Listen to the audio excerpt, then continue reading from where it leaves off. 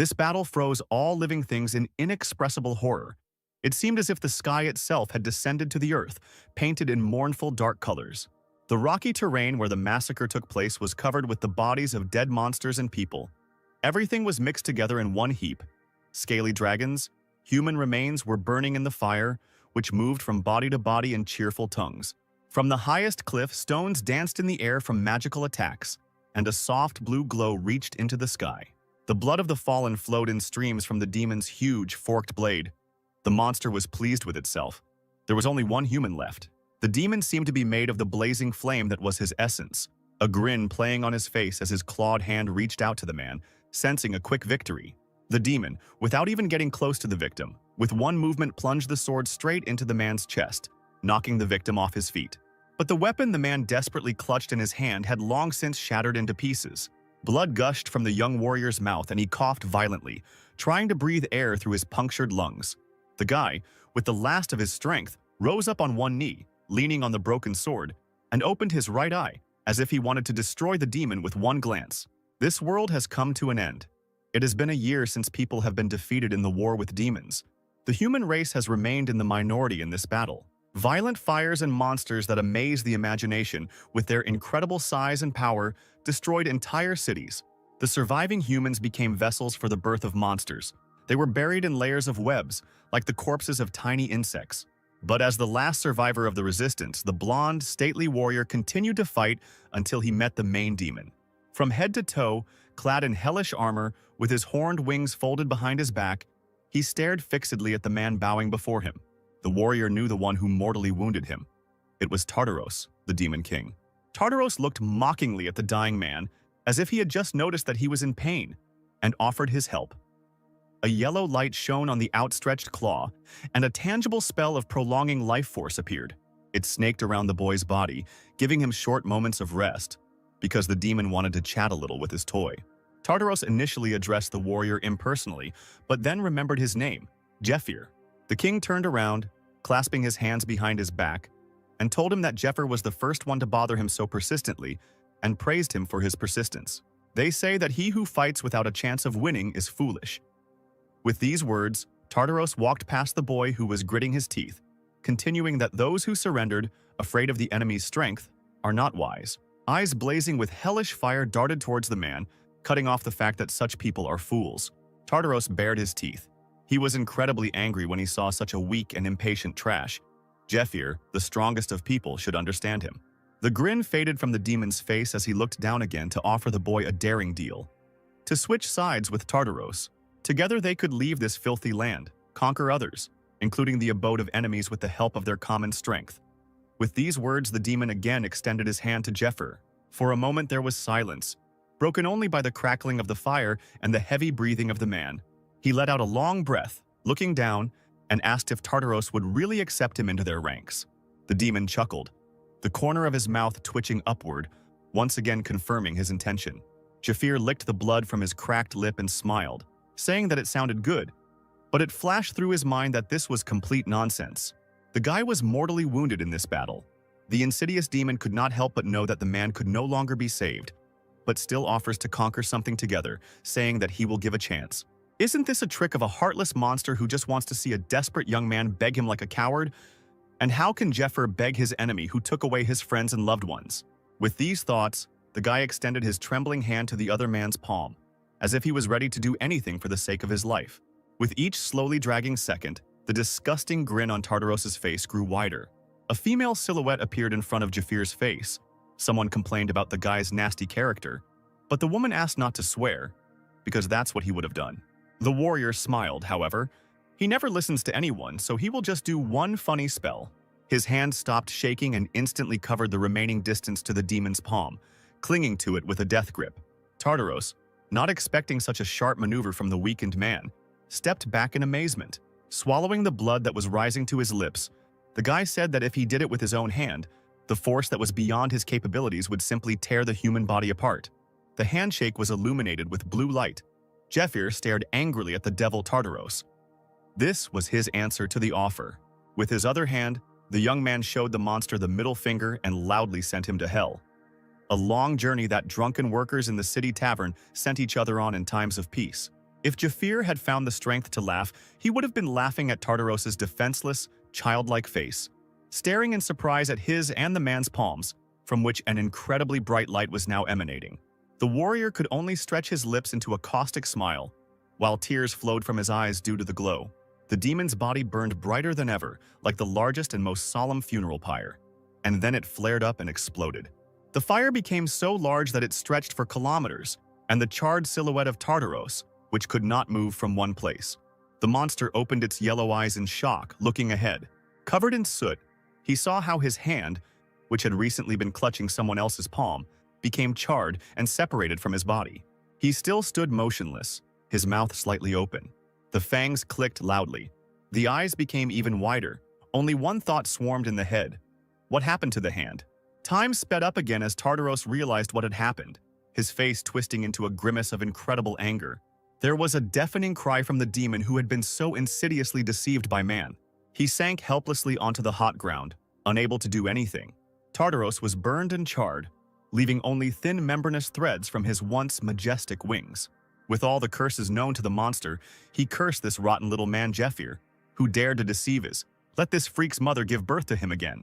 With a furious cry, Tartaros swung his fist and slammed it into the stone block with all his might. The blow was decisive, and the demon's charred body crumbled into many pieces. This is how the battle of the last man ended, who could not avenge the people dear to him. He burned, unable to protect everyone as he promised. Everything ended in a shameful defeat, and everything should have been exactly like this. But the fading consciousness returned to the deceased again. Jafir was able to feel his own finger movement. He opened his eyes sharply and cried out in surprise, finding himself whole, lying on a cold floor in some bright space. Thoughts raced through his head about how this could have happened to him, the one who had burned alive in that nightmarish battle. Jafir sat up and began to feel himself, noticing distantly that even the armor is intact, and on his body he did not feel a single wound that he received in the fight with the demons. The warrior had no idea where he was, and there was no one to ask. He sat all alone in a beautiful, majestic hall with high ceilings, huge columns, and 3 statues. The figures depicted gods. Did this mean that the guy ended up in some kind of temple? Was there such a building nearby? My gaze fell on the inscription that was located under the central statue. Jafir narrowed his eyes, reading the symbols carved into the stone several times. He smiled wryly when he finally managed to let what he had read into his confused thoughts clearly: the afterlife. Suddenly, a strange voice rang out in his head, which objected to him. This is not the afterlife, but the lower level of the pantheon, the abode of the gods. In the opening opposite the warrior, from which a bright blue light emanated, a large cloud of energy appeared, resembling a portal. From there, a fair-haired woman in white robes fluttered out, her huge snow-white wings behind her back losing several feathers, which softly landed on the stone floor. She opened her eyes, and framed by completely white eyelashes, the woman's gaze was as innocent as that of a newborn child. Jafir remembered the main rule: do not trust anyone, and immediately instinctively reached behind his back with his right hand to grab his sword. But everything did not go according to plan. He realized with concern that the weapon was not being summoned. The palm grabbed onto emptiness.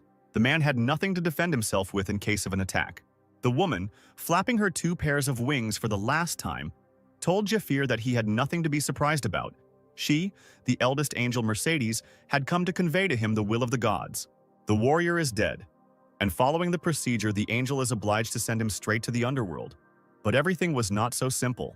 Due to persistent requests from several gods, the 3 supreme gods decided to send Jafir into the past. The warrior's thick white eyebrows drew together as he asked Mercedes what this meant. The woman explained that he would be sent back in time with all his memories, meaning that the boy had a chance to change the outcome of the battle. And although he will return to the past along with his memories, Jafir will not have all of his acquired skills, magic, and endurance. Mercedes' face was expressionless as she added dispassionately that the young man had once already become the one who had climbed to the top of the human pyramid. Jafir narrowed his eyes warily when he heard that it wouldn't be difficult for him to restore everything again. He still couldn't figure out if he was in a dream, since Tartaros, as far as he knew, didn't have the art of illusion, or if this was just death euphoria. The guy exhaled heavily, placing his hands on his hips, thinking about what the angel had said. Straightening up, Jafir asked why they decided to give him such a chance. Mercedes raised her hand, agreeing that it was hard to believe, but she could provide evidence that would help. The guy waved his hand, interrupting the angel. Let's say he would believe. but he just had no idea yet what he should do. After all, in the world you always have to pay for everything. It turns out that the gods need something, so he is given such a unique chance. When demons were killing people by the thousands, people prayed with all their hearts. The gods cut off contact with the world, did not answer prayers, and did not accept offerings. Moreover, they took away the powers of the priests, who could fight by borrowing the power of the gods. Thus, the human army, having lost its defensive and healing skills, was instantly defeated. Zephyr wasn't going to believe the angel's sweet words, because the gods abandoned the human race as soon as they realized that they would not get anything more on Earth. Such calculating freaks can't just give a chance. As if having overheard the man's thoughts, the angel obediently lowered her eyes, saying that she would convey to him the will of the gods. Blue Eyes looked straight at the guy, suddenly flashing dangerously. From Mercedes' body came a roar, forming the speech of many gods. They demanded more bread and circuses from man.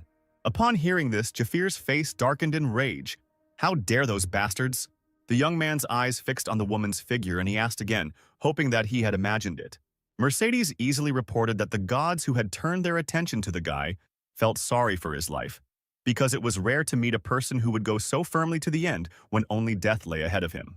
The veins on Zephyr's temples bulged with anger as soon as he heard how the battle with numerous monsters, which he had been waging for 5 long years, seemed very interesting to the gods. Many gods would be upset if everything ended too quickly, so they watched the man. He should remember that closer to the end, he was lucky more and more often.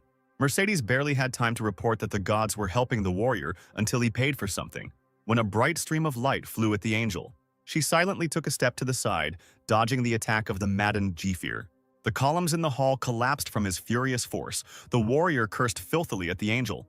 Well, it turns out the gods were having fun? The guy lost his dearly loved ones in that battle, and he still feels their touch on his skin. They fought so desperately with the monsters because they wanted one thing, to live.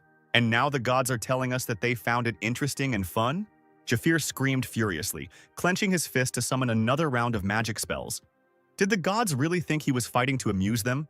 Was this really a puppet show? Mercedes, with an unreadable look, held out her palm with a divine spell, pointing it at the guy. The tangible figure of the spell rose up, and from there appeared the foot of a giant, chained in golden chains. Zephyr felt an inhuman force pressing down on him, pulling him towards the floor. He couldn't stand it for even a second before his knees buckled under the weight. The giant moved his foot and crushed Zephyr like a disobedient bug. Mercedes extended her hand again, slightly lifting her foot off the ground. And with this, the destroyed slabs moved apart. Coming closer to the kneeling boy, she quietly asked him to be polite, because the gods were watching them. Mercedes leaned toward Zephyr, resting her hands on her knees, and told the warrior, who was shaking with tension, that it seemed he had not understood her thought. When the gods said, "Interesting," they meant only one guy, and were not at all interested in humans as a race. Angel lifted Zephyr's chin, and he bared his teeth in disgust. A strange light of madness lit up her eyes, which frightened the warrior for a moment. But Mercedes said that if he proved his worth, he would get what he wanted. It could be something for him personally, or for all people. It didn't matter. The young man understood that he had no way out, not a single option to change his fate, and in impotent anger he froze under the weight of the giant. After all, as the angel said, you always have to pay for everything. The woman wanted to add something else, and snapped her fingers. The giant's leg disappeared, allowing the man to breathe deeply again. It turns out that among all of them, there was a god who persistently asked to return the guy to the past for another reason. Zephyr raised his head sharply, vaguely guessing whose hated name he was about to hear. In the pantheon, walls exploded and furniture flew from Tartaros's devilish fury. While one of his hands was bandaged, the second demon threw pieces of columns at the workers who processed divine requests. So much did Tartaros not want to wait for a chance to deal with a man. Everything around him was burning with his anger. The demon who had acquired more than 10 worlds was knocked out because of some youngster. Enough jokes. He urgently needed to make sure that all this did not happen. Zephyr dropped his hands helplessly, sitting on the stone, and looked at this depressing picture, because the angel showed in the magic mirror what the demon was doing. The devil Tartaros, the god of destruction who destroyed 10 worlds, his goal is to destroy all worlds. Up until this point, he has never lost. He is a warrior who has never been injured. Mercedes, as if with some kind of reproach, turned to the guy, saying that he had ruined his service record. He had hurt his pride so much. Zephyr cursed under his breath. Was it really for this reason that this crazy bastard was destroying the pantheon right now? It turns out that the devil wants to fight man again in order to achieve a clear victory. The angel, humbly folding her palms in front of her, looked slyly at the guy, asking what his thoughts were on this matter. The corner of Jeffer's lips twitched and a laugh escaped his mouth. The warrior clenched his fist, the leather of his gloves creaking in the silence of the room. It was such an obvious question. Standing on his feet, Jafir smiled openly. Since the devil wanted to die, he would have to fulfill his request. Mercedes began the ritual, placing the man in a charmed circle. She said that the point of arrival would be random. Jeffer would have enough time to restore his strength. In addition, the gods wanted to give him a gift. The young man would be able to check it immediately upon arrival. Looking somewhere ahead, Jafir thought, even though these gods are disgusting, there is still a chance, and he can use it to take revenge not only on Tartaros, but on all the gods who abandoned humanity. And so, the location has been chosen. Confirmation of the constellation, for space-time movement, confirmation received. Still emotionless, Mercedes glanced at Jafir and wished him luck, expressing the hope that he would find it interesting. She recited a prayer, and the rune circle multiplied, shone brightly in space and quickly began to spin. Jafir gradually disappeared in this glow. At first there was emptiness. A little later the guy began to hear voices, and then, opening his eyes, he saw male silhouettes. Jafir blinked, and the next moment he saw several shirtless men more clearly. They cursed foully, frightened that the guy was not breathing, and again the saving darkness. But someone began to persistently call him newbie, shake him, and demand that he wake up. Jeffer suddenly opened his eyes. Water poured onto my head and my wet hair again blocked my entire view. Finally, Jeffer woke up, finding himself in a cave, surrounded by men with strange tattoos on their shoulders. The one who poured water on him seemed to be glad that he woke up, assuring his comrades that he did not kill the guy who had just woken up. Decorated. The scarred face looked at the former warrior with a silly smile, splashing the last drops of water from the windskin. He looked around at those present, long-forgotten images floating from his memory, reminding him of the distinctly familiar faces of the guys who were looking at him with barely concealed malice and wide, evil smiles. My gaze stopped on a strange tattoo on the chest of the guy opposite. A cross, circled exactly in the middle. That was that very brand. Finally, he remembered, and covering his face with his hand, he coughed loudly, bursting into laughter, causing the men to be perplexed. Why did he go back exactly 10 years to his 20 years? His comrades kept their mocking glances at the guy. One of them had a pickaxe in his hands. Jeffer returned to the time when he served in the temple as a slave. A man appeared not far from them, shining a lantern on the way. He was the leader of the group, and rudely asked what was going on, then ordered them to end their rest and return to their workplaces. Jeffer was still sitting on the cold ground when, apparently, the leader of the group of men cast a frontal glance at him, cursed, and threatened to kill him if he interfered again. The former warrior fearlessly turned his head, asking again what his comrade had blurted out. The man, who had managed to move away, was about to pounce on the blonde again with his fists, but his friends pulled him away, while Jafir indifferently rubbed his face with his hands. He didn't even want to worry about such scum.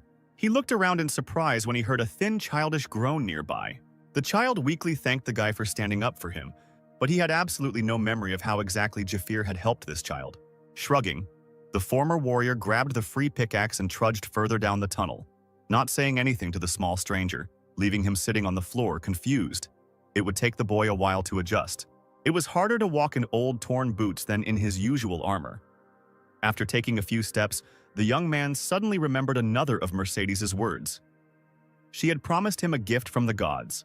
An image of an angel appeared before my eyes, who said that the gift could be used if I said the phrase, "Open a special advantage." Jefir hid behind a large rock, waiting until the child, heavily dragging a pickaxe behind him, went further into the tunnel to the others. After waiting a few more seconds, Jeffer, trying to speak as quietly as possible, said the necessary words.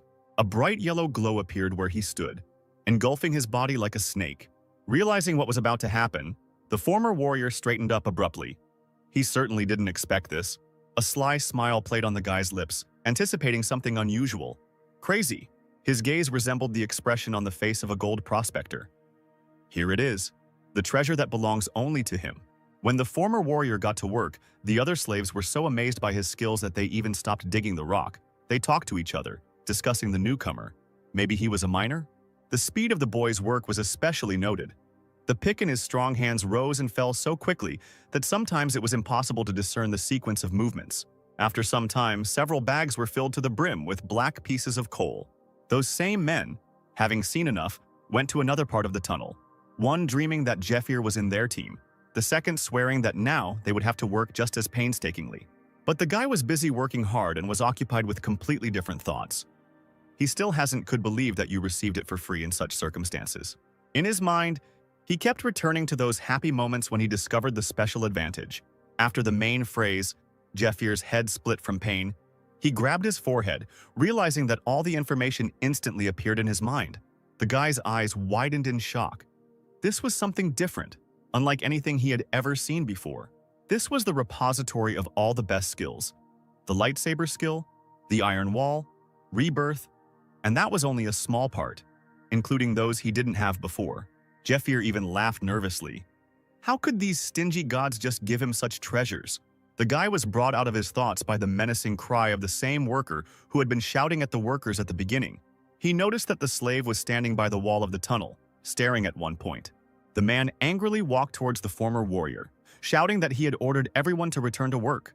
He was a head shorter than Jeffir, and yet, feeling himself unpunished, he threatened the blonde with lashes on his first day of work. The whip itself he was clutching in his hand. The warrior turned his head, recognizing the person shouting. It was the head of the mining brigade. He grabbed hold of whip, cursing at the slaves, calling them stupid bastards who never understand in a good way. The man, with a bestial expression on his face, swung the whip with all his might, shouting that he would now teach the boy to listen. A loud whistle was heard, but the weapon did not fall on the slave's body. He caught the end of the whip with his bare hands, without moving from the spot. The boss froze in place, raising his head.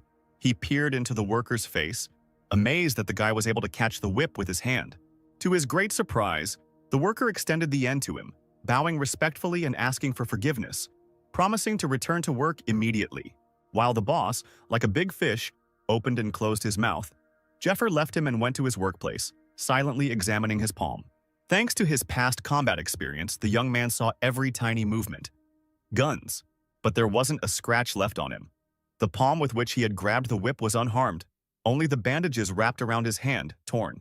Special ability number 1, the skill Iron Wall, significantly increases defensive skills, completely absorbs damage below the owner's own defense level, guarantees high endurance. Jeffir realized with satisfaction that he didn't feel tired at all. He could have worked like that all day long. The pickaxe clanged as it hit the hard rock. Although the conditions were bad if used correctly, this skill was very useful. The boy thought while working that he had received only 9 special abilities, and if he also took into account his knowledge of the future, he would be able to quickly regain his strength. With these thoughts, he threw sacks filled to the brim with coal in front of the man keeping records. Jeffir continued to add more and more bags to this pile. Considering that there were more than 10 of them, the man stuttered as he praised the boy for a job well done. At the end of the working day, all the slaves gathered in the square, where the boss announced their rating. In first place was the F team, which included Jeffir. Hearing a delighted squeak next to him, he realized that he was in the same team as the baby. Team B came in second place, and their offenders looked askance at the winners, wondering how they had managed to take first place. The third place was taken by the Team H. Its members began to dance with happiness, but the remaining Team E, which took the last place, was not so lucky. Its members burst into tears, falling to their knees.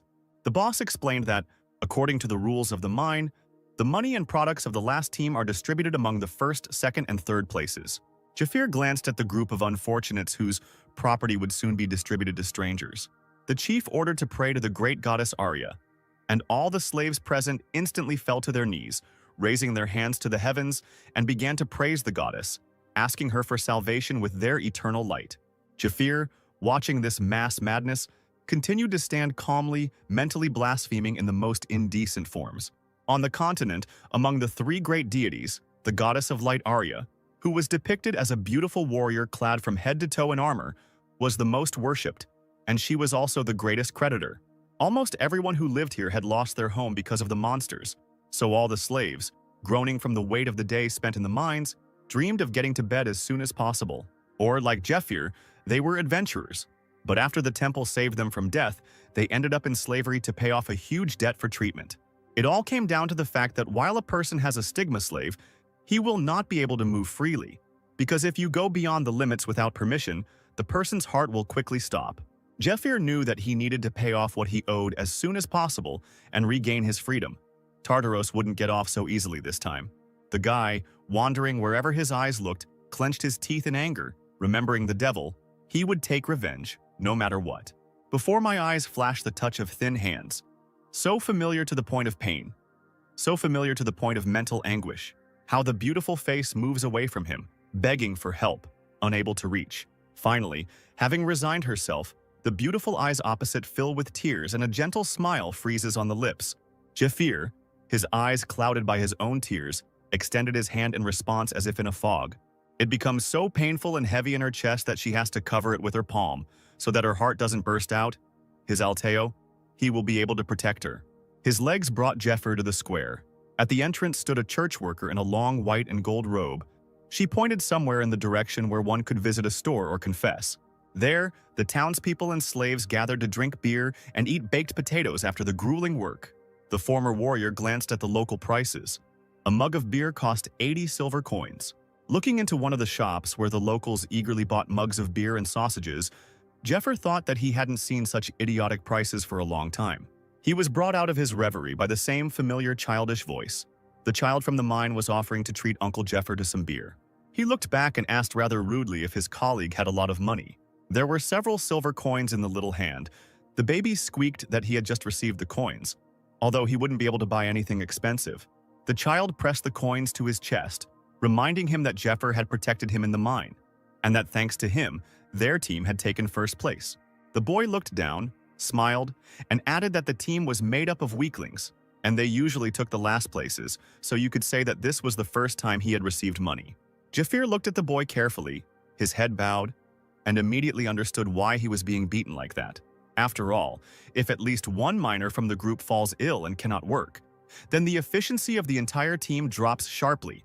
Having sabotaged at least one team in this way, the team in which the offender is a member automatically rises to a higher position.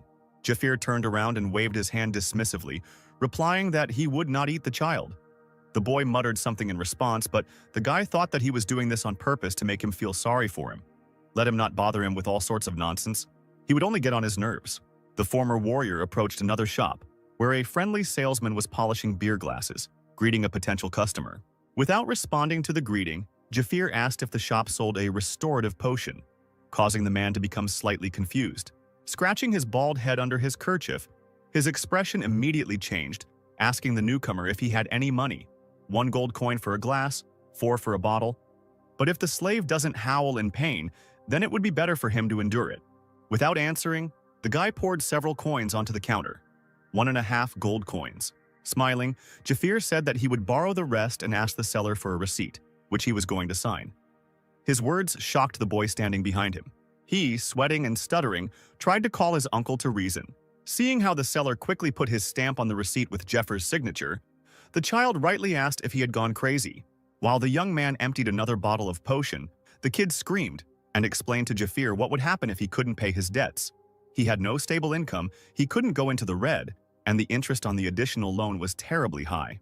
Throwing his head back for another sip, the blonde glanced sideways at the boy, assuring him that he would also pay off the ill-fated interest. Recovery is a popular product that restores stamina. If you drink a large amount of it, you can get a hidden effect, an increase in magical energy, and the former warrior knew about it. But even after drinking 10 bottles, the effectiveness remains low. But not in the case when a person has a special ability, the skill, Secret of Hermes.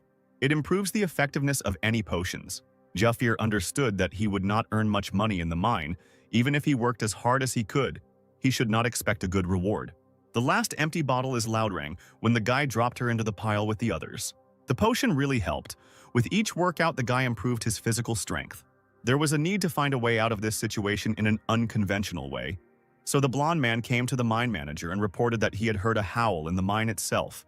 He received this news with alarm, and then Jeffir asked him to inform the hunters about it so that he could lead them to the place where he heard the sounds. The answer to the question, what to do, was, money can be earned in the dungeon. Monsters are creatures generated by the magical flow. Many of them are aggressive and pose a great threat to people.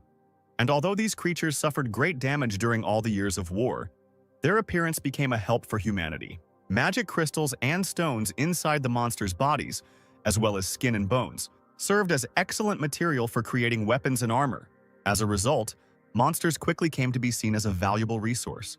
Each cave in which these reptiles lived concealed both great danger and great profit. After some time, guests actually arrived to see the mine manager. 3 of the best monster hunters, tall young men in armor and long robes, walked along the ground, carrying heavy weapons in their hands. Hunters are slaves with martial skills, selected specifically to deal with monster problems. The price for their work is as high as the risk of the hunt, and the success of the mission often predicts an additional fee. Folding his arms across his chest, Jafir thought resentfully about why an adventurer like him had been assigned to the miners. When he went to the bank where he usually took out a loan for the potion, he was rudely refused a loan.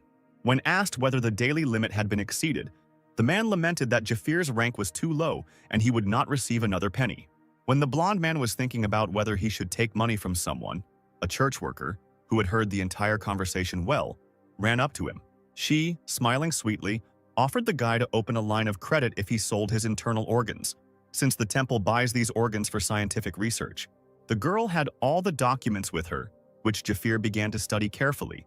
The operation would be scheduled for the next week. If he returned the proceeds, he would be able to cancel the operation. The creditor twirled his finger at his temple when he watched these two. Having handed the man a paper, Jafir ordered that all the money be spent on bringing the restorer. The seller, carrying boxes of bottles, maliciously muttered that he didn't care about the madman's future fate. With her hands folded in a prayerful gesture, the church worker sighed in admiration, almost calling the guy crazy, but came to her senses in time, calling him a real man. When the last empty bottle fell to the floor with a clang, the girl was amazed yelped. She had never seen so many containers of restorative in her life. The blonde smiled with satisfaction, feeling with his whole being that he was truly ready. The sound of a spear tip hitting the asphalt was heard next to him. Straightening up, Jeffer saw a hunter greeting him, who asked if he was the guy who would accompany them. The blonde smiled and nodded, glad that the hunters had arrived just in time. The guy, the head of the reconnaissance group, introduced himself. His name was Goth, and the other 2 were Dale and Marco. Jeffer shook the outstretched hand, saying that he had no night vision skills, but he could use a magical pulse, and he also expressed hope that their small team would work well together. Night vision is a skill that allows you to see in complete darkness. The magical pulse sharpens perception due to the released energy. These skills are necessary if a person wants to penetrate the lair of monsters unnoticed. Goth adjusted his helmet, thought that the price for the night vision potion was high, and then suggested out loud that they move out if everyone was ready. Goth and Dale went forward, the latter not missing the chance to laugh at the miner who uses a magical pulse. Marco, with a sledgehammer over his shoulder, roughly ordered Jeffer to take the luggage. The blonde listened indifferently to how Dale couldn't calm down, mocking the slave, who apparently thought he was going to crush the lair with them, but God immediately asked him to shut up. This didn't bother Jeffir. Later, everything would fall into place, especially since he doesn't know 2 of them, but he's definitely familiar with one. He was transferred to the hunters a month after the cave was cleared out, and 2 people died under its arches that time. The guy smiled. It seemed like he had figured out how he could use these guys.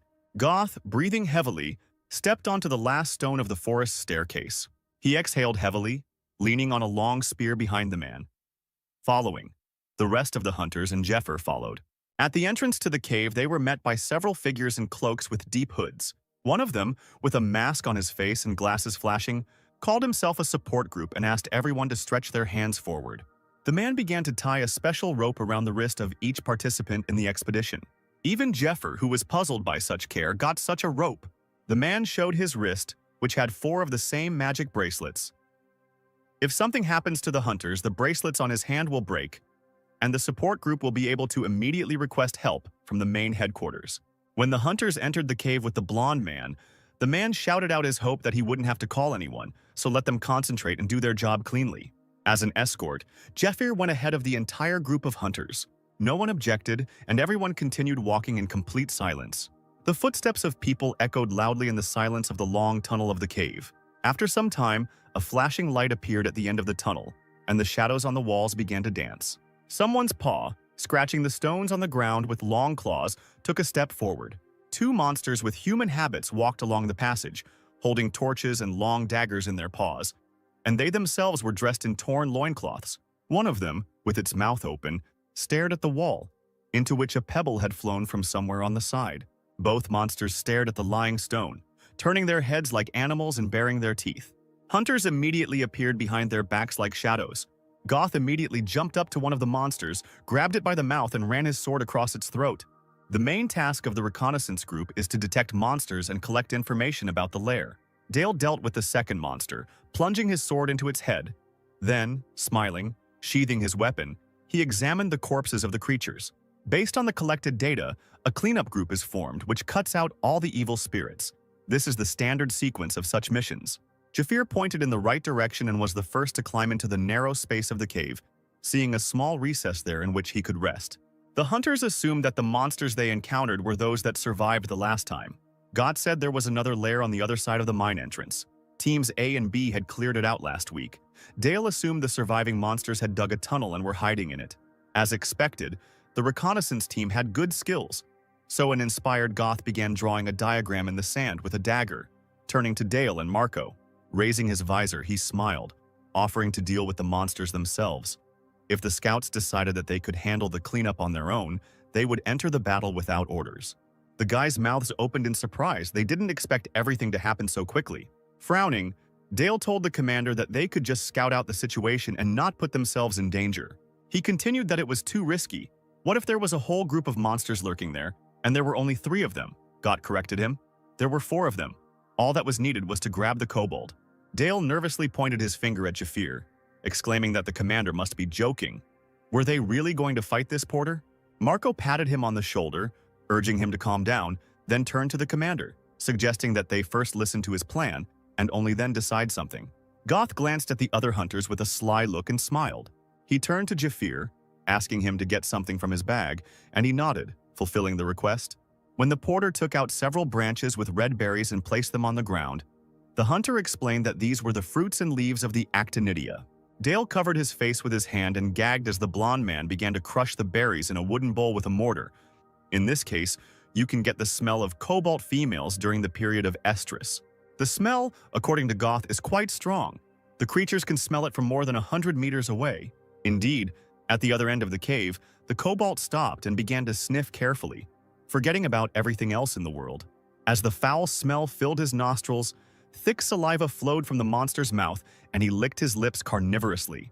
Goth, smiling slyly, covered his mouth with his hand and waved a bowl of crushed berries through the air, spreading the aroma. A kobold, maddened with lust, was rushing towards them from the tunnel at full speed. Finally, approaching, he howled in surprise when his limbs touched not solid ground, but small branches. Thus, a group of hunters managed to trick the beast into a trap. Cobalt barked, like an offended dog, and fell into a deep hole.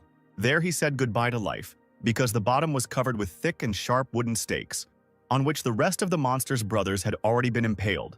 Goth smiled triumphantly at his comrades because he said that everything would work out.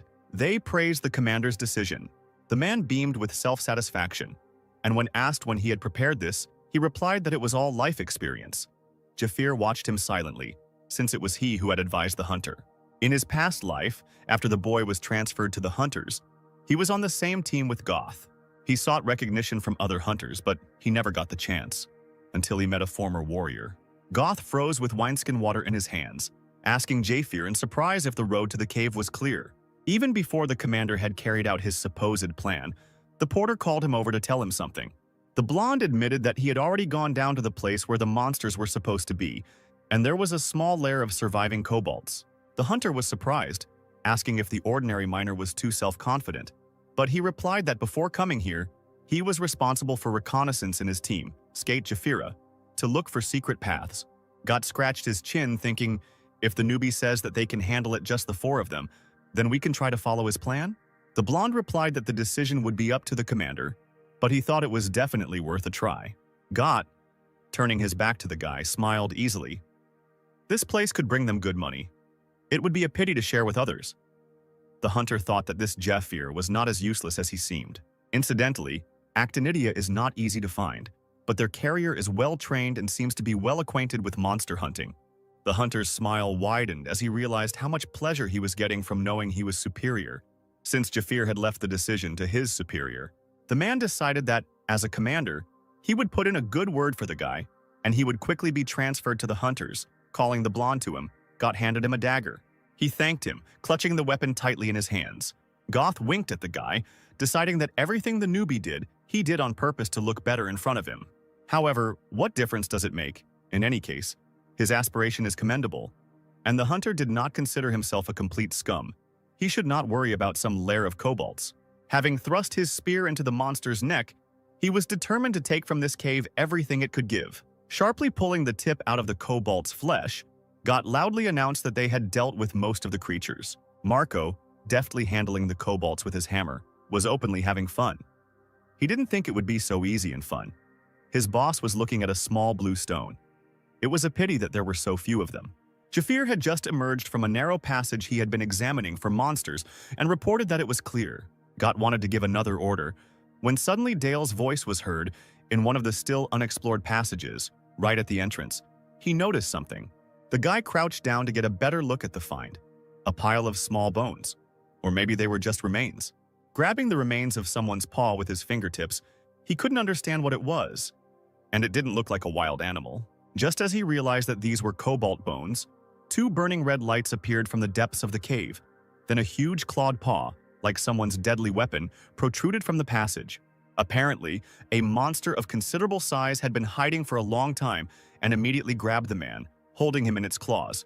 He was so shocked that he didn't even try to free himself, while the monster's hand forced its way through, widening the passage with its own body. Goth desperately shouted his partner's name, realizing that he couldn't help him in any way. But the monster apparently changed its mind about killing and threw the man away from itself, trying to get out. Dale, like a rag doll, instantly flew in the opposite direction.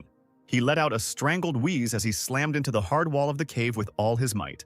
Marco screamed at the top of his lungs. The hammer in his hands heated up and began to glow red. A round symbol appeared on the handle, and the man ran forward, ordering the others to take cover behind him. He grimaced at the realization of how wrong he had been. He thought that everything was over, so what was hidden there? The hunter quickly explained that the symbol on his weapon was a magical shield that would stop even the orc chieftain. This monster should not be able to break through the defense. Marco didn't expect at all that the monster's long, pointed tail would stick out from the passage and knock him off his feet along with his vaunted shield. The blow caused blood to gush from the man's mouth and he began to cough violently. How could it be that his shield couldn't withstand it? The bright blue tail continued to wriggle like a whip, striking the man with more blows. Goth looked at this in horror, shouting the name of his colleague. Stunned by the shock that had overwhelmed him, the hunter realized who the tail belonged to. Meanwhile, having finished with Marco, the monster's limbs switched to Goth. He looked at the approaching death with huge eyes, as if in slow motion. A new batch of hot human blood gushed onto the walls of the cave, and a loud and drawn-out cry of horror and pain was heard. Meanwhile, the support group at the entrance to the cave seemed to be going according to plan. But finally, the man in glasses noticed his wrist and swore in shock. His magic bracelets. If something happens to the group of hunters, they will break right on his arm. So why the hell did three of them break at once now? He turned around in horror, sweat pouring down his face under the mask. What was going on there? Meanwhile, the hunter's blood was flooding the ground in their shelter. The Goth, whose torn bracelet hung from his wrist and whose armor was in great disrepair, whimpered like a child. Clutching his wounded and bloody shoulder, he, covered in sweat and blood, barely found the strength to raise his head. In front of him, without a single scratch and without a gun, stood their porter, Jafir, in a fighting stance, covering the commander with his body. No one knew that he was using the Iron Wall skill. It increased defensive functions, completely absorbed damage below the owner's own defense level, and guaranteed high endurance.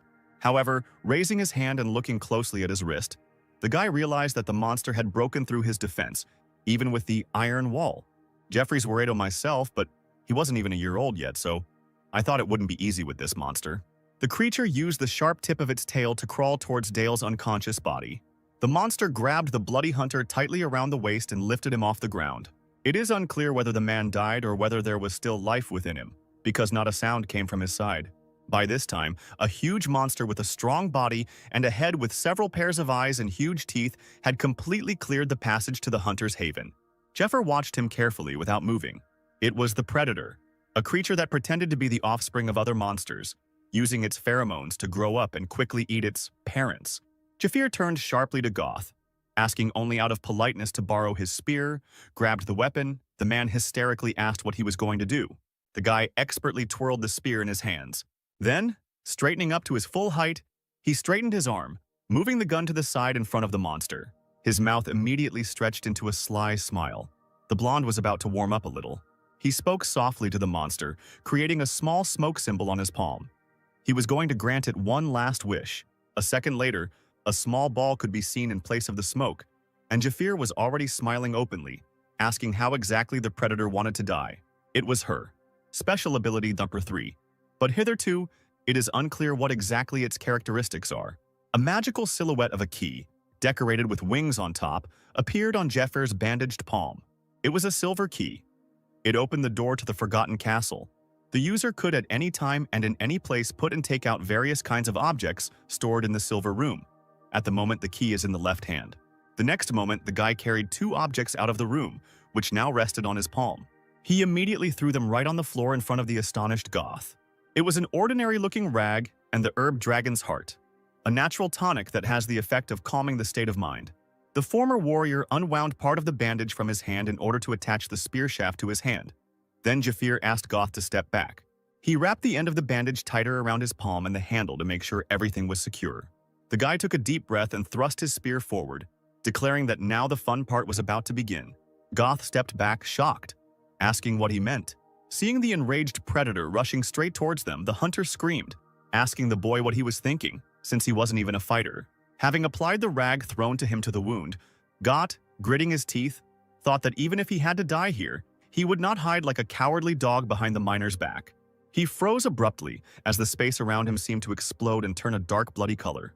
The monster opened its wide mouth and, flashing countless fangs, roared, leaning on its hind legs. The skill Fear paralyzes the enemy, covering him with fear. This is exactly the trap that Goth found himself in. He fell to the ground, trying to crawl as far away as possible. The hunter trembled like an autumn leaf and remembered the story that the elder had told him long ago. The small town perished in suffering.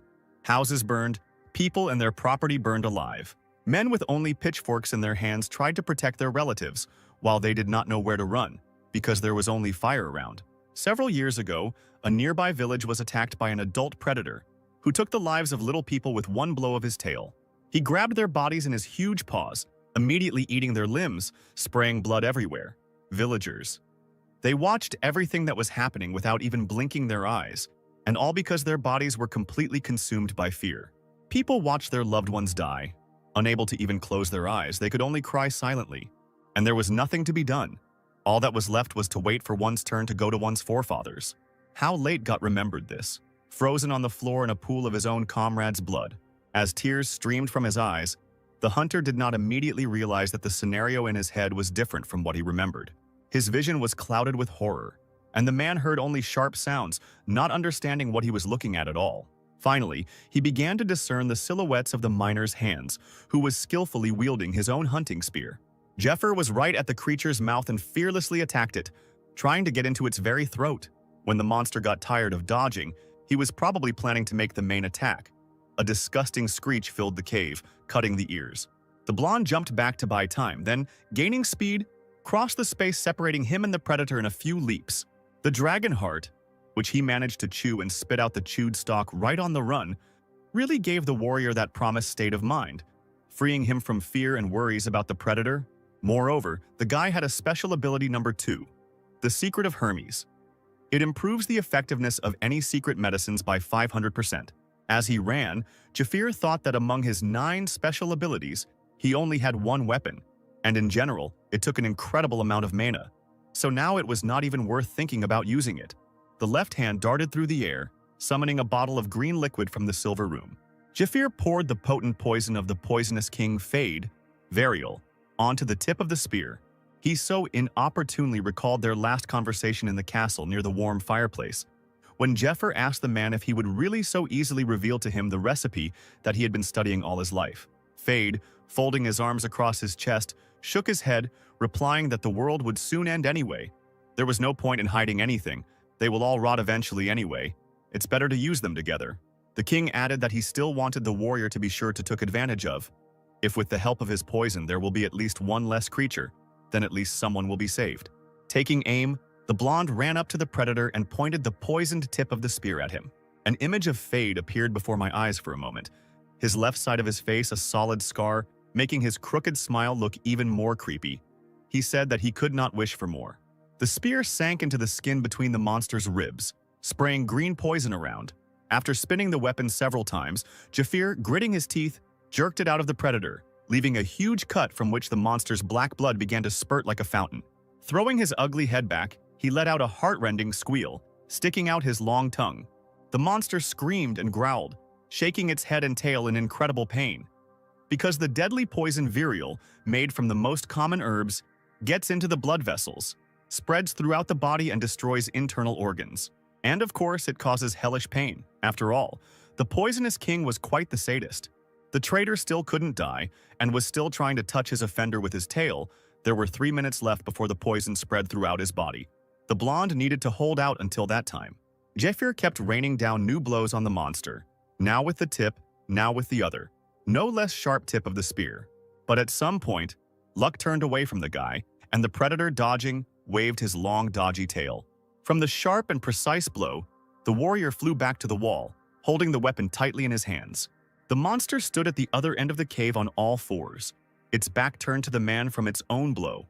Jafir let out a muffled cry as he hit the hard stone hard, nearly damaging his spine.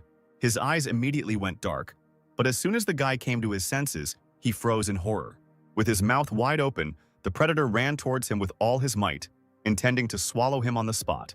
But the blonde wasn't going to give up so easily. With a sly smile, he threw a whole bottle of that very poison into the monster's mouth. Jafir deftly jumped to the side, and the monster, not expecting such a maneuver, buried its muzzle right into the stone wall, biting off pieces from it.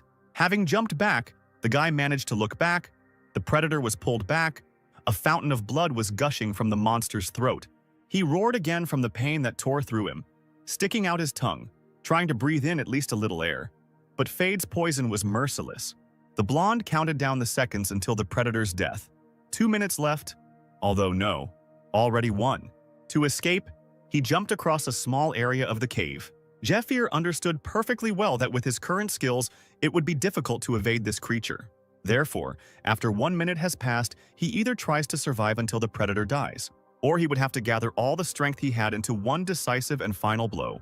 The former warrior deftly dodged the slowly dying monster, whose tail continued to actively beat from side to side. The guy suddenly grabbed the tip of the monster's tail with both hands. The next moment, the predator, spraying blood and squealing, threw the man up into the air, still waving his long appendage. Clinging tightly to the creature, Jafir even began to pray to all the gods he knew. He only had to endure a little longer. Finally, he realized that the decisive moment had come, and he let go of his hands. As he fell, Jafir raised his spear over himself with the long tip pointing downwards. He chose the most opportune moment when he was hanging right above the monster's head, and now he was about to plunge the weapon right into its crown. Approaching the cherished point, the guy, not holding back his emotions, let out a warlike cry.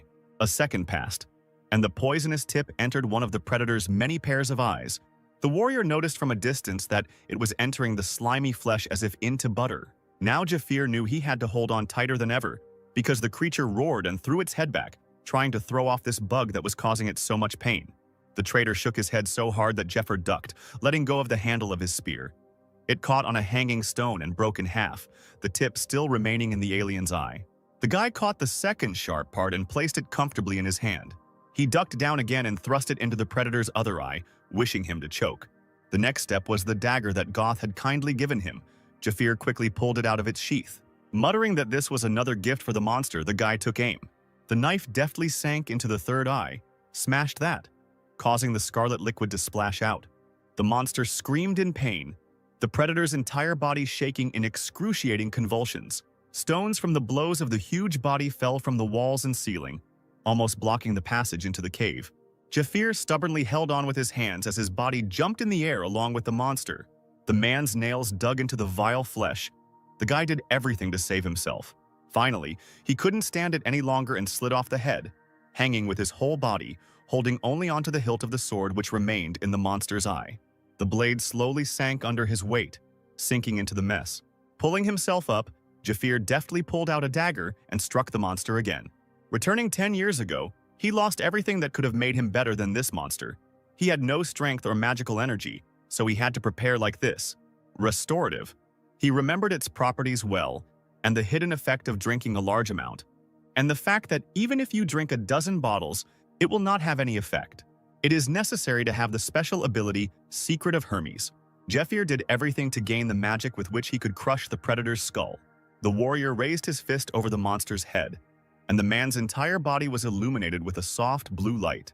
He was able to use the magic power management technique.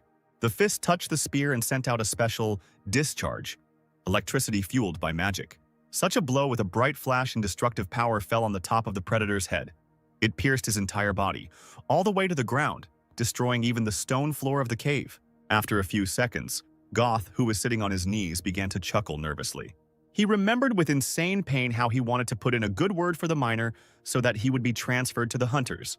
I thought that he was deliberately showing off in front of his superiors to appease them, how he considered himself the best, and that he shouldn't worry about some lair of kobolds.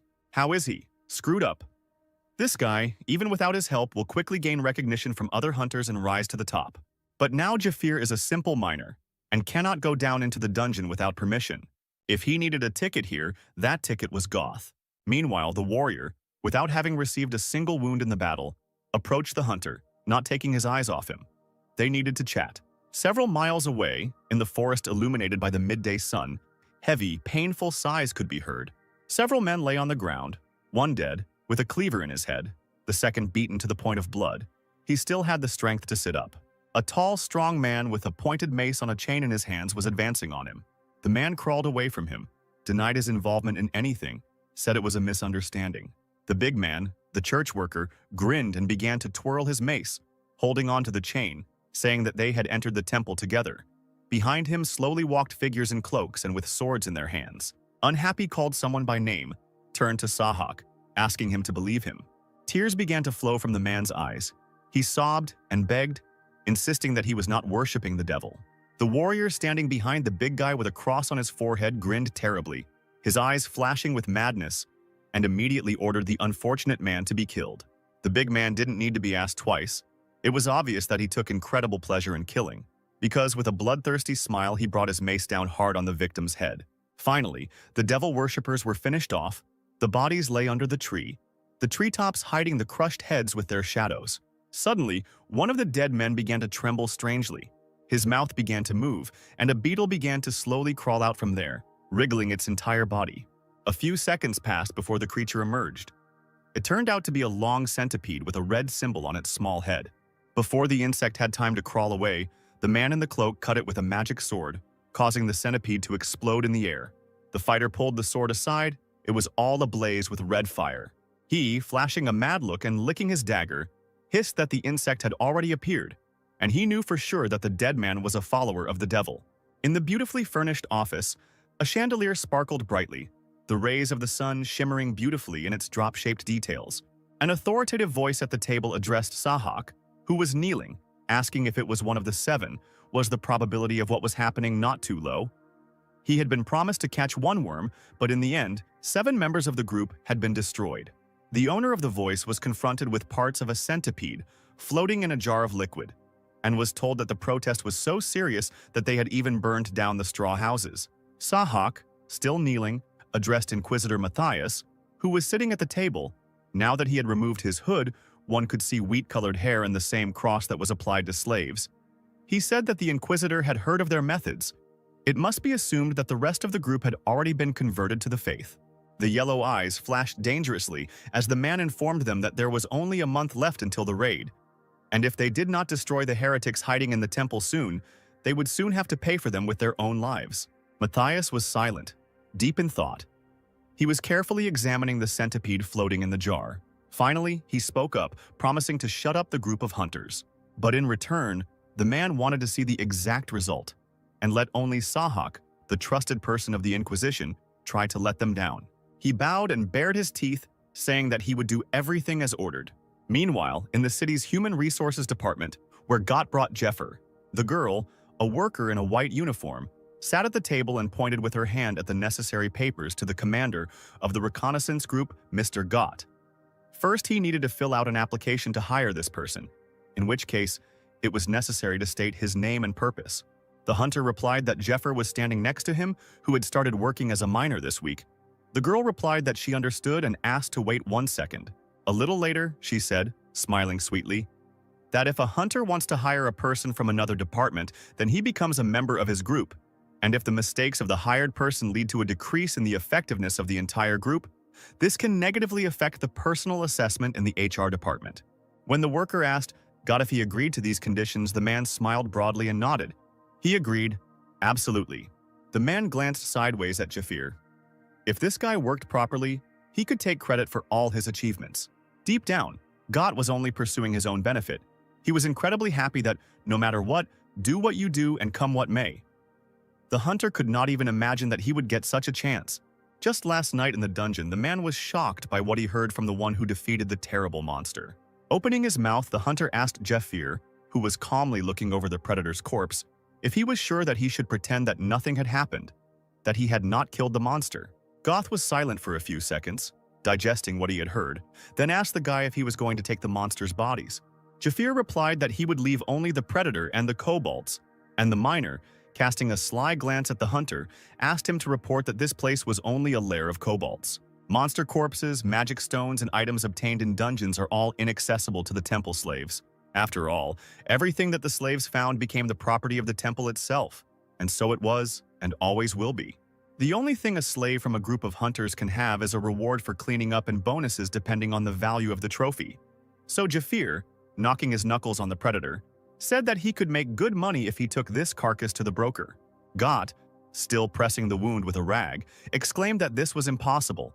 Didn't the guy know that just for such cases a support group was waiting outside, with whom the hunters had already spoken, and special people would come here to take the trophies? Jeffir smiled and replied that he knew about it. This? But what's the difference? He placed his left palm, the back of which still bore the drawing of the key, on the predator's corpse. Streams of white-blue light burst out from the palm. The magic of the key took effect to take the item into the silver room. There was a product, but now it's gone. With these words, the huge carcass evaporated from the cave, as if it had never been there. The hunter couldn't believe his eyes.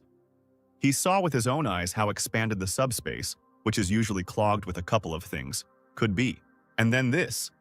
Such a big creature disappeared and not even a trace of blood remained. When the silence that had returned dragged on, Jafir spoke the name of the senior hunter. Clenching his left hand into a fist, erasing the remnants of magic, the guy turned his head to the man sitting on the floor and asked if he wanted a promotion. As their small team sat outside the HR department door, Gott leaned his elbows on his knees, swaying slightly from side to side, and thought hard. There were 3 more dungeons to get to. The reward for clearing them could be split between the group members, and here you can take the corpses of monsters for yourself. Clearing dungeons every quarter and the total number of battles can greatly increase the chance of promotion, even if the dungeons are ordinary cobalt lairs. And since his group is a reconnaissance group, the hunters had a lot of battles. Few got stuck in one place for 3 years. The man imagined a bright future. If a skilled hunter joined the group, they would enter the dungeon first and take everything inside without outside interference. Being a small group, they would destroy several dungeons and Goth's reputation as a commander would greatly increase. The man thoughtfully propped his chin up with his fingers clasped together, thinking that he needed a promotion, and Jafir needed money. And this was a great deal. He just needed to hide it poorly, that's all. Jafir was also silent, his arms folded across his chest. He was also lost in his thoughts. He decided that he would be able to cover all his debts when he sold the predator at a good price and, to be honest, he would like to leave the temple as soon as possible. But he still had some business here. The warrior remembered well that in about a month there would be a large-scale raid by the temple knights, during which they would find an item that would shake the entire continent. Jafir needs to get into the raid team by any means necessary and get his hands on that item in order to change the future. Finally, the HR employee announced that Jafir was registered, and from that moment on he belonged to the group of hunters, and he was also entitled to an introductory token and the need to get to the supply department to receive basic equipment. The future hunter, accompanied by his boss, proceeded to the indicated department. They had to cross a long, busy street. The men walked silently along the cobblestones. Jafir thought about how last time he hadn't gotten into the raiding party, since he had risen to the rank of a member of the hunting party after the lists of those participating in the raid had been announced. Since about 20 people will be taken from the group of hunters, therefore, in order to get into the raid group, the guy will have to try hard. He even had a plan, but Jeffer didn't know when exactly he could start implementing it. Got stopped and pointed to the line in the supply department where Jeffer should go, and the hunter himself had to go to the infirmary. He would need to report that Dale and Marco were undergoing treatment. Just as the man was about to add that they could take some things with them, both noticed a group of church people heading their way. Suddenly, for Jafir, Goth grabbed him by the top of his head, forcing him to lower his head down, bowing to the men. The footsteps of a small crowd were heard, and the noise in the street died down.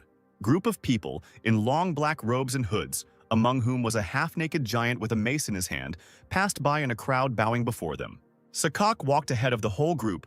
The long hem of his cloak fluttered in the wind. He just passed by Jafir, who obediently lowered his head. The man's eyes suddenly widened, and he himself did not understand why he was so excited. The cloaks passed forward and the hunters raised their heads. Goth exhaled in relief. He explained to Jafir that these people were the Inquisitor of Heresy's authorized agents. They were slaves who were directly subordinate to the Inquisitor. But these are not simple slaves. It is better to treat them as such to the nobles. Under the pretext of searching for heresy, these bastards have the right to kill ordinary slaves without warning. There are rumors of people being cut down just because they accidentally pushed the Inquisitor's authorized representatives with their shoulders. The craziest of them is Sahak, nicknamed Mad Dog. They say that he started working for the Inquisitor only out of a thirst for killing.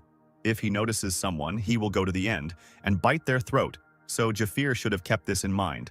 Suddenly, the entire group, which had managed to move far away, stopped, and Sahak, without turning around, shouted something. A second later, the dog turned around sharply, glaring at Goth and his companion. Beads of sweat immediately ran down the man's forehead, and his heart tried to burst out of his chest. Could it be that they heard him? Sahak kept getting closer to them, and as he walked, he began to speak, and he dismissively asked for forgiveness, saying that he was interested in something. Approaching Jeffer, he pointed his finger at the guy who was dressed in miner's rags. The heretic Inquisitor's confidant removed his hood and introduced himself, then asked the miner to state his name and rank. Jafir narrowed his eyes, looking fearlessly at Sahak. Got stuttered out his companion's name, explaining that he had just joined his group and that if there were any problems, he would, Commander. Mad Dog didn't let him finish, rudely cutting him off mid-sentence. His face instantly lit up with such anger, as if he was ready to incinerate everyone around him with one glance. The man ordered the hunter to shut up, since he was not talking to him. It seemed to go to that the figure of the man in front of him stretched out, that this slave was ready to tear him to pieces, foremouth open at the wrong time. The hunter felt his whole body freeze and his breathing become ragged, as if he saw in front of him not a man, but a predator. What kind of deadly energy was this? Right before the eyes of the crowd of thousands, the leader of the hunting party, who had not been touched by a finger, staggered as if from a blow. Sahak kept his eyes on Jefir, and when he remained standing with his back straight and proud, he was sure of his suspicions. Even when the guy was just standing there, it was immediately obvious that he was not as simple as he might seem at first glance. Others would hardly notice such a thing, but the Inquisitor's confidant had no equal in the acuteness of his feelings. This man is in torn and miner's clothes. He was an incomparable master whose powerful energy, comparable in strength to a dragon, was seething over the edge. Even though he was wearing a miner's outfit, he had just been transferred to the hunter's group. He was originally in the miner's group. New slaves who first arrive at the temple are assigned a place after a skill test.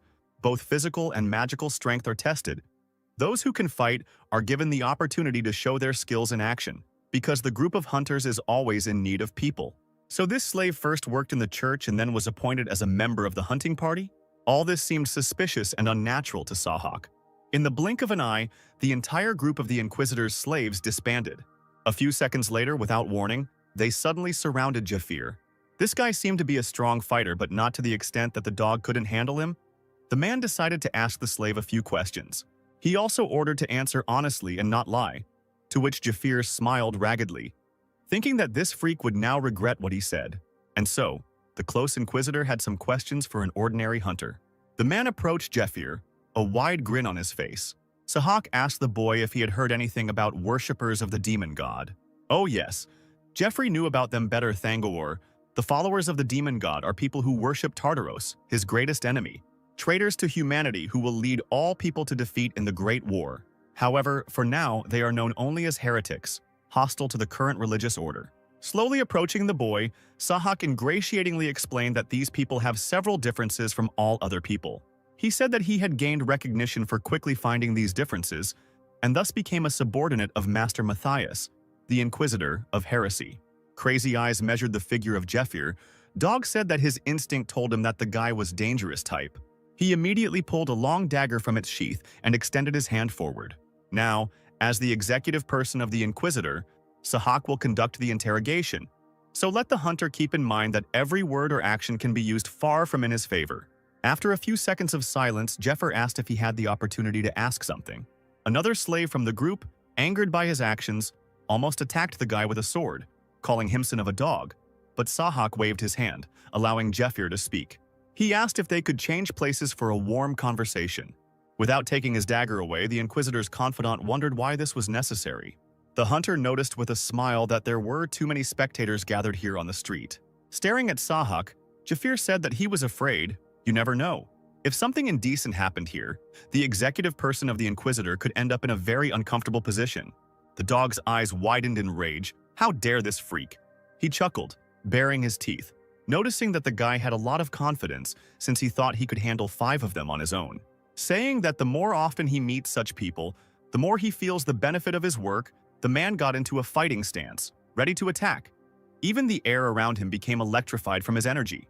A red field in the form of a triangle with various symbols appeared on the paving stones, and Jeffir was in its center. 3 cloaked figures controlled the electrical charge of the field using magical knobs on their daggers. It was a red field skill, the power of abilities located inside the ally's field. The holding time and the boost effect depends on the number of people using the skill. It was activated as a special attribute due to a lack of user understanding. Jeffir narrowed his eyes. He didn't move. He only said that this was already interesting. He tensed his palms and waved them several times. The smile never left the boy's face as he assumed a fighting stance. For a moment it seemed that Sahak was surprised. This combat technique seemed strange to him. He should have observed it first, but any thick-headed idiot might think so. The man laughed and ran, advancing straight towards Jeffir. He didn't care, because inside the red field he was invincible. He pulled his hand with the dagger back, using acceleration. Flashes appeared in the air just before Sahak jumped. A hunter approached him. His palm slid down, his expressionless gaze following the dog. He sharply dodged the attack. Jeffir leaned forward, his palms moving with incredible speed. Another movement almost hit Sahak, passing right over his face. Jeffir ran back, keeping an eye on his enemy. The man twisted and turned, clutching the dagger in his hand. Then he covered the distance between himself and his opponent in a few jumps, putting his leg forward. Sahaka was triumphant and smiled, confident of his victory. But the next moment, the crazy eyes widened in shock. He tried to knock the hunter off his feet with this technique, but he couldn't do it, because the guy's leg didn't even move, as if he was made of iron. To Sahak's great regret, in those seconds that he hesitated, Jeffir managed to group himself. The next moment, blows rained down on the slave as if he was being beaten not by one person but by a huge crowd. The man threw his head back sharply, coughing and choking on his own blood. His hand involuntarily unclenched, the sword falling from his weakened fingers. The hunter took a stance and pulled his bloody fist back, looming over the man. Sahak was lying on the ground unconscious. Gott shouted, warning Jeffira of danger to the right. The boy covered his head with his hand when a mace on a chain flew at him. He straightened up, glancing towards the giant who had attacked him. The hunter jumped back, still covering himself with his hand. From a distance, he saw a loutish slave swinging a mace, aiming at the boy. A man with a bloodthirsty face covered in scars called Jeffir to him, demanding that they play together. He smiled, got into a fighting stance, and mockingly shouted at the giant, very surprised that he could talk. Otherwise, it seemed that the man was just a little dog raised by that little idiot. The slave stopped smiling and, screaming furiously, threw the mace, holding onto the chain towards Jeffir. The heavy spiked weapon made a hole in the cobblestones, and the guy managed to run to the side.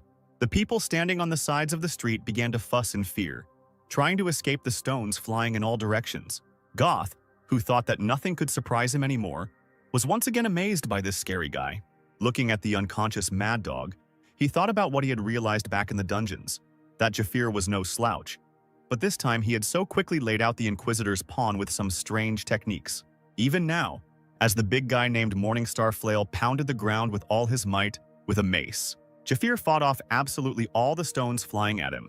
A few seconds later, he moved his leg to the side, knocking the mace itself away.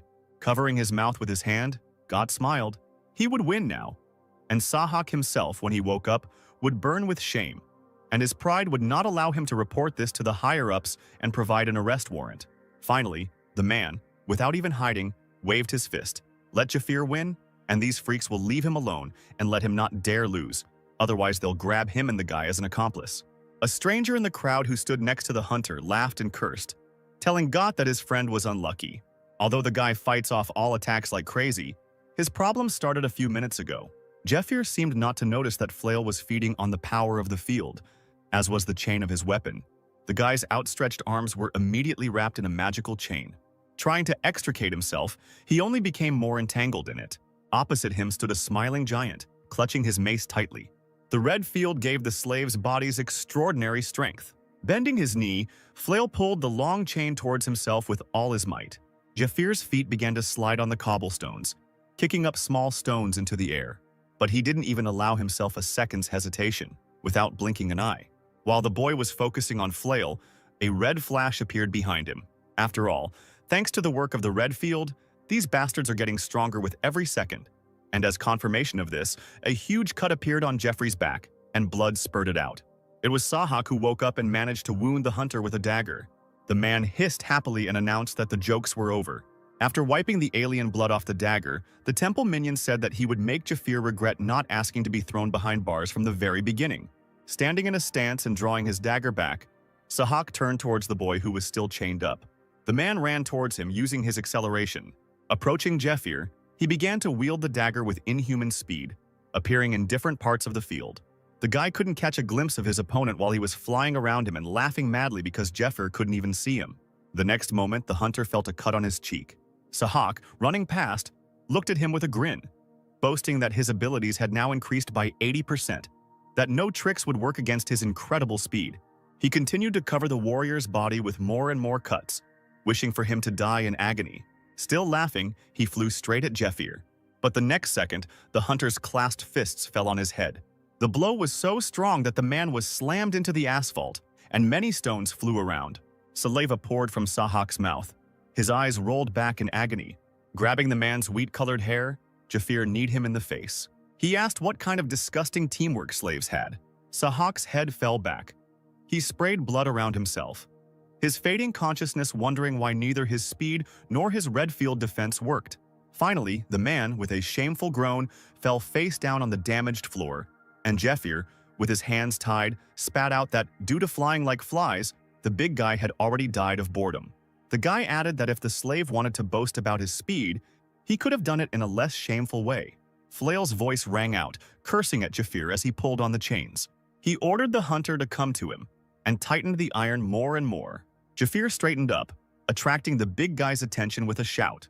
He strained his palms as hard as he could, asking why Flail wasn't doing anything with her size. The guy smiled and asked if he was afraid to come closer. If his subordinates had shown such teamwork in their past life, Jafir would have finished them off long ago. He pulled the chains towards himself sharply, using the combat method of magic control, amplification. The chains were thrown upwards by such force. Flail fell on his backside, letting go of the mace. She began to knock down the remaining figures that were holding the field in a circle. When the haze cleared, Jafir stood in the street, throwing his chains aside to the astonished gaze of the crowd. Around him, temple slaves lay on the ground, barely conscious. The guy was breathing heavily, looking around at the people. Sahak, barely raising himself on his elbow, covered in wounds, asked Jafir, damn him, who he was and what his true face was. He smiled and replied that he had expected more interesting questions during the man's interrogation. But in the end, that was all he was interested in. Turning his back on the enraged henchmen of the Inquisition, Jafir mockingly said that he had no right to know about this. From the tower window hidden in the shadows, Inquisitor Matthias watched the battle. Long hair fell over the man's shoulders, and he covered his mouth with his hand in shock. Could it be that same person who sent this guy here? Everyone present on the street could not believe their eyes. How was this even possible? Mr. Sahak lost and lay on the ground, hissing angrily and clenching his fists. Sweat beaded thickly onto the damaged floor as the man sobbed. Jafir smiled when he heard Sahak's mad cries behind him, cursing him. The guy thought he was very vocal. So, the first stage of the plan was completed. But the problem was that now the hunter had no idea when what had happened would reach the ears of that freak. Jafir came out to a narrow path by the water. Now the only problem was time. But something was wrong. The guy didn't notice it right away. He froze in shock. Then an incomprehensible force pinned him to the floor, forcing him to sit down. Jafir couldn't move a finger. A sharp pain and powerlessness ran through his entire body. It was a mana freeze. Mana freeze is a condition accompanied by pain and weakness, fatigue, rapid exhaustion, and appears with complete depletion of magical power. After using that technique, Jafir's energy was used up much faster than he expected. Was he really such a weakling 10 years ago, even with an increased magic threshold? The guy cursed because he knew what would happen in that case, the meeting he hated. A purple portal appeared in the sky, which spat out into this world a creature in a golden mask, reminiscent of a carnival mask, and in long, seemingly torn clothes. In its hand it held golden chains that wrapped around its entire body, and at the end of them hung a beautiful-looking bell with patterns engraved on it. The creature loomed over the frozen, bowing boy and introduced itself as the spirit Shylock, a member of the family of Lord Usur, the great god of debt. The slits in the mask where the eyes were glowed purple. The palm reached out to Jeffrey when Shylock announced that the magic power value had been set to 0, and therefore the collection of the skill Iron Wall began. The warrior gritted his teeth as the voice of the spirit, which seemed to penetrate every cell of his body and sounded everywhere and nowhere at the same time, announced the verdict. But the Iron Wall is not just a skill that increases defense and endurance. Fatigue and damage received from using skills accumulate and turn into debts. And at the moment when the user's magic level reaches 0, the accumulated damage returns to the user. The magic bell becomes 10 times larger and falls on the person, crushing him and instantly killing him. Many adventurers have tried to make this skill convenient for themselves in order to descend into deeper dungeons, but in the end, they all ended up in bankruptcy, that is, death. The god of debts, Usra, a majestic old man on a throne, wearing a carnival mask, lowered his double-edged sword, which devoured the despair of people mired in debt. Jafir was sure that the god was watching him in battle, and choked on saliva from greed. And indeed, under the highest ceiling in his chambers, Usra himself was watching the Battle of Jeffer. The old man smiled into his thick beard, gently stroking the turtle sitting on his lap, whose shell was covered with precious sapphires. The more fatigue accumulated in the guy, the louder Usra laughed, anticipating a rich harvest. Meanwhile, the spirit, stretching out its long neck, measured the damage accumulated in the user using a special device built into the links of the chain. The chain jingled loudly, and Shylock announced that the measurement was complete and it was time to begin the countdown. 10. The bell descended over the kneeling Jafir, gradually increasing in size. 9. Jafir pressed his palm into the ground, his body becoming too heavy. 8. 7. He had to do something. 6. The warrior cursed under his breath. His body seemed to be glued to the ground. He could do absolutely nothing about it. 5. 4. Jafir relaxed his palm and fell with his whole body to the ground, then began to tear the bandages on his left hand with his teeth. There, a little earlier, he had prudently wrapped a small bottle of restorative potion. A huge coin with the Greek letter Omega depicted on it spun in the air at the number 3. 2. Jafir felt the vile, carnivorous, and anticipatory smile of the greedy god of debts, USR, on his skin. 1. The bell trembled on its thin chain, finally increasing in size, and he flew down like a stone, where the warrior lay sprawled on the ground. At that moment, Jeffrey abruptly pulled the bottle cap towards himself, clinging to it with his teeth, and immediately took a sip of the life-saving liquid. The presence of 1 point of magic has been established. The collection countdown has been cancelled. The bell, raising a pile of dust, suddenly hovered right above the guy's figure, its edges only slightly touching the man's skin. The spirit Shylock inclined his head to one side and in an indifferent voice declared that the debt procedure would have to be postponed until next time. The purple portal closed silently, safely hiding the eerie figure of the spirit within. Jafir, feeling the numbness in his muscles subside, leaned back, breathing heavily, placing his hot left cheek on the cold ground. A sly smile blossomed on his lips. The guy whispered that Usra was a real fool if he thought that the man would not be ready for something like this. In fact, he was a real professional in the field of survival. Jafir lived for a whole year after the extermination of humanity, and it was easy as pie to avoid collecting the god's debts. Additionally, if you manage your mana properly, Iron Wall can be a completely safe skill with the best efficiency.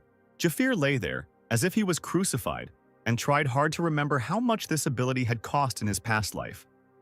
If he wasn't mistaken, it was around 500 gold coins, a fortune, and plus it was popular among Cretans like Leroy Jenkins. The guy smiled broadly. Such a large sum was beyond his means right now. Jafir raised his hand into the air and extended his middle finger to the clouds, confident that Asura was watching him. At this moment, the enraged god roared, and with his bare hands squeezed his unfortunate turtle so hard that its shell cracked and shreds of flesh and splashes of blood flew around. Jafir, with a heavy head, could barely open his sleepy eyes. Staring at the semi-dark ceiling, the guy didn't immediately realize that he had been unconscious the whole time. With his clouded consciousness, he could barely discern where he was. Moreover, he did not recognize the room at all. Suddenly, the smiling face of a nun in white and gold robes, already familiar to him, appeared before him, and she joyfully asked if the visitor had slept well and whether he had dreamed of unicorns and butterflies. Jafir tensed up in earnest, fully waking up and realizing that he was lying on someone else's bed with his wrists tightly tied on both sides of his head. He looked down and noticed a bald man pushing a large wooden cart in front of the bed, containing various medical and not-so-medical instruments. Slowly turning his gaze to the nun, Jafir carefully asked her what kind of tricks these were. The girl folded her fingers in front of her and smiled sweetly, saying that her guest must have been very surprised to see an unfamiliar ceiling. But there was no need to worry. It was her workspace. With an even sweeter smile, she reminded him that the debt repayment period had passed an hour ago. The smile suddenly became sinister, and the eyes widened, lit up with a mad fire. The nun asked if the client had become insolent. She rushed to the cart and slowly took a long and very sharp knife from it, continuing to talk about how she heard that the guy was hanging around and doing dangerous things. Didn't Jafir think that his jokes with the collateral had gone too far? The tip of the dagger stopped a few centimeters from the guy's eye when the girl loudly reminded him about the accumulated interest, and that in such a case the temple concludes that the client does not intend to pay at all. Watching how the other person's expression changed abruptly from cute to completely crazy, Jafir involuntarily shuddered. The nun held the knife tightly in her hands, screaming and squealing, asking if the customer would pay. He completely forgot that he owed the temple, and if he uses magic now, the collection will start again. We need to think of something urgently. Swallowing hard, Jafir quickly said that he would receive a reward for clearing the dungeon next week, and that he kindly asked to wait until then. The nun raised the knife higher, hissing that, naturally, they would confiscate these funds. But what to do with the loan for each day, the outstanding interest? Because if this was a kobold dungeon, then the client wanted to slip her 3 coins? Narrowing her eyes, the girl whispered in the same tone, "What should they do? Should they really cut out the guy's insides now?" Turning her head, she called to 2 bald, bare-chested men who were standing nearby, waiting for the command to act. One of them, without asking any unnecessary questions, immediately cut the rope on Jafir's left hand with a sharp knife. Then one man slammed the boy's hand down onto the wooden cart, while the other held his wrist tightly, about to cut off a few fingers. The nun covered her mouth with her hand and suggested starting with the fingers, since the client did not take the temple seriously. But after a couple of cut-off fingers, his opinion would change. Jafir screamed desperately, asking to wait. Besides, he could not remember the necessary name that was on the tip of his tongue. Frowning, the nun took a deep breath and ordered her assistants to cut with all her might. The muscular man didn't bat an eyelid as he swung the sharpest knife. Finally, in such a stressful situation, Jeffrey remembered the right name. He himself did not understand how it happened, but he managed to open his mouth. It was as if time itself slowed down when the boy said the first syllable. Then came the second, the knife still descending. The mouth opened again for the 3rd syllable. And the last one? Jeffrey fell silent. And the nun fell silent too. You could see the veins on her forehead bulging as soon as the client said that name. The tip of the knife touched the skin, and a girlish, loud "stop" sounded in the room. The nun was angry as hell, but she understood that now she would no longer be able to carry out her intended threat. She, piercing the hated client with her gaze, could not believe what he had just done. Moreover, seeing the smirk on his face, she stepped back in surprise, loudly asking who he even was. Her assistants froze in surprise. One of them asked his sister what had happened. Her face, darker than the storm, did not express anything good. The girl ordered the men to get out of the room. When they dared to ask again, the nun stunned the assistants with her order, and there was no need to repeat it a 3rd time. While she waited for the door to close behind her assistants, she remained silent, turning her back to the prisoner. Then the girl suddenly leaned over Jafir, hitting the pillow near his head with her palm. Getting close to the client's face, she screamed, ordering him to confess how he knew the name he had said. He, still smiling, whispered how it was possible not to know such a popular person. At first, the guy called her a nun, but then mockingly corrected himself, voicing her nickname, White Rose, a broker of monsters. a nun of the Temple of Light, Anna Primrose, but her second identity is the broker White Rose, who, thanks to connections with the inhabitants of the underworld, acts as an intermediary, conducting transactions with stolen items, equipment, and monster corpses. After all professional hunters know that going on a raid into a dungeon with cheap weapons is the work of a sick person. Watching Anna's furious face, who was literally lying on Jeffer, he thought that he needed to bargain with this girl and get things for himself as quickly as possible. The guy, with a laugh in his voice, thanked Rose for showing him the way to her abode and offered her to untie his hands so they could make a deal. Turning his head, Jeffer saw that it had long since gotten dark outside and suggested that they talk in a more normal setting. Meanwhile, in the city hospital, there was no chance of a peaceful night's sleep. Workers had to dodge flying objects thrown at them by one particularly violent patient. They tried to get closer to the bed of Sahak, who was bandaged from head to toe, gently telling him that he shouldn't be nervous but needed to calm down. The smug face of the hated Jeffer kept appearing before Sahak's eyes, and his last words rang in his ears. The man sat in bed, clutching the hospital blanket until it cracked, becoming angrier with each passing second. The image of his enemy was so vivid that the capillaries in Sahak's eyes burst with rage, and he promised to tear the hunter to pieces and send him to feed the pigs. While he was in his dreams, a low, insinuating voice was heard asking the man what kind of mess he had made in the hospital. A tall, attractive, dark-haired man stood by the bed, pushing away a glass on the floor with the toe of his shoe, and looked contemptuously at Sahak. When he was about to get out of bed to greet the guest, the brunette replied that he shouldn't get up, then smiled at the medical staff, letting them go. Turning to the patient, he quietly said that he had heard about the incident that had happened. Sahak looked down, nervously muttering that he was sorry for the mistake and that Ned shouldn't worry about what happened.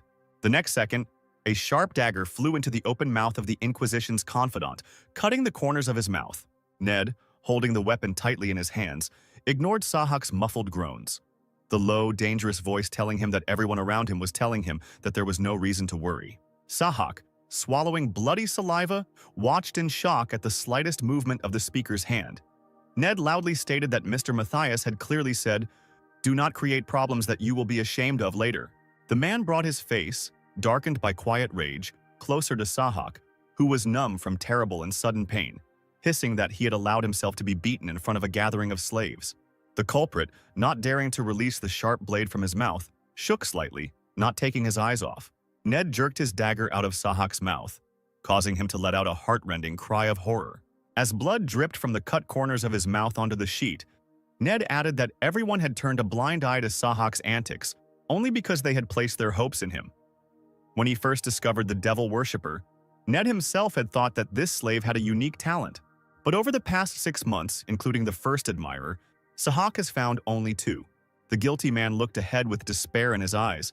Clutching his wounds with his palm, Ned continued to scold him, saying that even the top brass was starting to doubt him, and how much longer could they tolerate this whole circus? He found it hard to believe that someone like Sahak would make a mockery of the Inquisitor of Heresy's Authorized Representatives Department. The blonde fell to the floor, hanging his head low, and began to beg the elder to give him just one chance. Ned, hands on hips, looked at the slave as if he were a despised bug, while he promised to do anything. Sahak extended his bandaged hands to Ned's feet when he suggested that they first solve the situation using their methods. The blonde fell to his knees as the elder leaned slightly over him and ordered that the one who had disgraced him be killed. And only then could he decide what punishment to impose. Sahak looked ahead, knowing that if he couldn't do even that, he would have to take off the red uniform of the Inquisition's commissioner. The elder threw Sahak a bundle of cloth tied with black thread, ordering him to use what was inside. Trembling fingers barely managed to untie the knot and open the bundle. The man's mouth opened slightly when he saw the object. In his hands were things that belonged to a devil worshipper, a dark purple ball with white veins, and a red thing with small holes along its entire length. A simple labial musical instrument. Raising his head, Sahak stuttered as he addressed the elder, but the elder interrupted him, telling him that the contents of the package had been found in the room of the devil worshipper the blonde had caught last time. It was up to Sahak to decide whether to use these things or not. Looking closely at the slave, Ned said threateningly that now was not the time when he had a choice.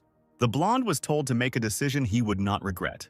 Without another word, Ned walked out of the room, slamming the door loudly, leaving Sahak sitting on the floor alone. Mad Dog. Sahak himself, a public enemy of the slave hunters, had killed 26 slaves in the temple in 6 months. To return now to the status of an ordinary slave would mean dying at the hands of the slave hunters. Sahak burst into mad laughter and squeezed the purple ball in his hands. This is funny. His life has just started to improve. He has just risen from that damn bottom. It couldn't end like this, the man thought, getting up from the floor and stretching his wounded mouth into a grin. It's not he who should die, but that damned hunter. As Ned left the hospital, Sahak's mad laughter could be heard in the corridor for a long time. He just happened to be passing by a figure wrapped in bandages from head to toe. Only his eyes were watching the man closely, and he ordered him to make sure that Sahak did not do anything stupid. He was immediately told that everything would be done. Glancing sideways in the direction of the patient's room, the senior noted that a person should look at his situation objectively. Otherwise, he would be thrown out like that idiot. What kind of talent does Sahak have, dumber than an oak tree? Won't even understand that he was locked there in order to be able to create a smokescreen. Ned chuckled along with the figure, saying that the blonde should also be thanked. Thanks to Sahak's rampage, the commander of the Nightly Temple Detachment had relaxed his vigilance. He needed to secretly infiltrate the Knights' raid and steal the artifact from them. Then, eliminate the commander himself inside the dungeon. And then the third diocese of the Temple of Light would pass into the hands of the devil worshippers, because Ned Strayer himself was an obedient disciple of the devil worshippers. Their symbol is a silhouette resembling a devil's head on an orange background, and therefore the mission was very important. In the future, it will strengthen the influence of the devilish order. Turning to the figure, Ned asked to find out more about that very hunter guy. The man noticed that he was using their sex combat technique, which only the teacher and students could use. Strayer didn't know if he was the assistant the teacher had sent, but then why didn't he contact the cult through official channels? You need to get close to this person so as not to miss anything, and Sahak is great for this. And if it turns out that the stranger is not from the sect, it will be necessary to simply eliminate him. No concessions. Anna Primrose nervously chewed her thumbnail. She had no idea that this strange client was so knowledgeable. She saw before her the corpse of a huge, real predator. He had just been transferred to the room by Jeffer from the Silver Room. The guy folded his arms across his chest and glanced at the stunned girl, asking what she thought about it. After coughing and expressing her rapturous admiration, the nun agreed to process the goods. Total. Sales list: Predator's corpse. 1 body. No magic stones, part of the brain and bones are destroyed. Shopping list: Divine power potion of the highest grade. 5 pieces. Prayer beads filled with God's miracle, medicine. 1 piece. Salamander stone. 1 piece. Rental of Silver Alchemist's set. Grass blessed by the sun, grass blessed by the moon, deer antlers, etc. Anna said that she could find everything from the list. The main thing was money. For everything together, it would be 5,000 gold, so Jafir would have to catch 3 more predators. He nodded, replying that it was no problem. In 3 weeks, he would catch as much as he needed, so let the nun prepare the goods. The guy noticed something interesting on the shelf. A bottle of church wine made of dark glass. He suddenly had another request for Primrose. The next day, the weather was fine. There was not a single cloud in the sky. Jeffer sat at the dining table in the hunter's shelter, frowning at his new brothers. An overly pleased Goth, raising his mug of beer, suggested that they introduce themselves to each other again, despite the fact that they were all already familiar. He pointed to the smiling, kind-hearted Marco, the team's tanker, who saluted Jafir. Dale was sitting next to him. He had only been here for 3 months, but he was an excellent swordsman. The guy cast a sullen glance at the newcomer and turned away. Gott pointed at Jafir, declaring that he was the long-awaited newcomer, but the guy lowered his head and said nothing. The atmosphere at the table became tense, so Gott, pretending not to notice, raised his mug of beer again and offered to drink. He turned to his guys and made scary eyes, hinting with his whole appearance that they were acting like idiots. Because the new guy would be good for them all, they needed to improve their relationships. Marco scratched the back of his head, wondering what to do since Jeffer was also in a bad mood. He looked down at the bread and cheese on the table, guessing it was because it was unsuitable food for such a table. But it was the best they could get while they were in debt. Finally, Jeffer broke the silence by announcing that he would say everything at once. He put his hand behind his back, causing his comrades to noticeably tense up. Then he took out a bottle of wine from there, which he had begged from a nun, and slammed it down on the table, declaring that he would not drink just anything. The boy's eyes sparkled like new coins at the sight of such a treasure. It turned out that it was a gift from the White Rose, which an ordinary slave would never even dream of. The hunters clinked glasses, and Jeffer expressed hope that they would work together in the future. The guy had a plan. He helps these three earn achievements and they help him steal monster corpses. Until the raid, they are all in the same boat. The atmosphere at the table improved, except for Dale's mood, who was still frowning. The others received the newcomer quite warmly. Jafir watched the guys, since he was already on the same team with Goth in a past life. It was roughly clear what he was like. He needed a good teacher to move up. But as for the other two, they were originally supposed to be dead already, so nothing was known about them. Should Jafir train them well, or is it better to get rid of them? The warrior's gaze settled on Dale, whose face had not once smiled all evening. The corner of Jafir's lips twitched. He hid it behind a glass of wine. The guy decided that he would figure it out as he went along. Man is a creature that is benevolent to the one who gives him what he wants, to the one who loves wealth, money, to the one who thirsts for fame, success. Well, for those who strive to gain respect, well, there is no need to explain. Jafir's thoughts returned once again to the one who was that one annoying thorn in the path that he met wherever he went. Dale kept a wary, angry look at Jafir, and he was not the type to accommodate someone who was looking for conflict. The young hunter could not get used to and accept the newcomer, and he kept thinking that he did not like him at all. Even before gathering at the common table, Gott and his team decided to talk in the old composition in the barracks. The boss told the guys that they would get a huge benefit from the case. Now he has the 4th rank, and the rest have the 5th. If the rank rises, the attitude towards them will immediately change. Goth looked at the team seriously, saying that he relied on their help and asked them not to argue with the new guy. While Marco was surprised that an ordinary miner could save them and pull off the deal, Dale, still bandaged, folded his arms across his chest, frowning, and remarked that Goth had the right to receive him since he was the commander. But why didn't their commander consult with the crew in such matters? The guy thought that this idiot was just lucky. And while they were all unconscious, he pretended to catch the predator. Did Goth really believe that a useless miner could kill such a monster? Goth laughed, asking who Dale thought killed the monster. But Dale angrily exclaimed that he was more interested in the question of the deal, because if they were exposed, the entire team would go to prison, or even be executed. The loud conversation attracted the attention of the other warriors, and Marco put a finger to his lips, warning Dale that they could be heard. He said that Jafir's joining their team had long been predetermined. Moreover, they would only share the reward for the cleanup between the three of them, so it was worthwhile to just observe the new guy for a start. Remembering this conversation, Dale slammed his glass down on the table. What nonsense! Why did the guys even gather to watch? Idiots! One who calls himself a commander made the decision single-handedly, and the second sold out for a bottle of crappy alcohol. The guy looked at Jafir with a frown. No, he won't accept him. Why does some outsider come and set his own rules? Looking away, Dale smirked at his own thoughts because if the new guy was a crook, it would be revealed right away. Someone who could only talk would never last in this place. This lesson will be taught to him by the hunters themselves, and of course, by the dangerous dungeons.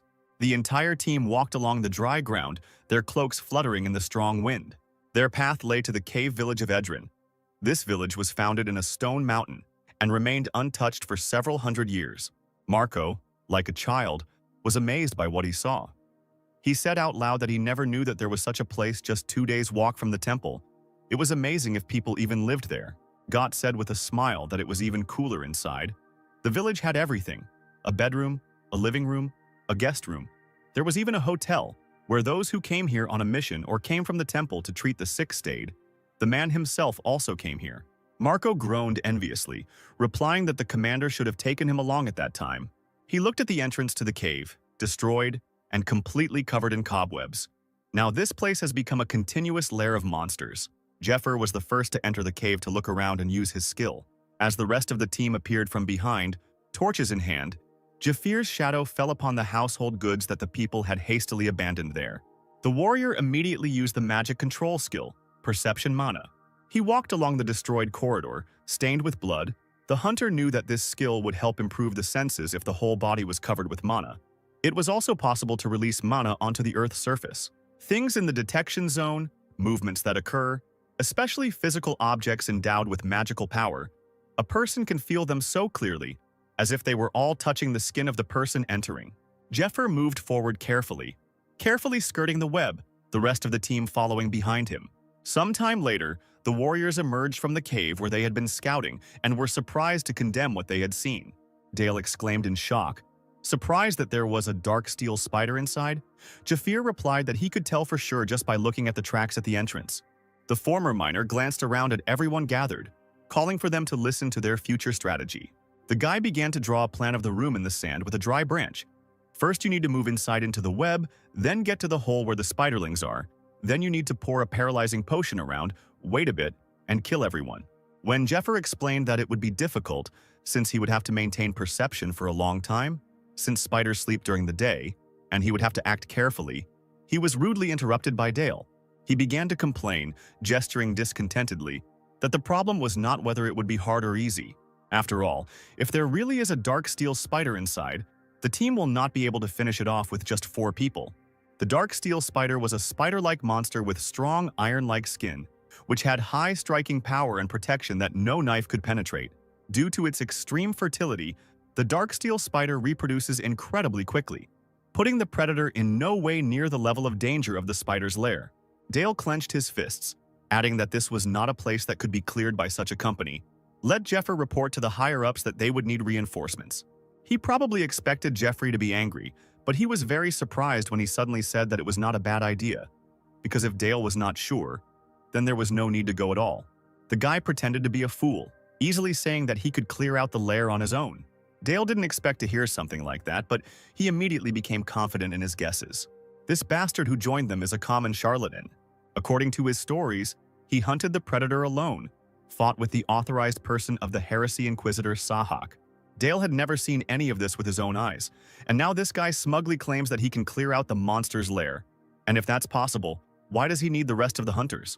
Dale smiled as he threw off his cloak as the team entered the room. The hunter concluded that the dungeon was not so dangerous. He hoped that Jeffer would not now think that the hunters would immediately listen to his every word. Now he would see how long he could pretend to be a clown. The guy, completely forgetting about safety precautions, reached for the dusty shelf and touched a thread of cobweb with his hand. The hunter immediately began to sweat from excitement and cursed under his breath. He couldn't believe that he had made such a stupid mistake. Moreover, trying to pull his hand away, Dale realized that he couldn't peel the web off himself. He began to wave his hand furiously, trying to throw the annoying substance off his glove. But then, from the darkness, small bodies with numerous pairs of yellow, glowing eyes appeared. These were the dark steel spiderlings who came running at once at the noise. Dale took a step back, grimacing in disgust at the vile creatures. The next moment, one of the hidden spiders crawled forward and, squealing loudly, jumped on him. The boy made some strange sound out of surprise as he watched the little monster fly. Jafir immediately turned in his direction. The guy found himself next to the young hunter in no time. The spiders, seeing that there was more potential food, now rushed into the air in a crowd to catch the prey. Jeffer didn't hesitate and rushed to help Dale, grabbing him by the collar of his shirt and throwing him back. The guy made another strange sound, noticing only that his left hand was without a glove. It was firmly stuck to the web. Meanwhile, the little spiderlings managed, as it seemed to them, to reach their victim, and the whole group sank their little fangs into Jeffer's hand. Several seconds passed. The warrior did not move from his place and did not even flinch, while the clicking sound was heard in the air. He was saved by a special skill for managing magic, the mana of perception, creating invisible armor over the entire surface of his body. The warrior smiled, looking at the puzzled spiders. What is this? Can't the sharp teeth bite right through? The warrior clenched his fist to grab more spiders, pulled back his other hand and swung it. The next second, he punched one particularly large spider that had latched onto his arm with all his might, the mana increasing the damage several times. Dale fell backwards, immediately trying to crawl away as spider corpses fell at his feet. Jafir loudly ordered the entire team to immediately gather together for the attack. The guys, being scattered in different corners of the hall, quickly ran up to each other. Finally, they were very close, standing in a semicircle, with their weapons held out in front of them. Now, not only small monster cubs gathered in front of the hunters, but also spiders, to put it mildly, larger ones. Their huge paws frighteningly towered over the people. The spiders also did not waste time. As if they were a single organism, they grouped together, preparing to attack. Of course, a plan is a plan. God alone knows what will happen to the hunters in the dungeon. So when the hour of battle comes, the actions have already been predetermined. For Marco, Jeffer gave his cloak and ordered the hammer to be wrapped in it. This was not the usual whim of an arrogant warrior who aimed to become a commander, but real help in battle. Dale and Goth were also told to wrap their blades in their clothes, as a regular blade would not cut the spider's threads. So at least you can remove the web from yourself with a weapon. Marco fought off the spiders, spitting webs at him with his cunningly wise hammer. The man was delighted. He had succeeded, even if the web stuck to the hammer. These creatures were weak, and he could still swing the weapon. More and more creatures were landing on Goth's blade. The man was amazed, briefly thinking how many spiders there were. Tens, hundreds, or thousands. Dale, with his eyes blinded by rage, smashed the spiders without further thought, encouraging himself with warlike cries. One particularly nimble spider managed to slip past the team's ubiquitous weapons. Like a small horse, he briskly crossed the entire perimeter of the hall. The spider's knife-sharp steel legs pierced Dale's shoulder and cut deep into his shoulder. The pale guy, looking at the splattered blood, shouted zealously, calling on the hunters to hurry. Jeffers said that if the guys managed to help him and drive all the creatures into a pile, he will be able to grind them into powder with a few blows of his fist. And indeed, with the help of mana, the small and large bodies of monsters literally exploded from the attacks of the human body. There were spider corpses scattered throughout the cave, some with missing limbs. The hunters froze in the middle of the hall.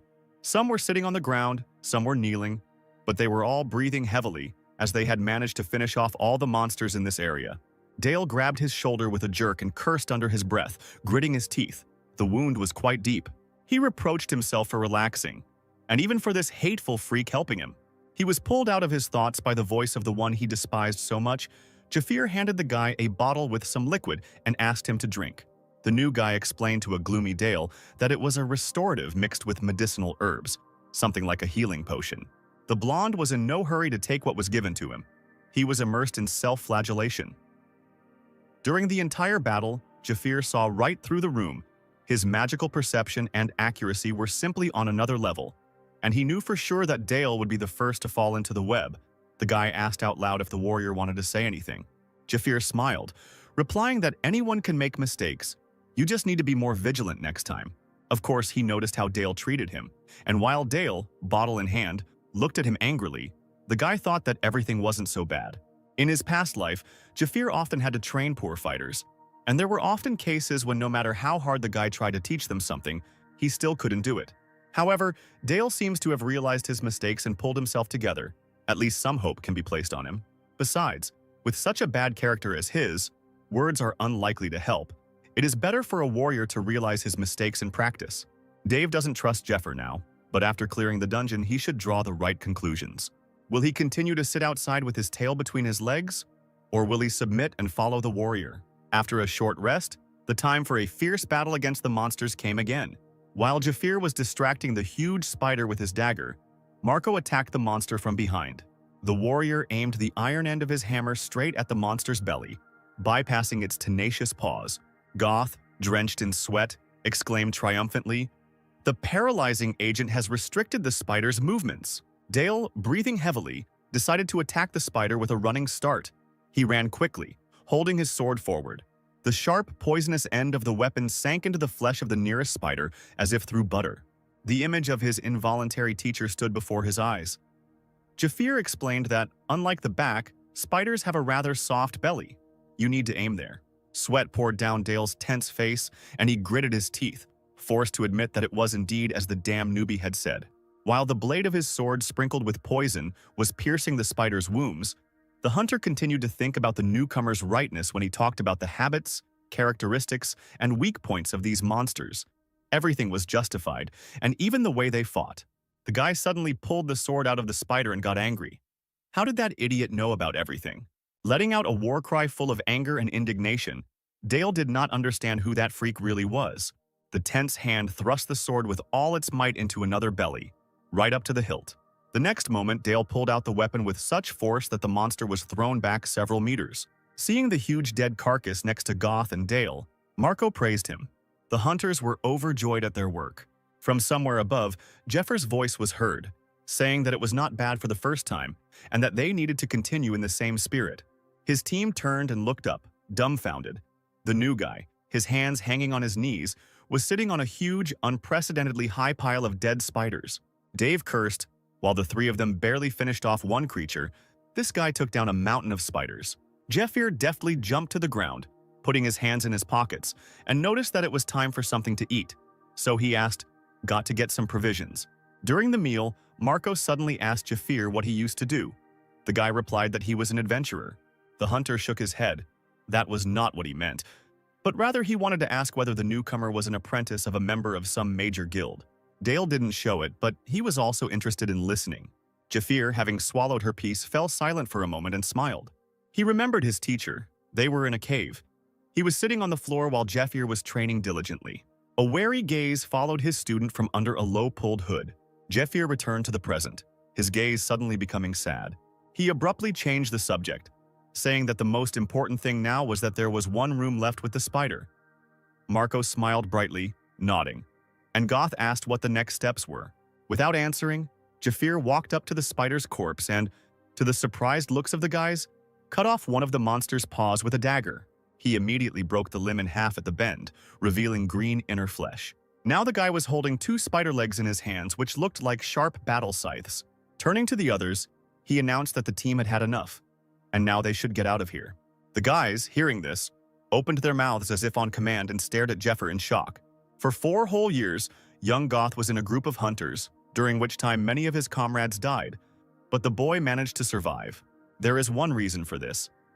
He always walked around the dangerous bridge, only casting wary glances into the abyss, standing on the edge, choosing only the safe path along which he could easily pass. Now, on that raid, he immediately changed tactics.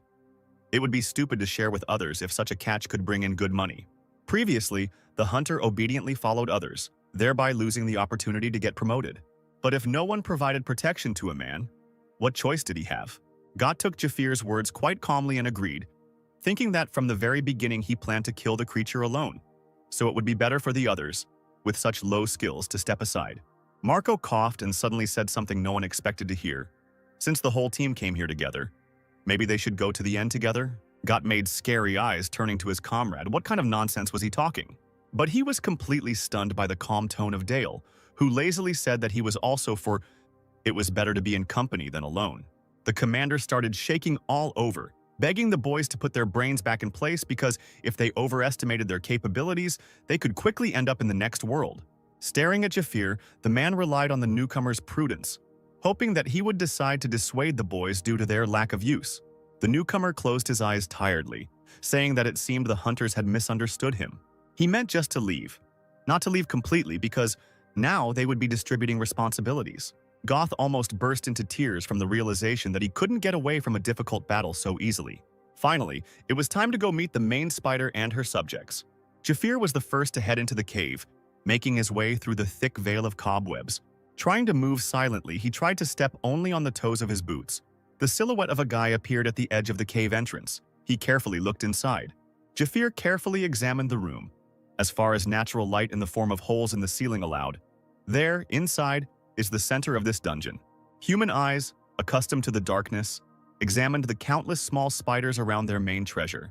Here was the clutch of the dark steel spider queen, guarded by an army of monsters. An unusual-looking spider with sharp fangs on its head descended along the web. A night spider, a guardian protecting a hole for laying eggs. The spider queen herself is the mistress of the spider lair, a huge creature with a long body and steel chitin. The space around her was strewn with eggs in which future monsters with steel chitin were developing, and larvae. Jafir strained his eyes, assessing the number of spiders he and the other hunters would have to fight. He carefully took a few steps forward, approaching the cliff. Sensing movement in the distance, a warrior spider descended from a long, sticky, and very strong web.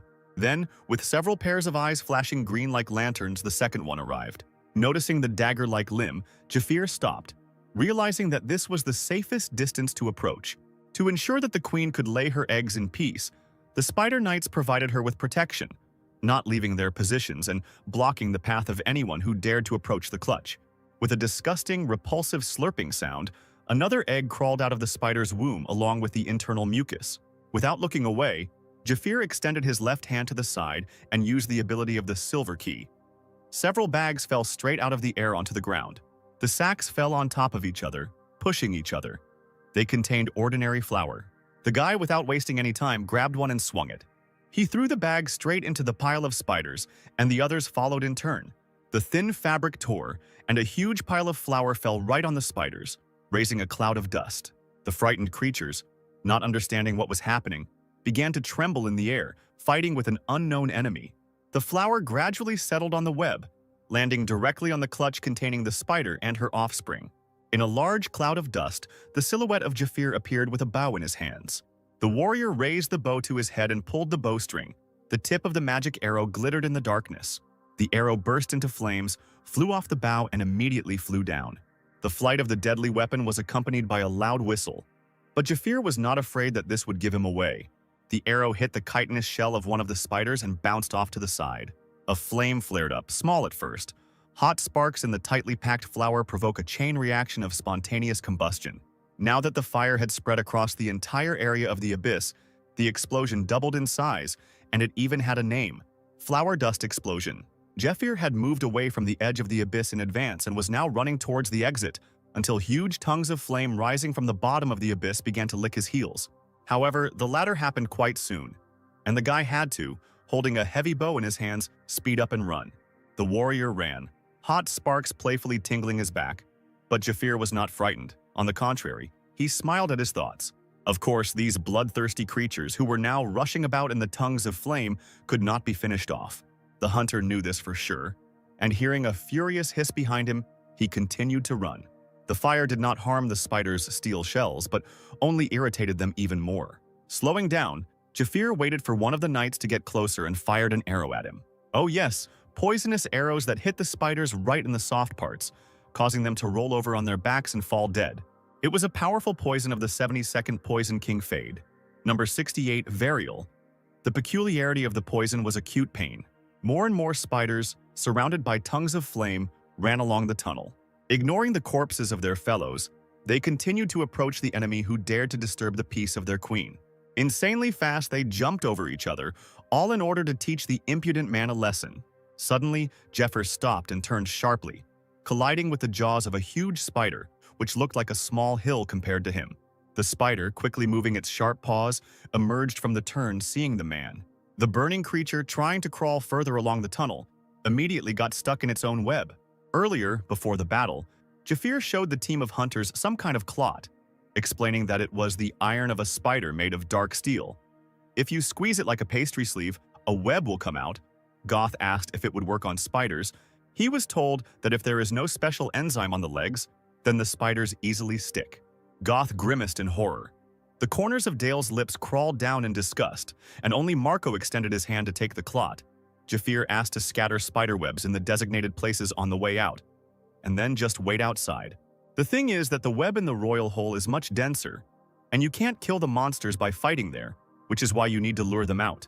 A huge spider, hissing deafeningly, floundered through the burning web of its own brethren. To speed up his journey, Jafir descended the steep path on his own backside. In the left hand that activated the silver key, the very same scythe made from a severed spider leg appeared. Having comfortably adjusted the gun in his hands, Jafir first pulled it back, then forcefully pushed it forward. The tip of the improvised spear hit the spider's head right between its fangs. The guy pulled out the blade and walked along the spider's head, cutting it open. Greenish blood splashed out, and the cave shook from the monster's squeak.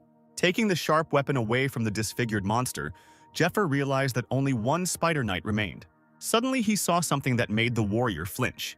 Another spider, even larger than the one before it, jumped out of the darkness onto the monster's corpse.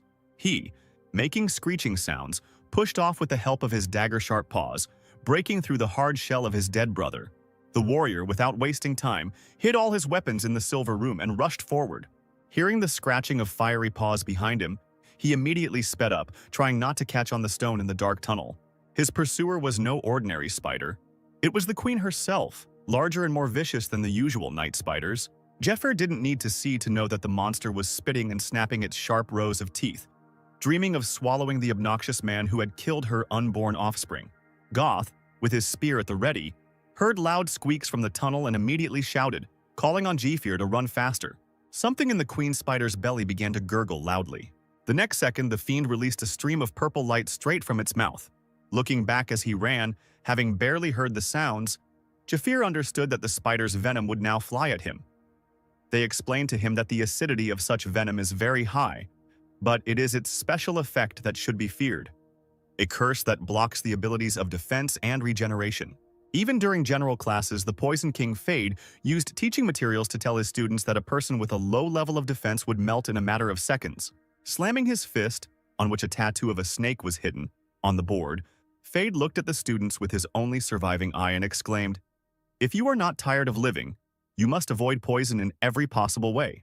Luckily, at the last moment, Jeffer managed to run to the edge of the tunnel and push off the stone with his toe.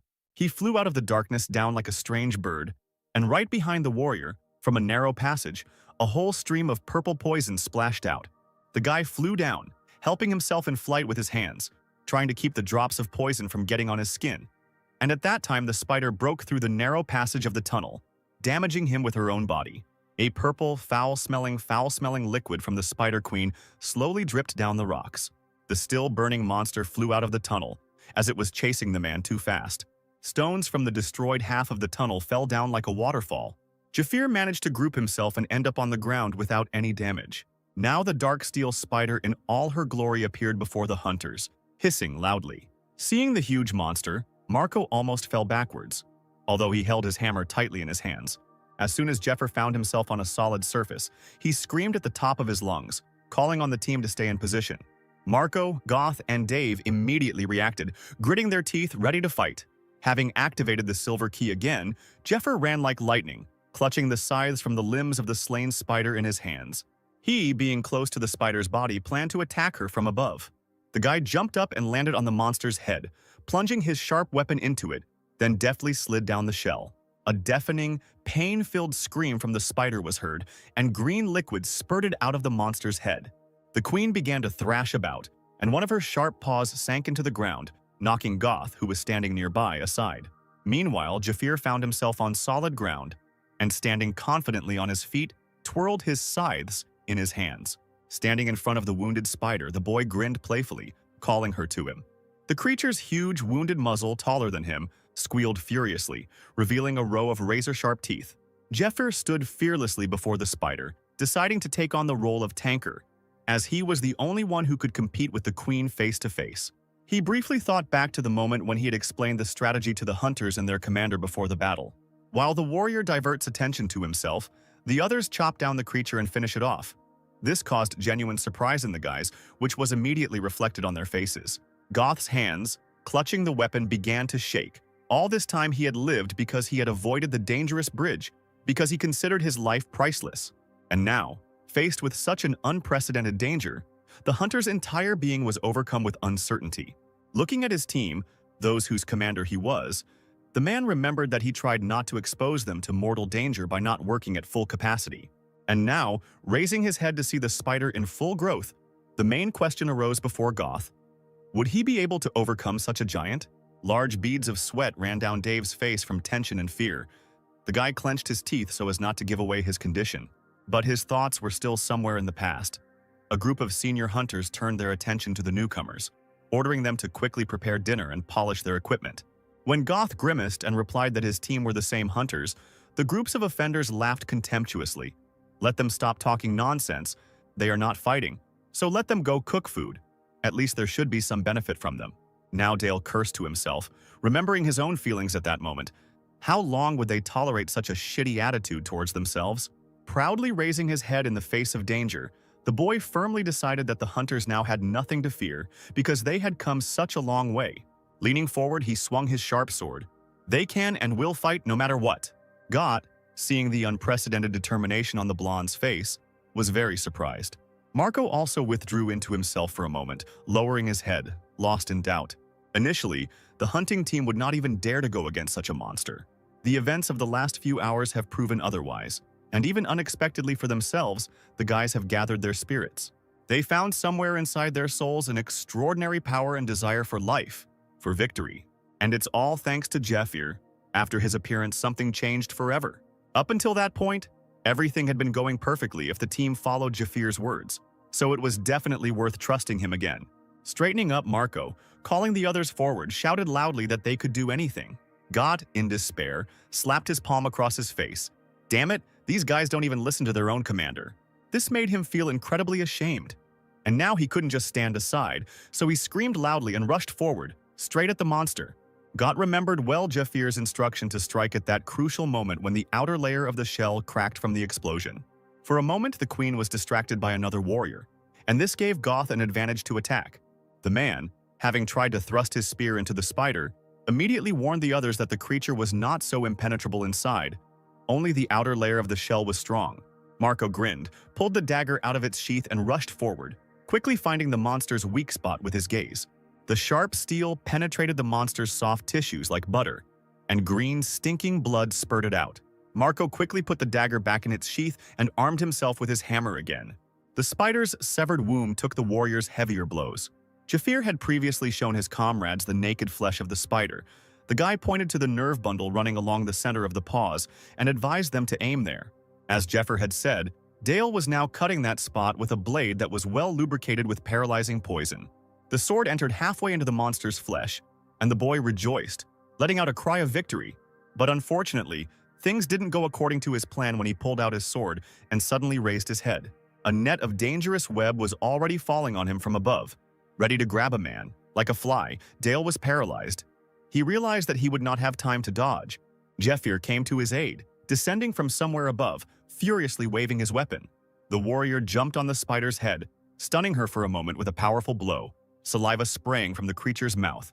This bought time for Dale, who screamed and managed to jump to the side, and the web that the queen released did not touch him. Jeffer, stopping not far from the monster's mouth, immediately boldly called on her to look only at him. The spider, her remaining eyes flashing, bared her teeth again and squealed angrily. Jeffer, once again fearing nothing, rushed towards the enemy, waving his scythes. There was a fierce fight between him and the spider. The angry mother rushed at the man, but he did not allow himself to be offended. Dale watched this fight and admired the skills of Jeffer, who repelled absolutely all attacks of the Spider Queen. The hunter even had a hard time following his movements.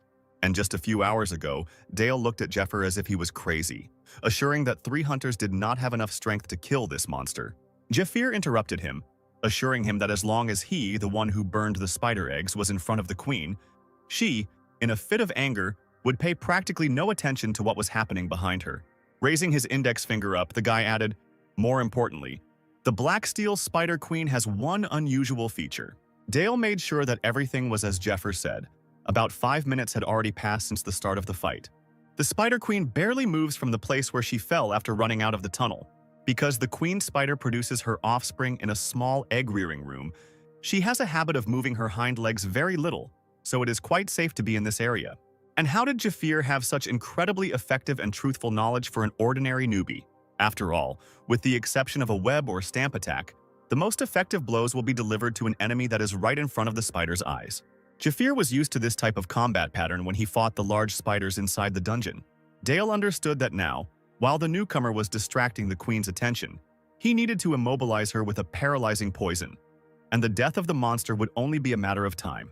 Marco was now more confident than ever, swinging the sledgehammer that they could do it. Goth, gritting his teeth and covered in the spider's blood, convinced himself that they would succeed.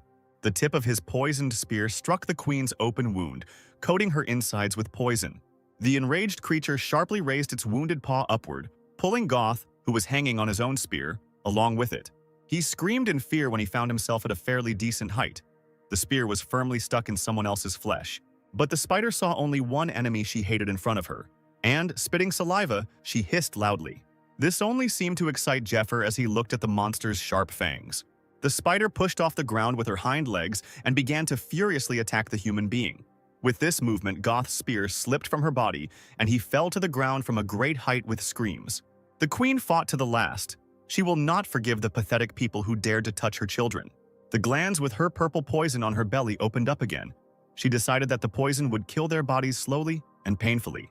Jeffir's palm appeared in the air as if from nowhere, and he purposefully stretched it forward. Unexpectedly for the spider, he leaned forward and with one hand grabbed the fang, and with the other he plunged it straight into her stomach. Making his way through the streams of green blood, the boy felt the poisonous gland in his neck and grabbed it. Satisfied that he had a firm grip, Jafir twisted his clenched fist with all his might. The warrior's forehead was bulging with the incredible strain, but he knew he had to be strong. After pausing for a moment, Jeffer pulled on the iron, pulling it out. He immediately grabbed the belt buckle and unfastened it. Holding the iron tightly with one hand, he tugged at one end of the belt. The next step was to tie the gland with a belt. The guy did it sharply, without delay. Thanks to these manipulations, the spider will not be able to use poison for several minutes.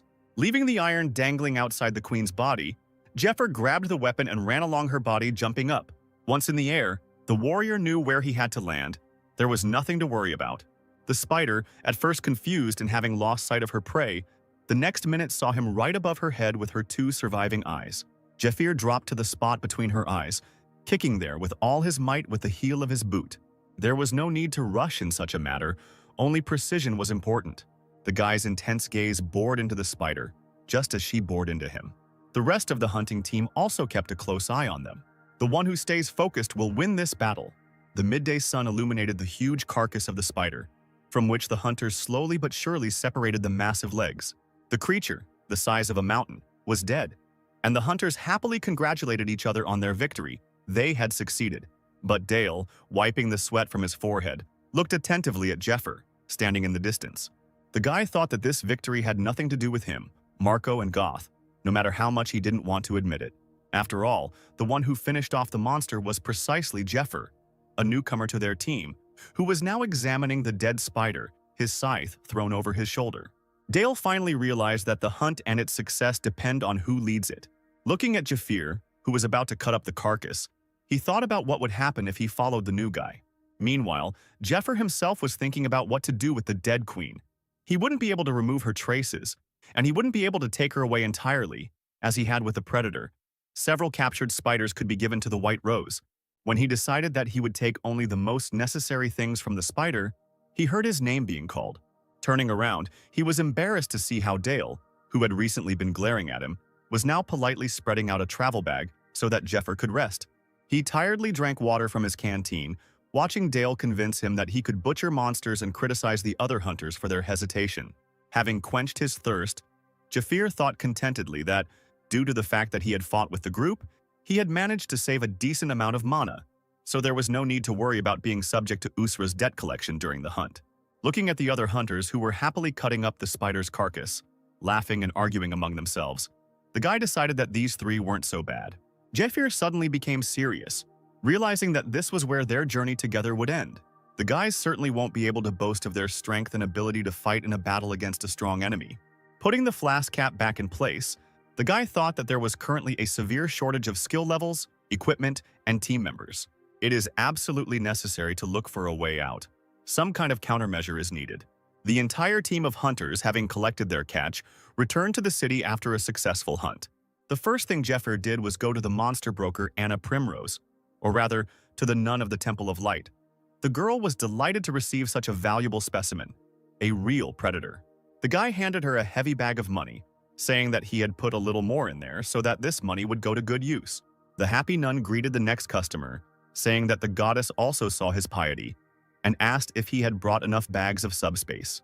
Jeffer silently watched from the sidelines the scene of illegal trade in broad daylight in the temple of the goddess. But even now, no one believed that the temple was exclusively a place for the ministers of the church. The money that the believers donate to the temple is collected over the years, and the temple was built next to the city so that the knights of the temple and the battle slaves could destroy monsters. The warrior chuckled and thought that safety was worth paying for. At least now it could be bought with money. It seemed that soon it would even become a problem to sell one's own life in exchange for the safety of one's children. Jafir and Anna left the temple. The sun was gradually setting behind the horizon. There was warmth in the air, and the singing of evening birds could be heard. The girl said that her client was very lucky. The buyers of the predator and the spiders showed up on time. All the monsters were in excellent condition, so they were sold at a good price. White Rose winked at the guy, continuing to chirp about how she found it hard to believe the sale was so quick. But Jeffer interrupted her, asking how things were with the money. The corners of the girl's lips turned down. She said that the guy was a bore, but then launched into a dry analysis. 48% of the intended amount, 20% would be deducted from the profit, which would be returned to the temple as payment for the debt. Then Anna stunned the guy by handing him a suit and a card to enter the laboratory, where Jeffrey was signed up to clean. Lightly tapping her notebook on her chin, the nun thoughtfully said that the chemical equipment was quite large and very valuable, so they wouldn't lend it to the warrior just like that. At 7 in the evening, everyone leaves the laboratory. It's entirely at the client's disposal. Jeffrey smiled lightly. This option was much safer than stealing quietly. There were always few people to clean the lab, so he would go there today. The guy said out loud, shrugging his shoulders, that since there was no other way, there was nothing to be done. And Primrose, laughing, said that the client was entitled to an hourly rate for this. A voice was heard behind them, saying that he had finally found the nun. Turning slowly, Jeffrey saw Ned Strayer. He asked the girl to give him some time to talk. The man's impassive face was hard to read, and he smiled affably at the couple. Jeffrey, however, was not so calm. He cursed under his breath, unable to accept the fact that he had the misfortune of meeting his enemy at just such a moment. The confidant of the Inquisition is Ned.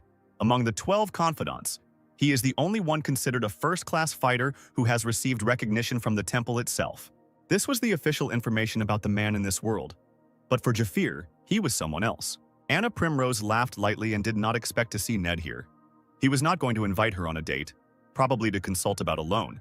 But she was a little busy right now. The girl was playing. She knew that the man's target was her client, since Ned was Sahak's boss, who had been disgraced by Jeffer. She expected that these idiots would want to get even with the client and would come up with something original. What an impudent fellow! He wants to fight right in front of the temple priest. In a quiet voice, Anna suggested to Ned that they chat later, and she would offer goods at low interest rates since the temple trusted him. But the man did not calm down, pretending that he did not understand the hints and persistently asked to be received, even promising to treat him to tea. When he invited Jafir to join him, he stepped forward, shielding Anna from her rival with his hand. Raising an eyebrow, Strayer lazily asked the guy if he knew their Sahak. The warrior lowered his head and smiled, asking to clarify who it was, citing his old age and the fact that he doesn't remember all sorts of rubbish. Ned narrowed his eyes but kept smiling as he looked at Jeffer. He returned a sly look and was not embarrassed under the man's attentive gaze. They were too close to each other. The air sparkled. Two multicolored forces collided with an explosion on the spiritual side. This frightened the birds flying past, and Anna, grabbing her shoulders, leaned back, feeling how their magic seemed to penetrate deep under her skin. So powerful was the energy. She was not stupid. The girl immediately understood that Jeffer's level was not similar to that of a combat slave. Most likely it would be close to the Knights of the Temple. Ned Strayer was of the same opinion, looking with a grin at the slave frozen in front of him. Even just standing next to him, the man understood why Sahak didn't just walk past the guy. Of course, he didn't come here to fight, but why not miss the opportunity? Taking a fighting stance, Ned's body glowed red. He decided to have some fun once. Jafir was not far behind. Blue energy engulfed this entire body, but their plans were not destined to come true. The time for battle had not yet come.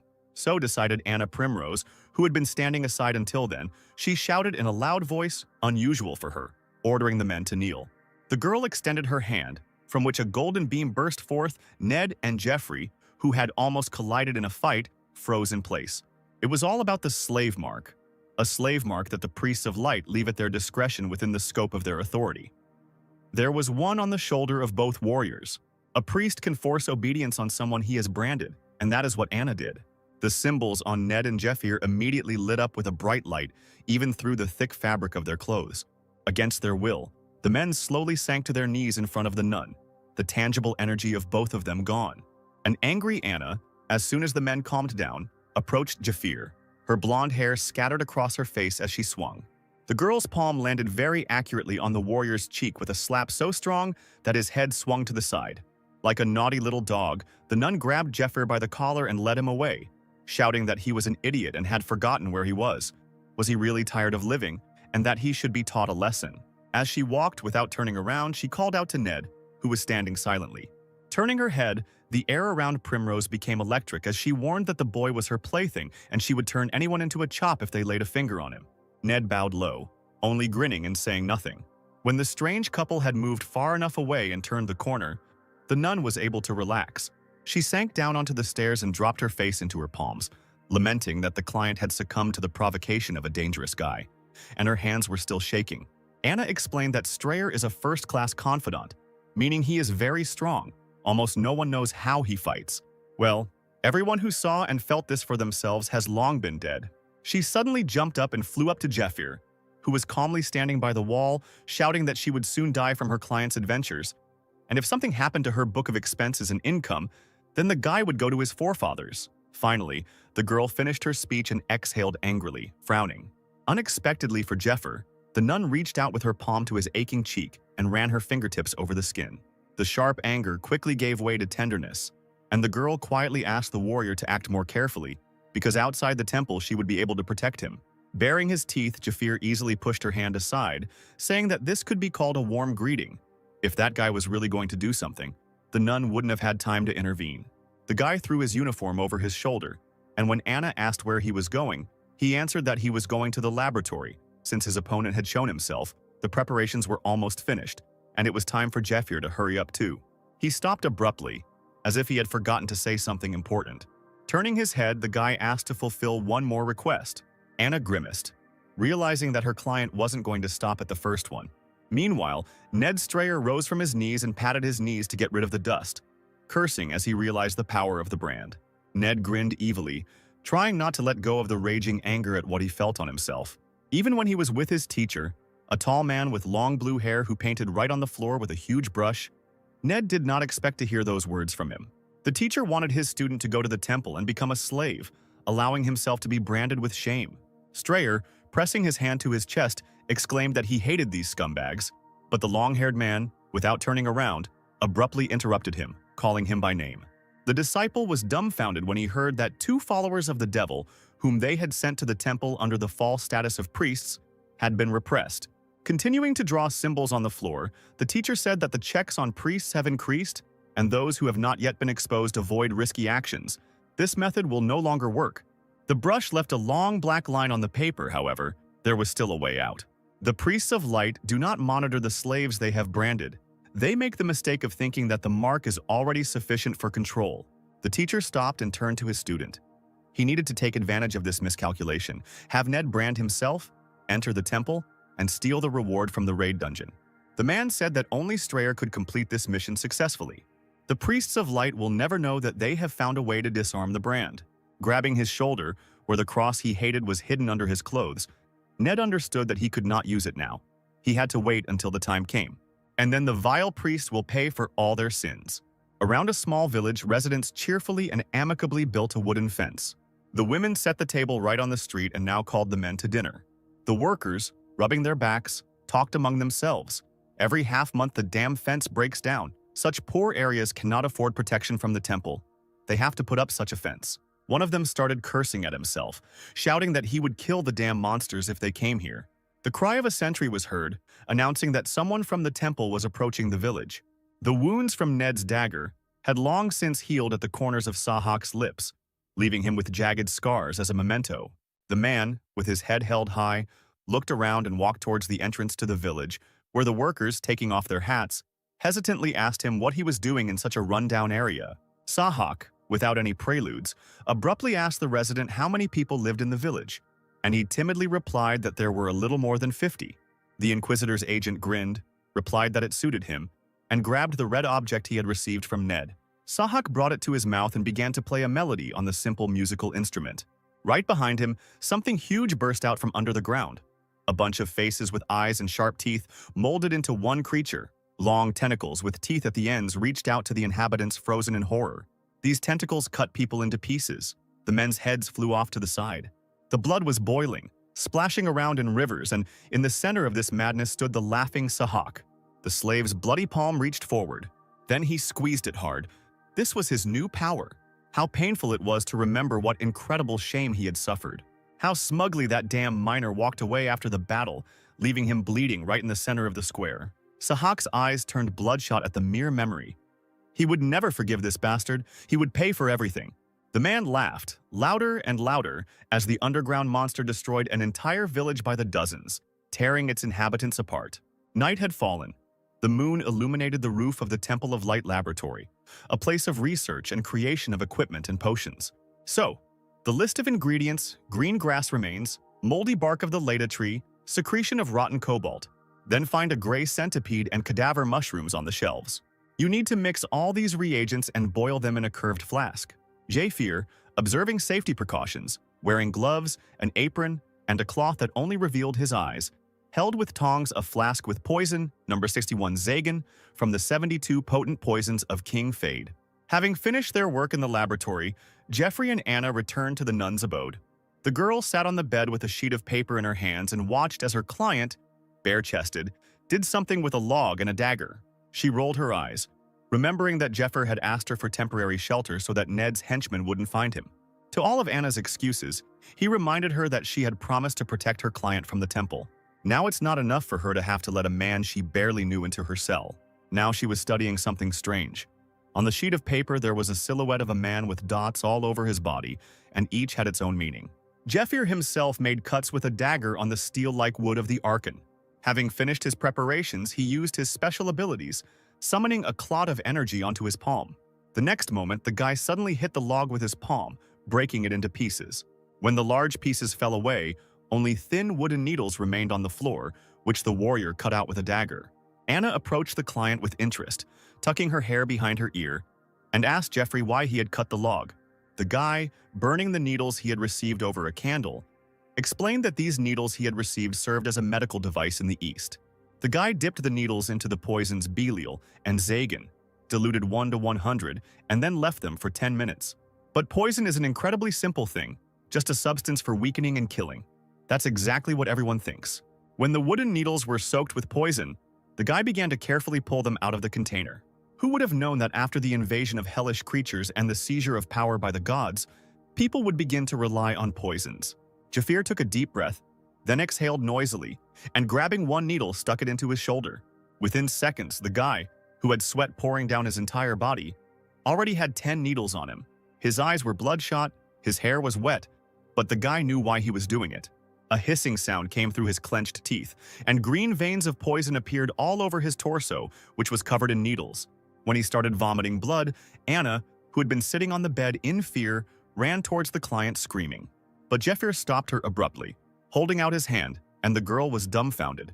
Before the procedure began, the warrior strictly ordered her not to faint, no matter what he would do, and when he gave the signal, she had to do everything exactly according to plan. Primrose asked excitedly what Jeffir was going to do and what she meant. The guy grinned. He needed to gain fat, become stronger and more resilient. 72 powerful poisons of Fade, depending on their concentration, can become completely different substances. If you correctly calculate the degree of saturation and cause the effect of resistance, the poison will turn into a medicine, one that can raise skills beyond their limits. Hands with green veins rested on knees. Jeffir was breathing heavily. The problem was in the combination of poisons. Belial caused acute pain, and Zagan, abrupt changes in the body. Resistance falls behind the hellish pain. The boy, swallowing his own blood, knew that he didn't have the materials or skill level to make a stable potion. There was no other choice. He sat cross-legged and did not dare move, because it was important to leave the needles in the right position. And the required position was called the small celestial circle. The needles themselves were stuck into the body along the entire perimeter, forming a circle. This is one of the Eastern methods of Qigong. Through the acupuncture points of the upper body, there is a circulation of magical power.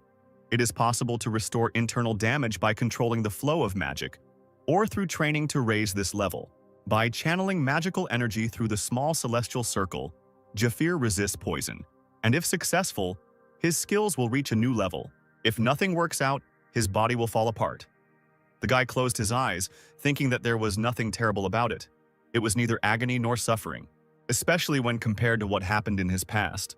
When Jeffir fought against powerful enemies, losing his family and friends, when Tartaros won by plunging cold steel into human flesh, and although the Demon King often appears in his thoughts, haunts him in his dreams, and does not allow him to relax for a second. Jeffir has himself and a chance to change everything forever. Immersed in everything and nothing, Jafir's body began to exude magical energy. The nun, obediently standing to the side, looked at her client's body in amazement. After some time, the color of his veins returned to normal. Jafir, among other things, ordered the girl to monitor his condition because he might not be able to move.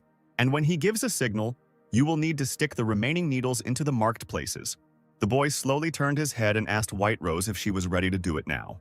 Anna, her eyes wide open, carefully picked up the needle. She needed to stick it into the client's head. The nun raised her hand above her head. It was better not to ask what would happen in case of failure. Death. Now beads of sweat were running down her forehead from the tension of the situation. What should she do? Will it work out? Outside the window, meanwhile, the darkness of the night was slowly disappearing, leisurely letting the morning dawn pass ahead. A few hours later, near the northern forest, not far from the Temple of Light, a red flash appeared in the still blue-black star-studded sky. The next second, the flash turned into a burning red cross with a circle in the center, and the silence of the night was killed by someone's screams. A flock of numerous sharp-beaked and very large monster birds rushed forward. A team of 3 hunters tried to escape from her, clutching weapons in their hands. They urged each other on. The man with an axe in his hands cursed the reconnaissance squad as he walked, wishing them all a break, because they said that the monsters had only one nest, but there were several dozen of them there. The red cross continued to burn brightly in the sky. When the hunter in the long black cloak asked for help, his partner in the red cap shouted that he had fired a flare and that reinforcements should arrive quickly. He barely had time to say which way they should run when a huge beak grabbed the man, immediately breaking his fragile human neck.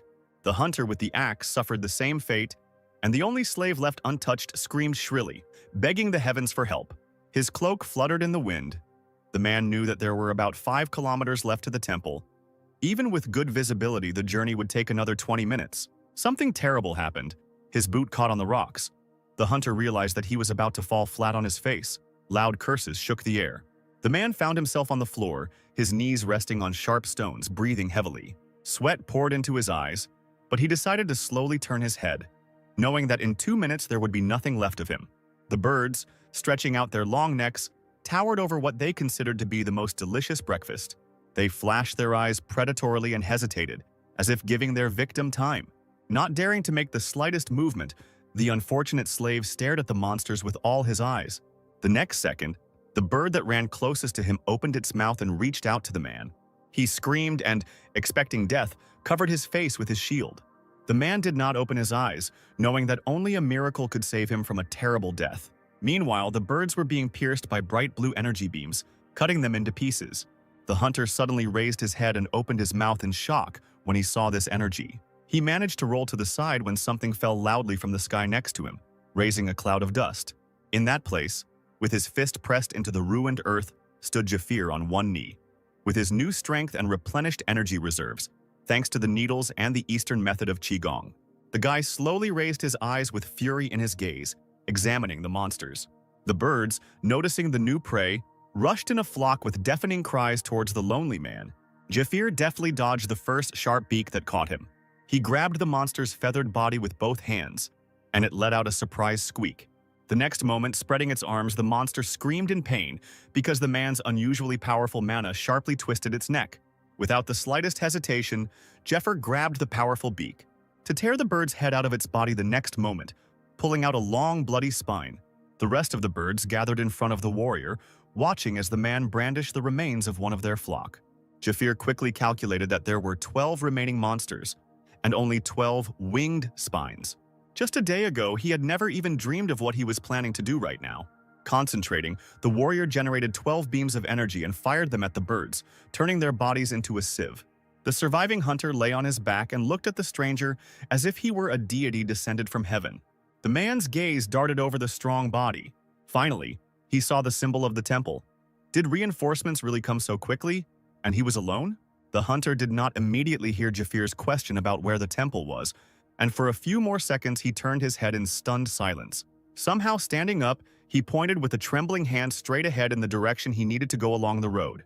Jafir replied that it was good and literally disappeared from the hunter's sight, leaving behind a white flash. This seemed to frighten and puzzle the man even more than the flock of monster birds he had discovered. The hunter, surrounded by the corpses of phoenixes, looked in the direction where the stranger had disappeared. He showed the way mechanically, as if he had heard an order from a superior officer, unable to resist the unusual pressure emanating from his savior. Having given away the location of the entrance to the dungeon, the man regretted that he had not managed to warn the stranger when he managed to come to his senses from the shock. Of the 7 people in his group, 4 died in the dungeon, and of the 3 who got out, only he remained. It was very dangerous there. The hunter, suddenly weakened, sank to his knees and leaned his trembling palm on the cold ground. He grabbed his head with his hands, as if it was about to split from piercingly sharp thoughts. He needed to dissuade that guy, ask him to wait for help, or not let him go down into the dungeon alone. A feeling of guilt overwhelmed the hunter. He felt as if he had killed the stranger who had saved him with his own hands. But suddenly, through his closed eyes in the darkness of the night, the man felt a bright light. Looking straight ahead, he was stunned. From the dungeon, wheezing, squeals, screams, sounds of blows and someone's death could be heard more and more clearly. All this was accompanied by bright flashes that appeared and then disappeared again. The hunter did not dare move from his place. He only had enough strength to slowly rise from the ground and open his mouth in amazement, peering into the night darkness cut by the light. The green corridor of trees in front of the man was all illuminated by bright light, as if it had been day just a minute ago. The silhouettes of the recent conscription could still be seen in the sky, but, surprisingly, a strangely moving human silhouette could be seen ahead. Sweat poured into the man's eyes. He did not understand how this was even possible for an ordinary person. The previously severed head of a predatory phoenix, the size of a small hill, was dragged along the ground, missing feathers and teeth, and the trophy was being dragged along by a half-naked, completely whole and unharmed stranger, whom the hunter immediately dubbed the boss of the dungeon. Jeffir straightened up and shook his hands against each other, looking closely at the man. He extended his hand, which still had the remains of mana burning on it, and clenched it into a fist. The guy thought with satisfaction that his skills had increased by about 2.5 times, and if he picks out normal equipment for himself, everything will be just wonderful, and in that case all that remains is to figure out where and how to get this equipment. Jeffir fired a green flare into the sky, a signal that the emergency had been resolved. Together with the still stunned hunter, they looked at the shining sign for a long time. The air was filled with human screams, groans, and the disgusting sounds that the monster made as it swallowed its next victim. In the midst of all the horror, like a king among the devil's subjects, sat Sahak, clutching a musical instrument for summoning. His mad eyes glowed in the semi-darkness. He thirsted for revenge, and it would happen very soon. A few days later, in the Temple of Light, a majestic building with rows of towers, the two were discussing the newly minted slave who, thanks to his recent exploits, was on everyone's lips, having single-handedly cleared out a nest of black basilisks. He also finished off a 30-meter creature that was guarding this brood. Everything matched, both the testimony of the surviving witness and the results of the inspection of the cleanup site. It turned out that this slave had recently been actively engaged in hunting, when there were 20 days left before the raid. The handsome men walking down the stairs assumed that the guy, whose name they didn't know, wanted to join the raid group. The senior heresy inquisitor of the 3rd District of the Temple of Light, Matthias Grimer, a dark-haired man with long hair tied in a ponytail, asked his companion if it was worth interrogating the slave and finding out if he was a worshipper of the devil. A handsome blonde man with long hair falling on his shoulders, the commander of the Knights of the 3rd District of the Temple of Light, Lucius Giornetti, folded his hands behind his back and replied that it was not worth doing. Grimer objected, exclaiming that it would be bad if they did not find all the devil worshippers in the ranks of the Inquisition before the raid began. But Lucius interrupted his speech. It would not be possible to find everyone. The blonde stopped and smiled predatorily at his own thoughts, saying that it would be better if this guy turned out to be one of the admirers in the raid. These words caused bewilderment on the face of the senior inquisitor. Continuing down the stairs, Lucius said that the devil's followers would never reach the main creature on their own. They were just villains engaged in thievery. Therefore, it is better to take them with you, use them to find the main lair, and then kill everyone along with the creature. Matthias frowned and shook his head. He, as the commander of the raiding party's security detachment, no, as Sir Lucius's friend, repeated once again that he was against this plan. Lucius threw his head back slightly and laughed loudly, his laughter bouncing off the stone walls like the moon. The companions had almost reached the massive high doors at the bottom of the stairs. Giornetti knew that the Inquisitor would start complaining, so he decided to show something only to his old friend. The man walked up to the door and abruptly opened it, pushing it with both hands. From the light that suddenly poured into the semi-darkness, Matthias first closed his eyes, then looked in shock at what he saw in the room.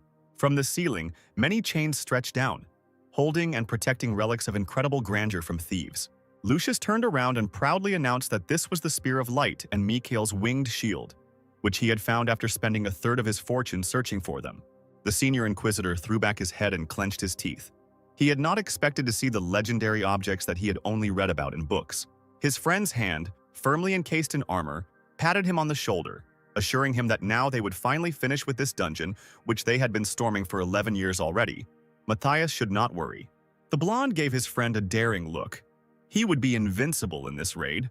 The next clear morning, the sun woke up the team of hunters in the barracks. They went out to practice, and upon returning, Dale, walking behind the silent Goth, stretched and complained that he hadn't warmed up well because of the crowd on the training field. Marco walked last, quenching his thirst. He noted with a smile that it was because of the raid. There were rumors that there were only 2 or 3 places left, and everyone wanted to show what they were capable of. Dale scratched his head and said irritably that all this noise had nothing to do with them. They walked down the corridor to the rooms, but here got stopped dead in his tracks when he saw a nun coming out of their bedroom. She was taken aback for only a second, but the next moment she straightened up and walked past the hunters lined up to greet her, exclaiming that they must not forget to pay off the interest on time. Going up to the open door, Gott was the first to notice something unusual and was surprised again, while Dale kept looking back at Anna Primrose, grumbling at the unexpected guest. Left alone, Jafir sat on his bed and adjusted the gold signet ring on the middle finger of his left hand. Seeing his comrades standing at the door, the guy ran his right hand over his wrist, on which the decoration was flaunting, and greeted the team. The Trinity couldn't help but notice the ring and stared at the newcomer in amazement. Marco even started to squirt water out of his mouth, and Goth immediately attacked Jeffer, asking where he got the decoration from. Dale immediately thought about the nun's recent presence. Without hiding and turning his hand so that it was clearly visible, the guy answered with a smile that someone had given him the ring, a signet ring with the image of the church symbol called the Ring of Purity. It increased the circulation of the owner's energy. Once a day, one could use the spell Release from a Curse. Looking at his new acquisition with a satisfied expression, the warrior mentally thanked White Rose for providing him with such a useful thing.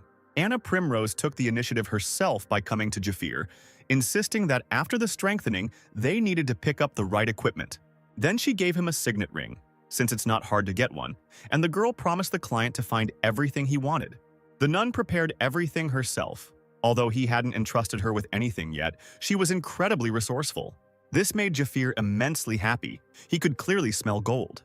Anna Primrose, having passed the young hunters, instantly became serious as she walked down the corridor towards the exit of the barracks. The girl was clearly agitated by something and even irritated, frowning. Anna recalled that she had heard about certain people from informants on the black market. Many have heard of the guild of assassins called Persephone. These are legendary mercenaries who enhanced their abilities with poisons. Trained in deadly martial arts, they knew how to kill, and they did it damn well. What Anna had seen over the past few days was suspicious. Her client was truly a highly professional hunter. Moreover, he strengthened his body with the help of poison and involved a nun in this. Now everything came together. This guy was Persephone's assassin. The corner of Anna's mouth twitched slightly as a thought occurred to her.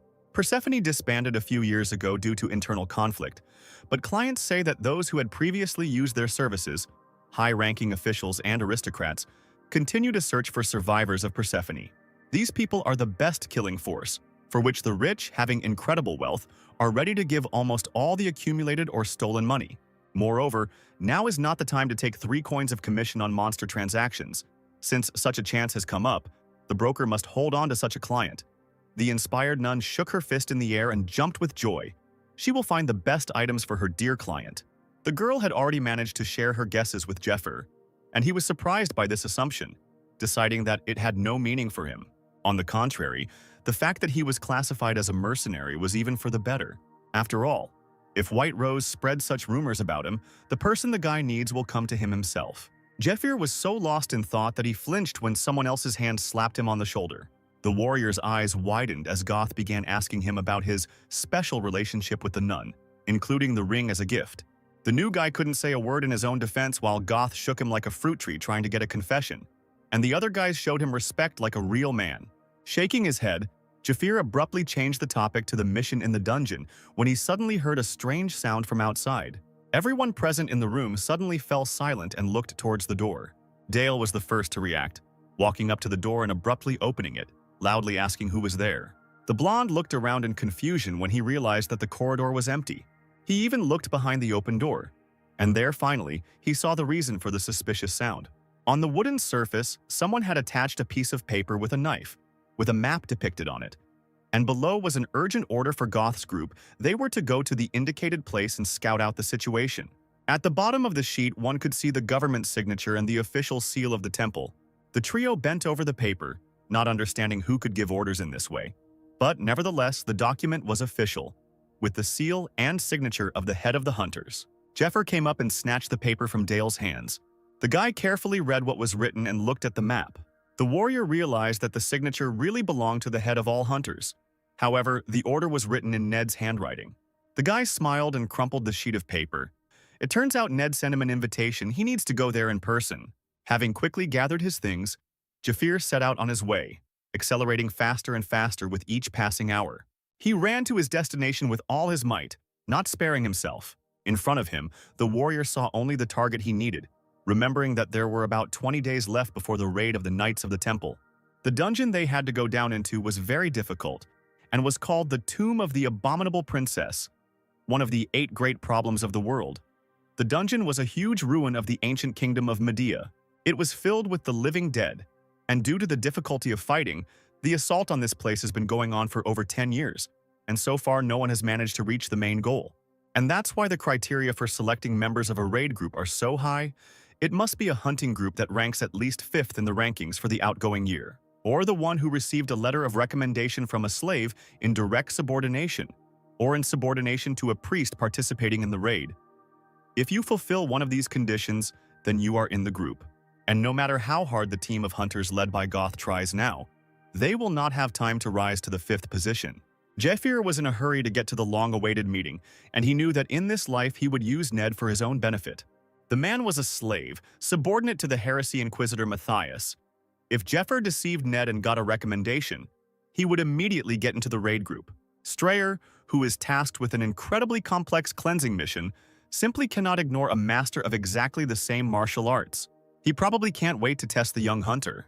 Will he turn out to be a reliable ally sent by the teacher, or a criminal who stole the sex combat techniques?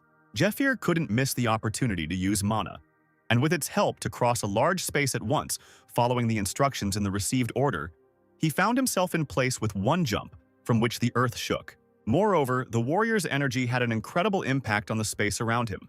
A tornado formed in the middle of the area where there was a small wooden building. This did not bother Jeffir. He wondered how strong his supposed ally would be, whom he would have to take with him. In the rising clouds of dust, stretching for several miles ahead, a male figure appeared, noticing the boy's epic appearance. Jeffir didn't expect to hear that particular voice. When the dust settled, he saw Sahak's terrible face, and his eyes burning with madness. The man asked if his opponent had come alone.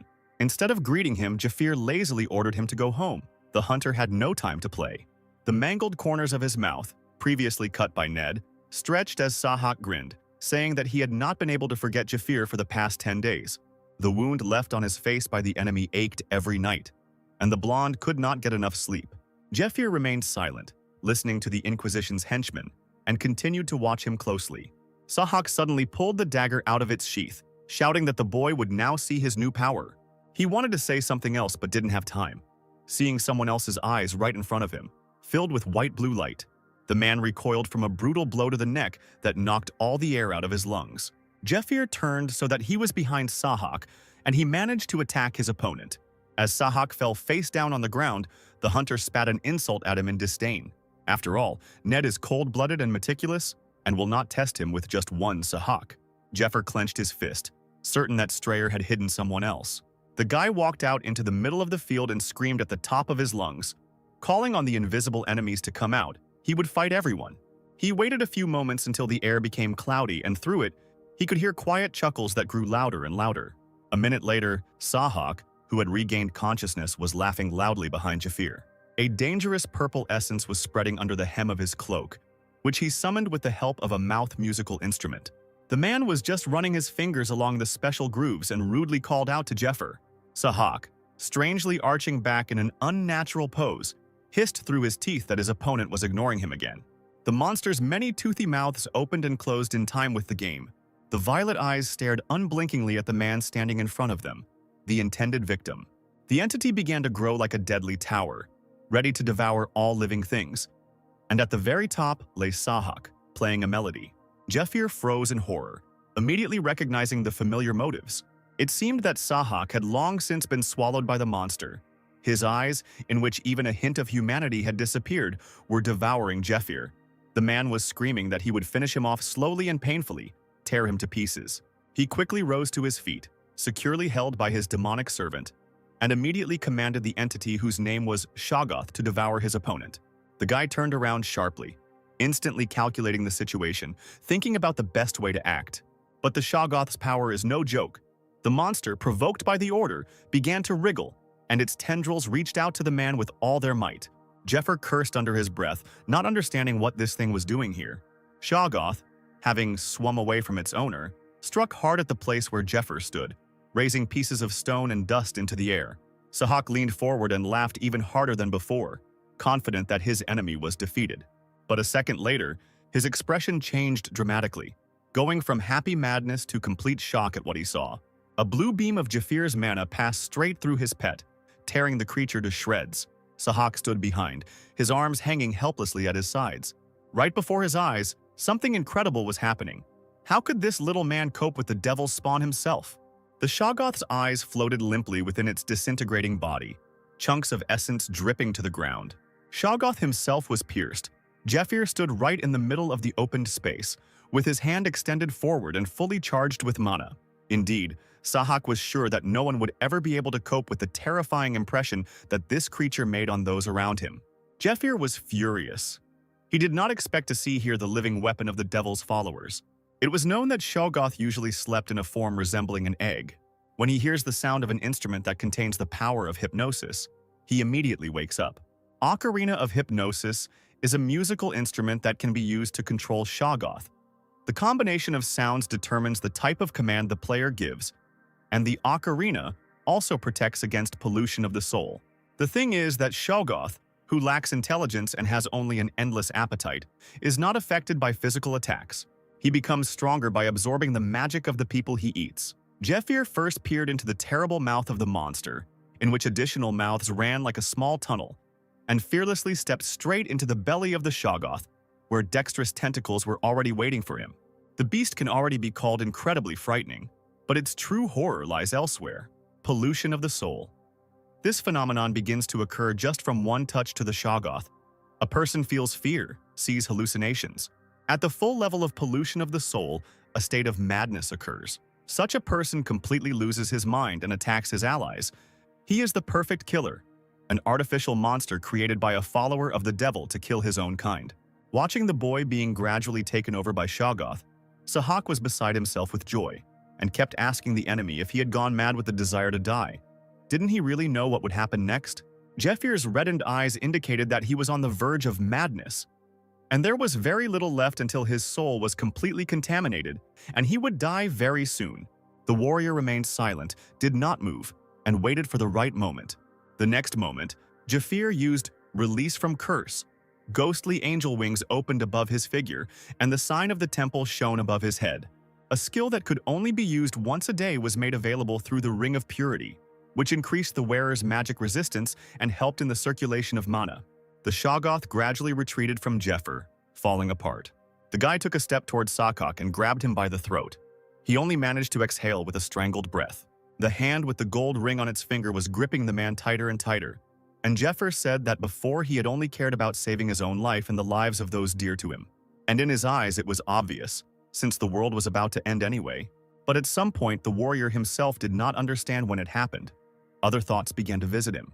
How would things have turned out if there had been some who knew how to fight among his comrades? And what would have happened if Jafir had gotten to know the other survivors a little better and joined them? So many what-ifs, but there were other thoughts going through his head at the time. Those whom I respected, protected, and was proud of, and those whom he cherished and loved with all his heart. Perhaps the last thing Jafir remembered on their faces would have been smiles, not hot, bloody tears, and they would have been able to live a little longer. Sahak, blinded by his own madness, suffocated by Jafir's hands, did not understand what he was talking about. The warrior did not speak these words to a wild slave, but rather was giving an account of what he had done to himself. He firmly decided that in this life he would save everyone he could, and most importantly, to give a chance to become stronger to those who want it, even if at the beginning of the journey they themselves do not realize it. Jafir looked again at Sahak, from whom he had looked away for a moment, and his eyes were burning with rage. The guy spoke in a low and dangerous tone, asking his opponent if he knew how many people he had fed to this creature. It seemed there were about 100 of them. And how many more people must die for the damn entertainment of trash like Sahak? The last thing Sahak heard before he died was that he had no right to live. Jafir, who had first let go of the man's neck, clenched his right hand into a fist, along which small bolts of mana immediately ran. The entire attack hit Sahak straight in the stomach at once, sending him flying backwards. The scars left by the elder's dagger stretched out in strange ways as thick blood poured from the man's wide-open mouth. Before the blonde had time to clear his throat, Jafir's left fist flew into his face, literally crushing it. The guy stepped back and froze in a fighting stance. This technique, formed by a series of connected attacks, ended with a palm strike. One must strike with a magically accelerated palm at the bloody mist that the enemy dispersed. Then lightning is created by splashing drops of blood, a technique that was feared in the East and called Dragon's Cry. Next came the secret technique of Royal Tiara Flow, and a few seconds later, Thunder Palm. Several lightning bolts flew towards Sahaka, which Jeffir directed at the man with the help of his palm. The lightning attack practically burned him alive. His face froze into a terrible mask and a silent scream, and the ocarina of hypnosis fell from his hands. Jeffir angrily glanced at the dead enemy, thinking that he had died instantly and painfully, because after all, a charge had run through his entire body, and such a death was befitting him. The boy reached out to the musical instrument lying alone at a distance to pick it up. The remains of the Shoggoth still littered the stone ground. The warrior remembered that physical attacks did not work on him. He could only be finished off with fire or with the help of divine power. Fortunately, the creature lost its grandeur and became smaller. One more blow, and it would be the end of it. And now Jafir didn't need to spend mana for this. Bringing the instrument to his lips, the boy played the Shoggoth's death chord, which broke the magical bond connecting his cells. As soon as the last purple parts of the monster dissipated, the warrior heard a mocking voice behind him. Surprised that the boy knew this song, the voice continued to say that it was a secret song of his devilish cult. Even the Temple Information Bureau did not know it. Jeffir turned around and Ned jumped down from a large rock ledge, finding himself at a safe distance from the boy. The desert wind blew through his long hair, the color of a bloody sunset, as the man stated with a smile that Jafir knew a lot. The hunter rejoiced inwardly. Finally, the one for whom he had run here had appeared. Ned, who was entrusted with a mission that was only planned for a successful outcome, would never ignore a user with techniques similar to his own. It is obvious that he was a secret witness to the very first battle against Sahak. If Jeffir deceives the man and gets a recommendation, he will immediately be able to get into the raid group. Ned is probably eager to test the slave's powers. And finally, this moment has come. Jeffir must pass the test and make Strayer believe that he is a follower of the devil. Only in this way the warrior will be able to change the future. And if he manages to do this, then why not take advantage of another opportunity at the same time? Memories of Ned from the past stung Jeffir painfully. That emotional debt he had never been able to repay, the boy now wanted a different ending for Strayer. The boy, full of determination, clenched his fist. To do this, you need to get close to Ned, then deceive him. Especially now that they were both finally face to face, and there was no further room to retreat. The man, looking at Jafir as if he were a commodity at the market, spoke. He had been watching the guy all this time and had come to one conclusion. Ned drew his curved sword from behind his back in a lightning-fast movement. Jafiru was once again informed that his sentence would be death. Where Ned stood, a bright beam of light from his mana formed, and a column of dust rose into the air. The hunter knew what the man would do and was ready to attack, immediately getting into a fighting stance. As soon as Strayer approached, an electric current of mana passed through Jeffir's body, and blue lights began to dance. The man thrust his blade forward, his magic looking different from his opponent's. His mana was seething like many small streams, while Ned's were white and red flowing snakes encircling his body. The next moment, Jafir was drowning in attacks from a thin blade. They rained down on him from all sides. The red trail did not disappear immediately, but lingered in the air for several moments, creating bizarre patterns. Ned, with one last swing of his arm, jumped to the side, his puzzled face reflected on the perfectly smooth surface of the sword. A strange feeling haunted him in his hand. Had he really missed all his attacks? Ned felt the back of his head as Jafir was about to respond, and indeed, several stones were launched at his back using magic. But such counteraction cannot take an experienced fighter by surprise. Strayer immediately deflected all the stones with his sword. Pulling his weapon back, the man smiled, praising Jeffir's reaction, who not only managed to parry his blows but also counterattacked, thinking to himself that on this continent, only a few people could surpass his sword in speed. The young hunter grimaced, tossing a pebble in his hand, saying that it was unworthy to attack an unarmed man with a blade. These words immediately struck a chord with Ned. The man threw the sword away and it landed with a loud thud on the stone ground. Strayer immediately mirrored Jeffir's pose and stood in a stance. The guy had been ready for the fight for a long time, waiting for the enemy and not attacking first. They repeated each other's movements, staying at a distance, slowly walking in a circle, dancing a dangerous dance. The first bolt of red mana flew into the sky, and a loud sound was heard, as if the heavens themselves were thundering. Like the thunder palm, the secret technique of the Royal Tiara Flow surrounds the body with electricity caused by explosive acceleration. Thanks to this, a person gains enormous strength and speed, but among those from one region, there is a way to resist the technique. The secret weapon of the royal tiara flow is floating clouds. There are yin and yang electric currents. Their electric energy is attracted to each other. But, nevertheless, identical flows have the property of repelling each other. This is a defensive technique. Ned gritted his teeth in tension as Jeffer adjusted his blows to the attacks of the yang flow, protected the places of the blows, and repelled all of Strayer's attacks. And this is despite the fact that the man delivered blows in such a short moment, the speed of which is even difficult to follow with the eyes. If the user does not envelop his body with a sufficient amount of electricity, the attack will not be thrown back, it will hit the target. When the defensive side's electricity is greater than, or almost equal to, the attacking side's electricity, the strike will miss. When the defensive side's electricity is less than the attacking side's electricity, the defense slips past and the strike is successful. This technique can be used in real combat only if it is trained to such an extent that in a few seconds it is possible to control the amount of electricity, time, location of the attack. Such a technique cannot be repeated by the trick of copying the technique. Looking at Jeffer, Strayer became increasingly convinced that the guy opposite was not a fake and not someone sent man, and this led the man into incredible confusion. The smirk disappeared from Strayer's face, and he quietly said that the secret technique Royal Tiara Flow was inherited only by him and the senior disciple. Breathing heavily, Ned drew himself up like a cobra and asked the man standing before him the ultimate question. Who was he? His teacher was from the east, having crossed the Devil's Zone, the Sahara Desert, passed by the eastern to the local continent Aslan, the ninth in the hierarchy of the Devil's followers. The child of the East, Qin Liang, Dragon of Cold. Qin Liang rose to the position of a member of the leadership of the Devil cult with the help of the flow of the Royal Tiara. And he had two apprentices, the heirs, who were able to understand the depth of the main technique, unlike hundreds of other ordinary students who studied martial arts superficially. The first heir is Qin Liang's natural son, Qin Gan, Mighty Dragon. The second is a foster child from the continent of Aslan, Ned Strayer. In order to learn the depth of a technique through a duel, two apprentices are needed.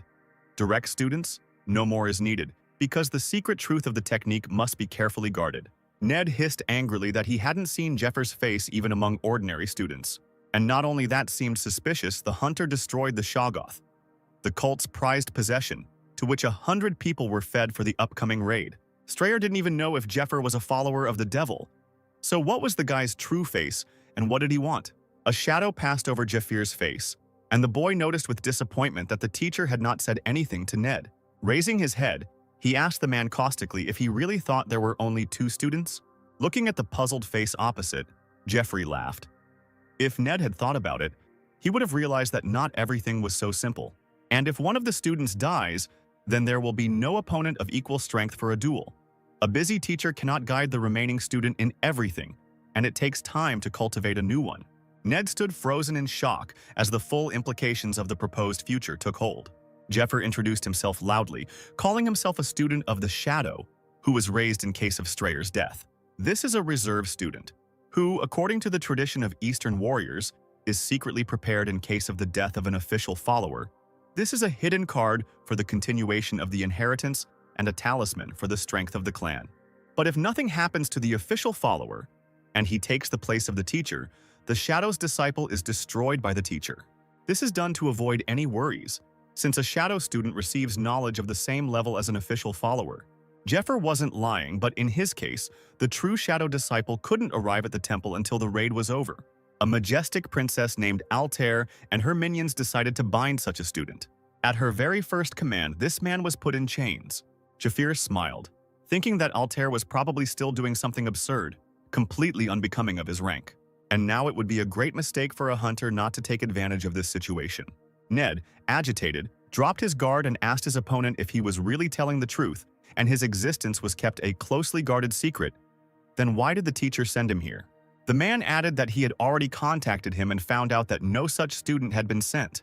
Strayer lied about contacting his mentor, but he was sure that if the guy turned out to be a fake, he would definitely give a ridiculous excuse. After all, it is not easy for the followers of the Devil entering the temple to communicate with the outside world. At such times, it is correct to reason about the situation already on the scene. Ned's palm vibrated with a barely contained flow of energy. He decided that if he felt even the slightest suspicion, he must get rid of this slave. Folding his arms across his chest, Jafir calmly replied that he had been ordered not to get close to the other followers and to hide his face and join the raid on his own. And if anything happened to Ned, the warrior would replace him. Strayer blurted out in irritation that the guy didn't even know what his mission was. But the enemy smirked arrogantly, replying that it was offensive to him to hear such a thing. He knew that he needed to steal the dragon's heart. Inside the dragon is a magical stone called the Dragon Heart, an item that grants the user the power of a dragon. It is said that 1,000 years ago, the vile princess Eurydice first discovered the heart in history and took it with her to the grave. Thanks to the lightning-fast acceleration of the royal tiara flow, the temple knights will never be able to catch up with the person who has the heart. Once Ned's hand touches the heart of the dragon, no one will be able to catch him. Jafir pointed at the dejected man, declaring that he was no less skilled than him. The guy used the illegal move, knowing how much it would hurt Ned. The man's face twisted when he heard from a stranger that his beloved teacher was not confident in him. Jafir rubbed his neck with a smile, saying that he had already broken orders by getting caught by Ned, and the conditions for joining the raid group turned out to be more difficult than he thought, and so the warrior chose to take the easy way out. Besides this, Jafir really needed to tell his followers something personal. Ned didn't expect that a complete stranger would have a private message for him. Jafir took a step, cutting off the man's escape route, distantly noticing that he was a head taller than him. The boy leaned towards Strayer's ear, and he could even smell the iron and herbs coming from the slave's clothes, when Jafir whispered that he had information about the blood tears. This statement shocked Ned. This man could not have known about the tears. Bloody tears is his family's stolen weapon, and the man followed the teacher in order to find the sword and take revenge on the temple. Only 2 people in the world know about it, he and the teacher. Strayer, whose nerves were strained to the limit, hysterically ordered Jafir to tell everything he knew about the bloody tears. But the guy, looking arrogantly at Ned, replied that he would tell only if they had a future relationship of trust. The main condition was to join the raid group with the help of a follower. Especially Jafir was irritated by the aroma of the hunters group's dwelling. He did not have the strength to endure it. Ned closed his eyes, making up his mind, realizing that he had no excuse left for not believing this guy. Through his teeth, he snapped at Jafir to follow him. They needed to go somewhere. Late at night, they arrived at an abandoned building near the temple. Both found themselves in a spacious room, where a group of people in dark cloaks seemed to have been waiting for them for a long time. Ned loudly informed the brothers that he had brought the last one. The man introduced Jafir, saying that he had been sent by the teacher to assist in the mission, and that his personal information had been checked according to procedure. At the large table sat the leader, evidently, who said that he had hoped for a distinguished participant, and his expectations had not failed him. The stranger's face was safely hidden in the shadows, while Jafir stood at a distance. Coming closer, the guy met Matthias Grimer, who was actually in 36th position in the hierarchy of the Devil's followers. The man, clasping his hands, greeted his young brother with a smile, saying that he should consider it an honor to help in the work of the student of the East. After a few seconds of silence, he loudly slammed his palm on the table, attracting the attention of those gathered. The raiding party members with slave status, who would follow the heretic inquisitor's confidants, and the hunting party, consisting of 40 people, became followers of the devil. And since there is a newcomer in the group, Matthias announced that he will explain the raid tactics again. It must be taken into account that mistakes are unacceptable. As the members began clapping, praising the honor of the devil cult, Jafir thought about how he had expected to recognize the devil's followers among the raiding party members with Ned's help. And in the end, all 40 people turned out to be like that. The guy was so shocked that he didn't even find it funny. All these people are very different from Sahak, who relied only on items with monsters, and from Jafir himself, who in his past life put ambition first.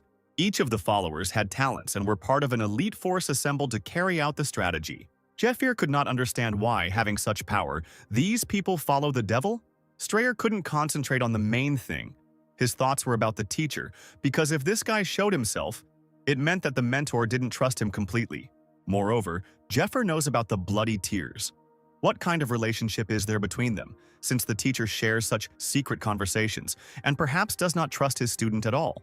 Ned shook his head and closed his eyes. He must not drown in doubts. The teacher had given him a promise.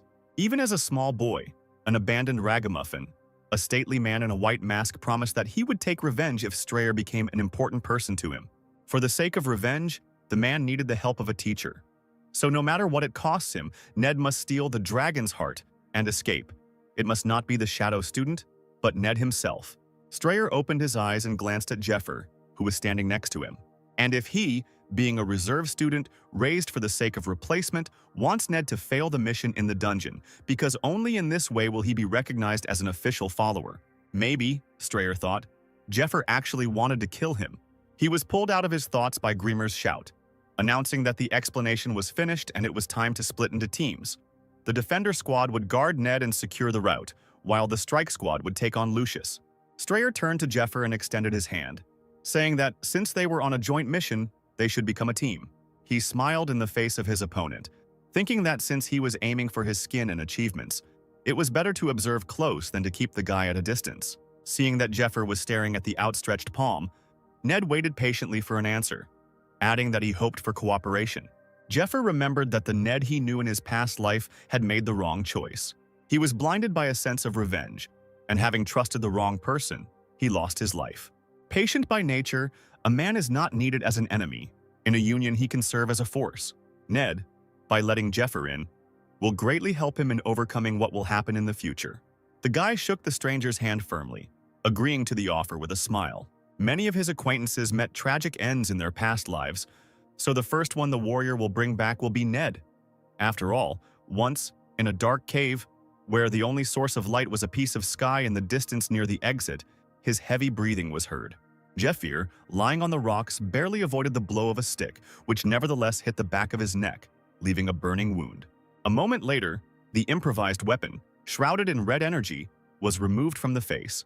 That Ned from the past life, all dirty and in torn clothes, offered Jeffer a deal. Either he teaches him the most powerful martial arts technique and helps him escape, or he dies right now and turns into a piece of meat. A mysterious connection. A teacher that will lead to a sharp growth and make an ordinary person the strongest. It was Ned who once taught Jeffer the technique of the flow of the royal tiara. The next day, the list of participants in the raid on the dungeon of the Grave of the Vile Princess was finally announced. Those who wanted to gather in front of a list of names, where the time of gathering was also indicated, and that until the day of departure on the raid, they were supposed to live in a certain place and train there. For safety reasons, until the end of the raid, participants were prohibited from communicating with anyone except their group comrades without permission. Everyone had to take everything they needed and report their calculations in advance. Jeffer, having found his name on the lists, was pleased and decided to sort something out. On his first expedition as part of a group of hunters, Jeffer, with the help of the boys, dealt with the queen in the dungeon of the black steel spiders. Then he visited the basilisk nest alone, completely clearing it out. After visiting a village in a narrow gorge, which Ned had labeled as a goblin cave by falsifying the document, Jeffer managed to get achievements for clearing 3 dungeons, as promised to Goth. The commander, along with Marco and Dale, bowed deeply to Jeffer when he announced that he was leaving on a raid, and thanked him from the bottom of their hearts for all that time. The warrior looked at his team with a smile and said that the guys now had achievements, as well as a bunch of vacancies that appeared after the selection of 40 slaves for the raid, so promotions were just around the corner. When he warned that things would get a lot tougher after the promotion, so they all needed to pull themselves together, Dale spoke up. The boy was embarrassed when the elder turned his attention to him. He could not say that he wanted to follow him and learn many more things. Even though they hadn't known each other for long, during the time they spent together, this man had a goal. And this goal was so grandiose that simpletons like Dale considered himself to be couldn't even imagine anything like it. The blonde gritted his teeth in despair, realizing that he was too weak and therefore had no right to follow Jeffer. But the warrior was not stupid, and immediately noticed the state of the young hunter, having gone with him all the way to improvement. He told Dale that if he worked hard, the day would surely come when he could walk hand in hand with him. A look of hope appeared on Dale's face. Jeffer turned around, walking towards the exit of the barracks, and promised that he would look forward to this moment. The guys bowed deeply to him again. The two who in their past lives should have already died at this moment continue to live. Jeffer saw their eyes filled with energy and understood that his actions were not in vain, but for now they can be considered dead. If the devil's followers succeed in performing the summoning ritual after 3 years, many people will die, and in order to prevent many deaths, the warrior must obtain the dragon's heart. And now the moment has come to meet Anna Primrose. White Rose took the client to her office to show him what she had promised. Looking at him with a sly look, She asked if he liked everything. In front of the guy was placed the equipment that Anna had managed to get: armor and a variety of different weapons. If at first Jeffer was amazed by the amount of things brought, after a few moments he smiled contentedly. As he wanted, all the demands were met. The nun got hold of blunt weapons that allow mana to pass through them well: rapiers, swords, sabers, spears, even a small mace. The tomb of the Vile Princess is a dungeon teeming with living skeletons that no longer feel pain. Strong bones provide the undead with protection against attacks that cut flesh, cause pain, and drain stamina through bleeding. Jeffer knew exactly what to do in such a case: crush the skeletons with blunt weapons. Inspecting what was brought, Jafir scratched his chin and concluded that he was satisfied with the quality and would take everything. Anna clapped her hands enthusiastically, and the client noticed an unremarkable sword among the huge amount of weapons. Jefir pulled out a long sword of sunset from the stand, stretching it out in front of him. It was a relic found by the knight 100 years ago in the Sunset Mansion. The sword emitted an unknown energy. White Rose looked at the client with confusion. She may have found everything he asked for, but a long sword is not the most effective option against skeletons. What was this slave up to? Jeffers' eyes sparkled in the reflection of the sword's tip. He knew that in the upcoming dungeon he wouldn't have to worry about just skeletons. More about the Temple of Light, which is about to end the 10-year assault on the dungeon, and also about the followers of the devil who are ready to risk their lives for the sake of the existence of the cult. The warrior must eliminate them all and obtain the Dragon Heart, since all members of the raid are his enemies. Last but not least is Ned, who doesn't trust Jeffer yet. And even when Strayer heard the truth, it didn't convince him. No, it's not that simple. After all, if the hunter fails and they have to fight, everything will end like last time, until one of the warriors is overthrown. Jeffer was so deep in his own thoughts that he didn't immediately hear the knock on the door. A nun from the Temple of Light entered the room, cheerfully apologizing for being late and introducing herself as Angelina, a sorceress in the laboratory. Sorcery is what gives equipment power like magic, holiness, and acceleration. The higher the skill of the sorcerer, the more powerful and long-lasting the power. The nun asked if the client in front of her was the one Anna had spoken of, and Jeffer nodded. As far as he knew, Angelina was one of the most powerful sorceresses in the temple. The girl laughed, calling the guy handsome, and asked him to rely on her. Angelina took out the beads and, turning to the Mother of Glory, called upon her to emit light. A glow immediately began to emanate from her hands, which soon moved to the middle of the room. Thus, the blessing was received by clothing made of griffin wool, a long sword of sunset, boots made of griffin skin, a staff of ordeals, a spider's crutch made of black steel. Even though Jafir had prepared himself for a clash with the raid group members, he couldn't help but put all his efforts into preparing for the dungeon. And if he couldn't withstand the sinister energy of the grave of the Vile Princess, then his inglorious end would come. This concluded the basic preparations. Anna Primrose handed Angelina a bag containing 3,000 gold coins for 5 items. The sister, holding her payment tightly, waved goodbye to Jeffrey and the nun. The guy stood with his arms folded across his chest and suddenly thought that 3,000 for an illegal deal with the sorceress, Angelina, was too cheap. White Rose had done a good job. The girl offered to pay for the work and was surprised when Jeffrey asked if she was sure. The client, frowning, suggested that the equipment was not cheap and the nun had not received her share of the commission, to which White Rose replied with a smile that they were not strangers. Then Jeffer, looking slyly at Anna and smiling in response, thanked her for her efforts. White Rose, catching someone else's gaze, turned pink. Trying to distract the client from her condition, Primrose coughed and turned away. The corners of Jeffer's mouth turned down and he said innocently that he had no money. The nun immediately came to her senses. She certainly didn't expect to hear this. The guy calmly replied that he hadn't been able to raise money on his recent forays, so he couldn't give him anything. Anna waved her hands, shocked, asking if the client was making fun of her. Jeffir did not torment the girl for long, and immediately activated the silver key on his palm. From the silver room, he took out 2 powerful poisons of the Poison King Fade, number 68 Belial and number 61 Jagan. When the nun saw the potent poison of Persephone in the hands of the client, her eyes lit up with greed. Of course, it was a good deal, and what a deal! Jeffer decided that he could afford to stall for time and raised the bottles high above his head. Anna should try to take them away from him. This was retribution for all her evil deeds. The girl kept jumping up and down like a little dog, trying to reach the desired poison with her hands. As he was leaving, Jeffrey warned the girl not to sell to the mole and to be careful, to which Primrose only nodded. She continued waving her hand at the client for a long time, wishing him luck and asking him to come see her for change when the raid was over. The next morning, all the recruits gathered in formation in front of the main building. In addition to the followers of the devil, doctors and knights of the temple also gathered. The followers themselves assumed that together they made up about 100 heads. Jafir remembered that among such a large number of people, only a minority survived, and this time history would certainly repeat itself. A loud, yet commanding voice was heard, the owner of which came out to the assembled group. It was the leader of the group and commander of the Temple Knights, Lucius Giornetti himself. On his direct order, the raid was declared open.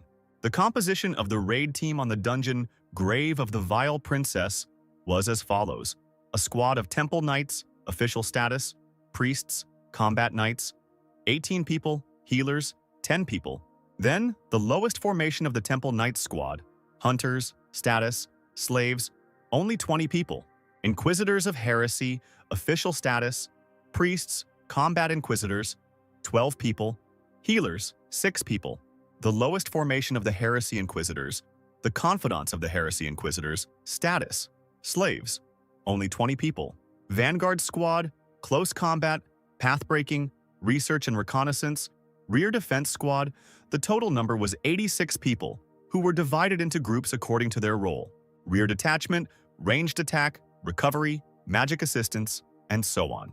They all moved under the leadership of 4 people: the leader of the healers, Arno; the leader of the rear detachment, Rihanna.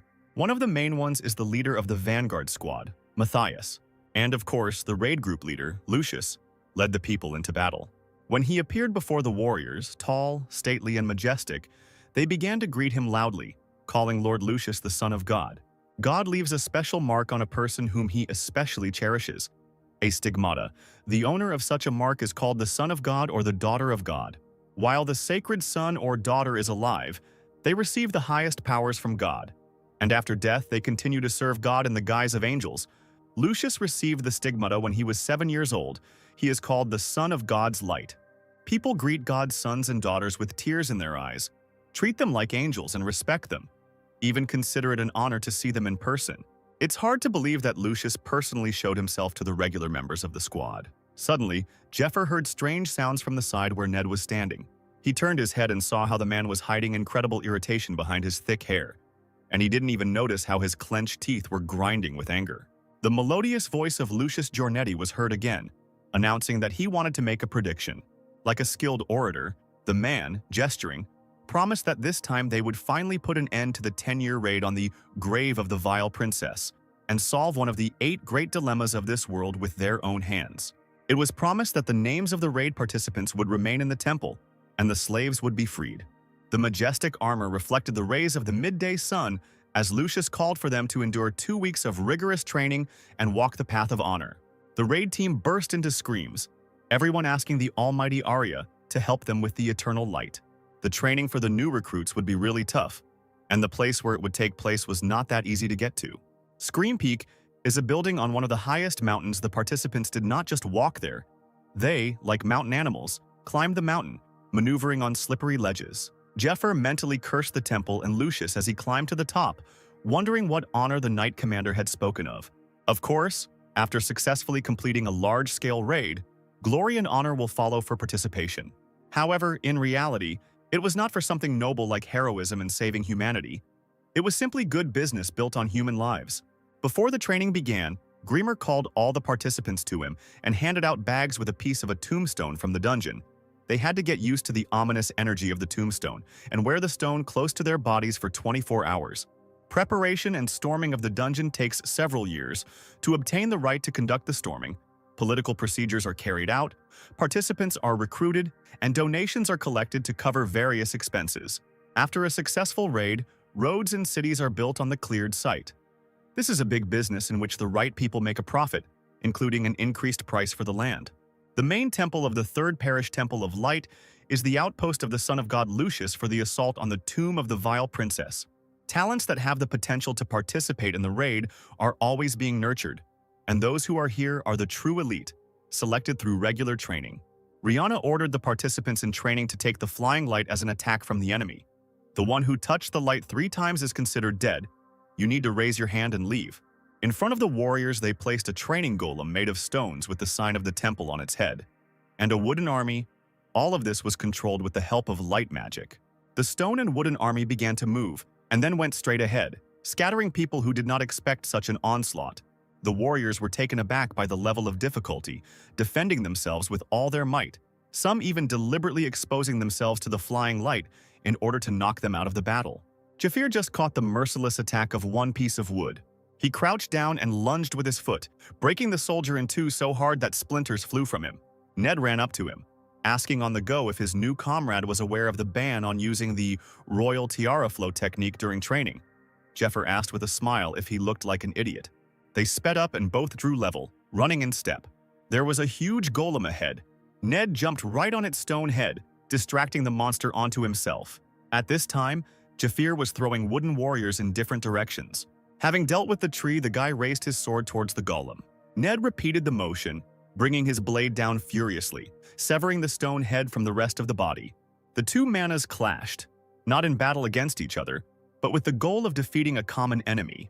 The golem crumbled into many small stones, as did his wooden army. Arno's voice was heard, announcing that the Destroy 500 Golems operation was complete. 15 minutes rest. The healer leader was pleased. These slaves were what was needed. Compared to the last raid, they were keeping up with the pace much better than expected. The man's gaze fell on Jafir and Ned.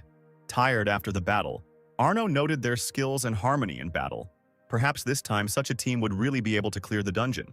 The healer stood in front of the resting squads and raised a cross into the air, from which emanated a bright light, shimmering with all the colors of the rainbow. Arno said with a smile that he had healed the wounds and relieved the fatigue of all members of the Vanguard squad. Smiling even wider, the healer leader added that thanks to the healers, the raid teams would be able to spend 2 productive weeks, equivalent to 4, and announced that training would begin from the very beginning. On the night of the last day of training, the warriors were told that the training was over. None of the teams had dropped out, and starting tomorrow they would have a hellish march towards the dungeon. So now was the last chance to get some rest. Ned decided to get away from the noise of his comrades and climbed up the high tower alone, sitting down right on the cold stone. His peace was immediately disturbed by Jafir, who asked if the man was going to eat today, since he had hardly eaten during all the days of training. He arrived with a bowl of the fine stew that was being handed out in honor of the last day of training. But Strayer turned away, saying he had eaten enough. The man looked straight ahead, his head down, and said that to maximize acceleration he had to watch his weight. Jafir looked at him thoughtfully, chuckling. Then he put his plate of food on the floor, deciding to follow Ned's example, and to the stranger's surprised look, he replied that if Strayer failed, he would have to take on the mission himself.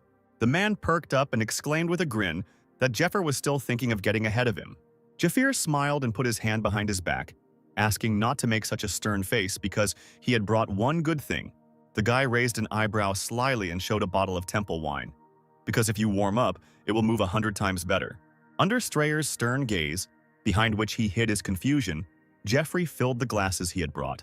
Having turned the dishes over in his hands, the man suddenly asked the guy how much he knew about his Ned's life. Strayer opened up after a few sips and admitted that at first he thought that Jeffer wanted to kill and take his place. But after all the days of training, it became clear that the hunter had no intention of harm. That's why Ned was even more confused. He remembered the hoarse whisper in his ear that said, "bloody tears," about how he was sure that only he and the teacher knew about this, and how he was ready to kill his opponent, if only he would tell what happened to the family weapon. But the guy caustically replied that he would tell only when he realized that trust had been established between them.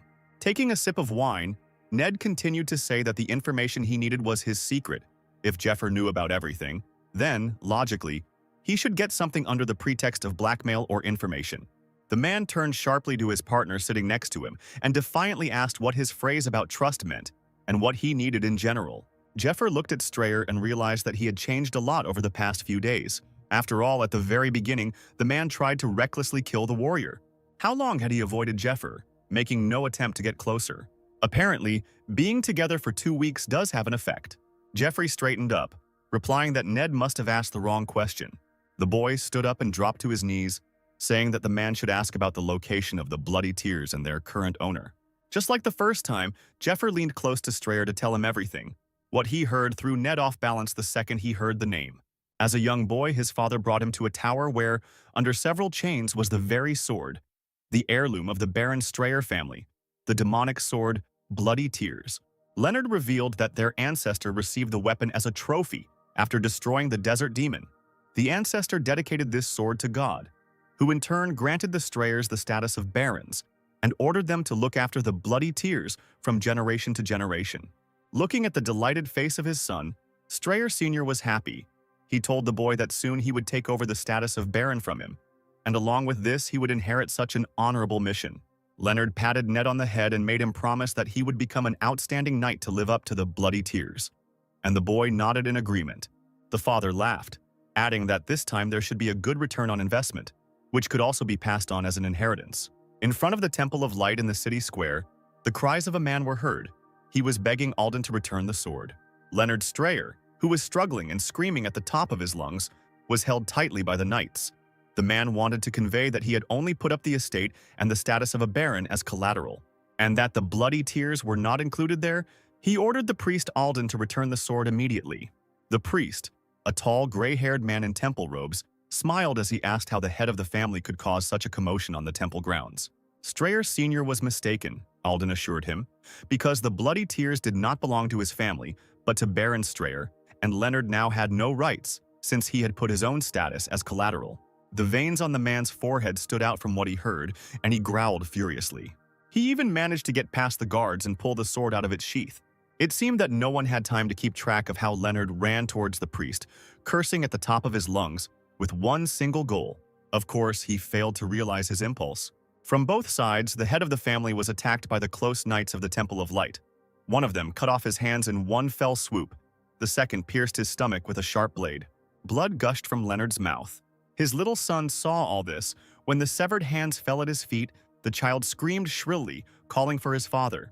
Alden slowly approached the man, in whom life had not yet died, quietly saying that he should be glad that the sword of a commoner did not touch the aristocrat and the son of a bishop in the Temple of Light. Alden placed his hand on Leonard's head, as if absolving him of his sins, and whispered that if things went badly, his son would have to be executed. Over the square where the man's body lay as a warning to others, the desperate, terrible cry of his son could be heard for a long time. 12 years ago, this kind of picture was common, especially in dungeon speculation. Investment in dungeon assault powers and raid group was also common. Item prices were very high, dungeon-related financial goods became popular. At one time, investors were able to make a huge amount of money with this, but the raid kept failing, so a fake guild of vagrants was created to pull off the investment scam. A lot of unfavorable factors flared up, and when everything came to light, the resulting economic crisis was called the burst of the underground bubble. The Temple of Light, whose fortune was built on selling dungeons warped with financial goods, had fooled a huge number of investors before the bubble burst, telling them the situation was safe. The temple sold goods that were no different from a piece of paper. This was done in order to reduce their losses and gain profit. As a result, the investors who bought the investment products, receiving a loan from the temple, like Ned's father, went bankrupt and ended up on the street. And the guilty priests, despite the largest fraud in history, did not pay for their crimes. All this time he survived to destroy the temple, remembering the moment of his father's bloody murder. Strayer wanted revenge on the priests, especially the priest Alden, who, under the pretext of friendship, deceived his father and took his life. Ned scoured the world to find his family's symbol, the bloody tears, which had never been heard of. A bitter, betrayed, and insulted "why" escaped the lips of the enraged man. His teacher, mentor, best friend, Ned screamed, unable to control his emotions, and asked Jafir in a strained voice why the sword was in the teacher's possession.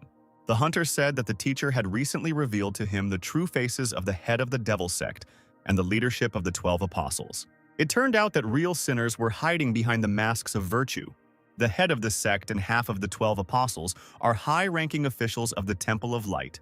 Ned was wrong if he thought he knew everything and that nothing would surprise him. This information knocked the wind out of him. Then Jeffer, folding his arms across his chest, told Strayer that the teacher's words about a loved one, about retribution, were all nonsense. On the difficult road to the dungeon, walking in formation, the boy said that the teacher planned to give the dragon heart they brought to the head of the Devil sect. And if this happens, they will forever be unable to touch even a hair on the heads of the sect's minions. It will be too late to take revenge. When Ned realized that the teacher he considered his own family had betrayed him, he could only curse.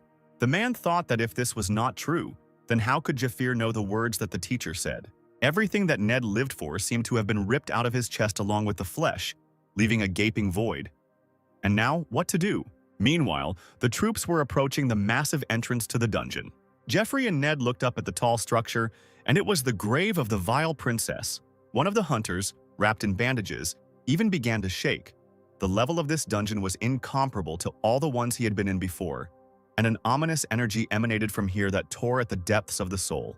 His neighbor in line, a gray-haired and very strong old man, scratched his beard with interest, thinking that this was interesting and worth trying. The leader of the vanguard squad, Matthias, was the first to approach the gate and opened it wide. The team asked each other questions about whether this was really one of the great mysteries of the world, looking around nervously. With his usual blissful smile, Arno drew attention to himself and reported that, as had been said earlier, this was a dungeon that had been under assault for 10 years. There are purification items everywhere, heavy metal figures, temple symbols hanging on chains. This means that the floor has been cleared and is currently being cleansed. As the squads descended the stairs, the leader of the healers explained that the dungeon consisted of 9 floors. Last time, the raid team managed to clear the dungeon up to the 7th floor. We even managed to destroy the guards of the 8th, penultimate floor. But because of the ominous energy that rises from the lower floors, monsters continue to appear here. And right at that moment, an army of skeletons began to advance on the detachment, grinning disgustingly and snapping their teeth. Matthias Gramer ordered everyone to prepare for battle, and the vanguard squad to form line 3. He himself, having pulled his sword out of its sheath, smiled broadly. Let the party begin. At the same time, other important events were taking place in the Temple of Light. Before entering the temple, 2 ministers were talking about something, one of them thanking the other for the visit. A smiling blond man of about 45, the head of the 3rd parish of the Temple of Light, Bishop Alphonsus Giornetti, Lucius's uncle, said that due to the raid, the temple's fighters had left the monastery, and he could not believe that the guest had arrived to borrow a defensive army. His interlocutor laughed, answering that in such times it is necessary to help each other, because after Lucius's departure to the dungeon, the knights of the temple arrived in the main temple of the 3rd parish from the central parish. Cardinal Alden Rusker of the Temple of Light smiled broadly as he extended his hand confidentially to the bishop. In the tomb of the abominable princess, a real hell was happening. All the monsters from the underworld rose there. Hundreds of armed skeletons moved like a cloud towards the aliens who disturbed their peace. Covering themselves with shields, the knights fought off the evil spirits quite well. The men from the hunting party even managed to talk to each other. Some did not see the end of this thunderous army, while others thought it was too easy a fight. The man in bandages, seizing the moment, quickly told his comrades about the information he had heard. The mistress of the dungeon, the princess of horror Eurydica, was once a great magician who appeared once every 1,000 years, and she probably locked her subjects alive in the tomb. And over the course of 1,000 years, several hundred, if not thousands of plunderers came here.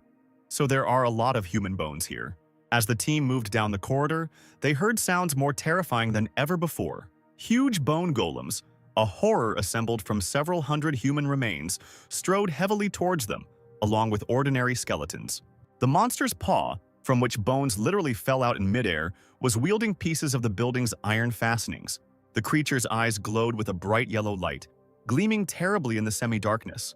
The golem swung and hit straight into a large crowd of people, who, unable to group together, flew apart like figures in different directions. A minute later, the evil spirits created a shockwave of skeletons. She knocked the troops off their feet, and those who stood at a distance covered themselves with shields and called out to the Supreme Arya. The leader of the rear detachment, Rian, stepped forward and loudly commanded the sacred chain of light to bind her enemy, holding out a staff with the symbol of the church. The chain, obeying the order, entangled the golem in several rows. There were cries of joy all around. Orders were given to break the monster while it was tied up and not to let the skeleton warriors go. It seemed as if the golem was really giving in, fading and disintegrating with every passing minute. But suddenly his fingers, 3 outgrowths of human bones, grabbed several chains. The tendrils stretched out to the sides. The chain broke. The golem was free. The warriors began to notify about this, warning their comrades. Matthias, holding the sword in front of him, recited a prayer. May the goddess guide and grant a ray of light in the darkness. From precise movements, imitating a cross, the monster began to burn and disintegrate. The senior inquisitor of heresy knew his business. Not a single muscle moved on the man's face as he rushed at the enemy. The knights froze in amazement looking at Mr. Matthias. Nothing else was expected from him. The stately figure turned to the teams and, cursing, urged them not to relax. After all, if there are these piles of bones, then somewhere nearby there is someone who controls them. And indeed, when the squad went a little further, they were met by a skeleton mage, a mid-level monster who owned some spells and could control skeletons of a lower level.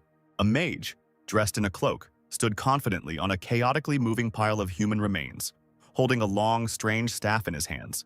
Reading a prayer on the go, the images of which appeared right in the air, Arno shouted to Matthias that they needed to deal with the magician, because he would summon golems, to which the squad leader spat that he was aware of it, and there was no need to rush him. The man glanced sideways at the defensive squad, who were holding the church's staffs with sacred light, and thought that they needed to be used to get closer to the magician. The team needs to go deeper and destroy all the golems on the way. Matthias began to look around nervously, looking for something, because if it was not found, the fight would drag on. When golden locks of hair appeared ahead and their owner called for everyone to step back, the senior inquisitor realized that he had found a loss. The commander of the Knights Detachment of the 3rd District of the Temple of Light appeared before the magician in person, wearing massive armor and wielding a long spear with the symbol of the temple at the top. Matthias, Ned, and Jeffrey felt an unprecedented strong energy, turned around at once and were stunned. A stream of bright, scorching, and deadly light for evil spirits filled the entire corridor, burning every skeleton that got in its way. The bones flashed in the air like matches. The ancient tombstone that had been feeding the skeletal mage's energy split in two. Green, caustic liquid spilling out. Winking at the team, Gornetti noted that if the tombstone was not broken, the mage would get on their nerves with his spells. Although if they were destroyed simultaneously, it would not matter. The cries of the warriors who had captured the magician and his golems were heard. All that remained was to deal with the remaining evil spirits. Rihanna remembered that in the last raid it took half an hour to destroy the tombstone. The Spear of Light has incredible power. Ned looked at Lucius from under his brows, not expecting such power from the Son of God, and Jeffir assessed the equipment, which cost 2 million gold. Yes, Giornetti was truly irresistible in his golden armor, while possessing an angelic appearance. Having cleared the 8th floor of the ubiquitous skeletons, the squads began to set up camp. The medics were tasked with treating the wounded, and in order to avoid becoming a victim of the monster at night, it was necessary to set up purification facilities around the perimeter. Taking advantage of the general confusion, Jafir slipped through one of the stone arches.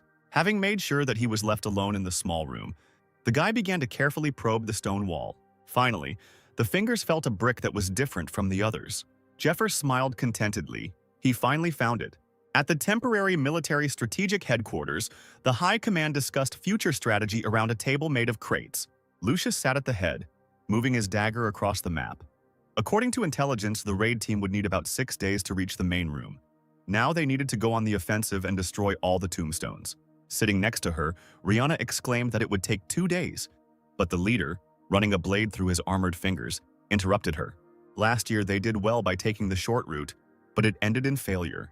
Rihanna suddenly fell silent, and Arno and Matthias remained silent, not daring to contradict Giornetti. The man drew a figure symbolizing a warrior of light across the map, showing how the warriors reached the tomb last year. Others with skulls on top immediately appeared around the figure. Escaping from the attacks of the guards protecting the passage, the knights retreated back and found themselves surrounded by a legion of the dead. It was not worth repeating the same mistakes if it takes more time. No big deal, but you need to destroy all the slabs. The leader of the healers thought, even if the team falls into a trap before the main tomb, good warriors will die, and the fewer of them there are, the higher the risk of failure in the decisive battle. One of the most important tasks this time is to save the energy of Commander Lucius and lead him as healthy as possible to the main monster. Arno was confident that with the current commander it was possible he would be able to defeat the monster. But a year ago, they almost reached their main goal. One single guard at the entrance to the tomb did what seemed impossible. The bones that were pressed against the door fell down with a disgusting sound, scratching the surface. This monster, shrouded in purple magic, broke the entire fighting spirit of the team with just one look. Everyone was brought out of their thoughts by a deafening cry, full of pain, coming from the camp. Matthias irritably pulled back the curtain that blocked them from the warriors, hissing through his teeth what was going on. The man's eyes widened in horror and confusion. A huge Shoggoth was devouring people from his squad.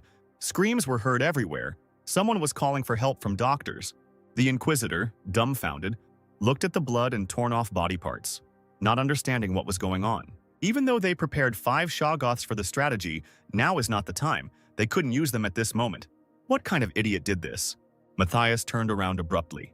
It so happened that at that moment the leader of the rear, Riona, who had run up to the exit, turned around. Arno peered into the distance, narrowing his eyes. All the leaders looked in the same direction at the same time.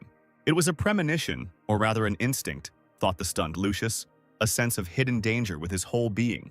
By the brick wall, in which there was now a gaping hole with a strange round lever in it, stood one of the outstanding slaves, Jeffir. He asked rudely why the commanders were staring at him, and abruptly pulled down the lever handle. The stone floor beneath their feet cracked into several pieces, as if a powerful earthquake had just occurred. Where the edges had been marked by destruction, the floor began to rise, forming huge steps, each with a man standing on it. Lucius, Matthias, Arno, and Riona found themselves on different levels, but one thing remained unchanged. From the very bottom floor, in which openings had now formed, more Shoggoths could be seen. The whole dungeon started moving. The day before the list of participants for the raid was announced, at a meeting of the Devil's followers, Matthias told his minions about the plans for the raid. The passage to the main evil spirit is protected by a powerful magical barrier. Until the guards fall, the doors will not open, but when everyone gets to the main hall, the passage will close, and this will continue until the monster is killed. The reconnaissance group found out this and deciphered the magical runes that were written all over the passage. When one of the warriors raised his hand, asking if it was possible to break the wall, the man snapped that then the raid would not have dragged on for 10 years.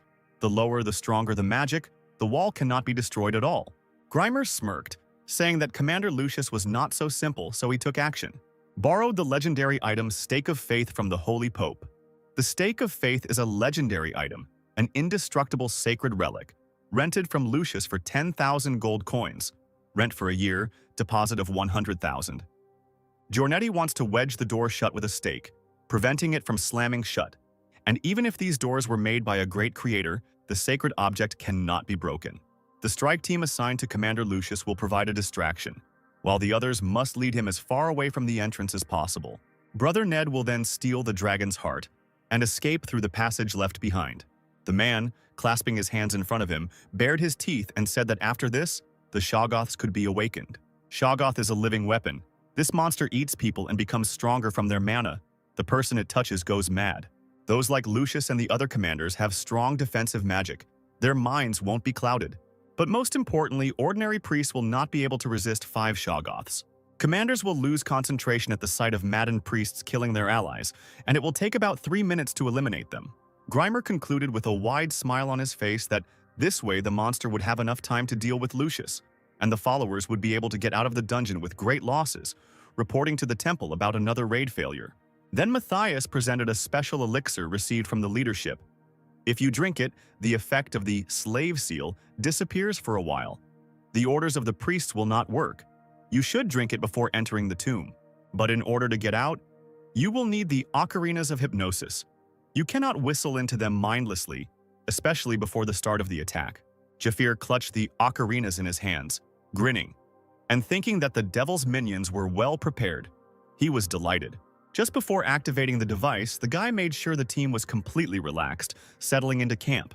He brought the instrument to his lips. Since there was a large group of doctors here, there would be no serious problems. The sound was not heard immediately, but some slaves recognized the melody. Purple monsters slowly emerged from the bags of the devil's stunned minions. They were incredibly hungry. The Shoggoths grew so quickly in size that the warriors did not have time to react in time. They ran around the room in panic, screaming in horror as they watched the others die. Jafir, who had been watching from around the corner, shouted at the crowd as loud as he could, ordering them to gather in one place and form a group so that it would be easier for the healers to carry out the cleansing. As the boy ran further, he knew that his cry would be heard and the command would be carried out, closing ranks. Running up to the wall, Jeffer reached for the needed brick. But suddenly a chill ran down my spine from an unfamiliar sensation. The warrior turned around abruptly, feeling someone else's gaze. The commanders looked at him with wide eyes. Matthias clearly remembered Ned introducing this guy to him, saying that he was sent by the teacher to help complete a mission. After a few seconds, he unmistakably recognized Jafir, but what was he doing there? The hunter's hand slowly reached out to the brick, pressing down on it gently. And when the mechanism came out, The guy, for some reason, rudely and disrespectfully called out to his elders. Then he pulled the lever with all his might. The device was not to be discovered until 3 years after the raid was completed.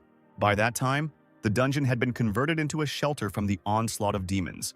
This is a security mechanism that changes the position of the walls by rearranging the piles and supporting structures of the tomb.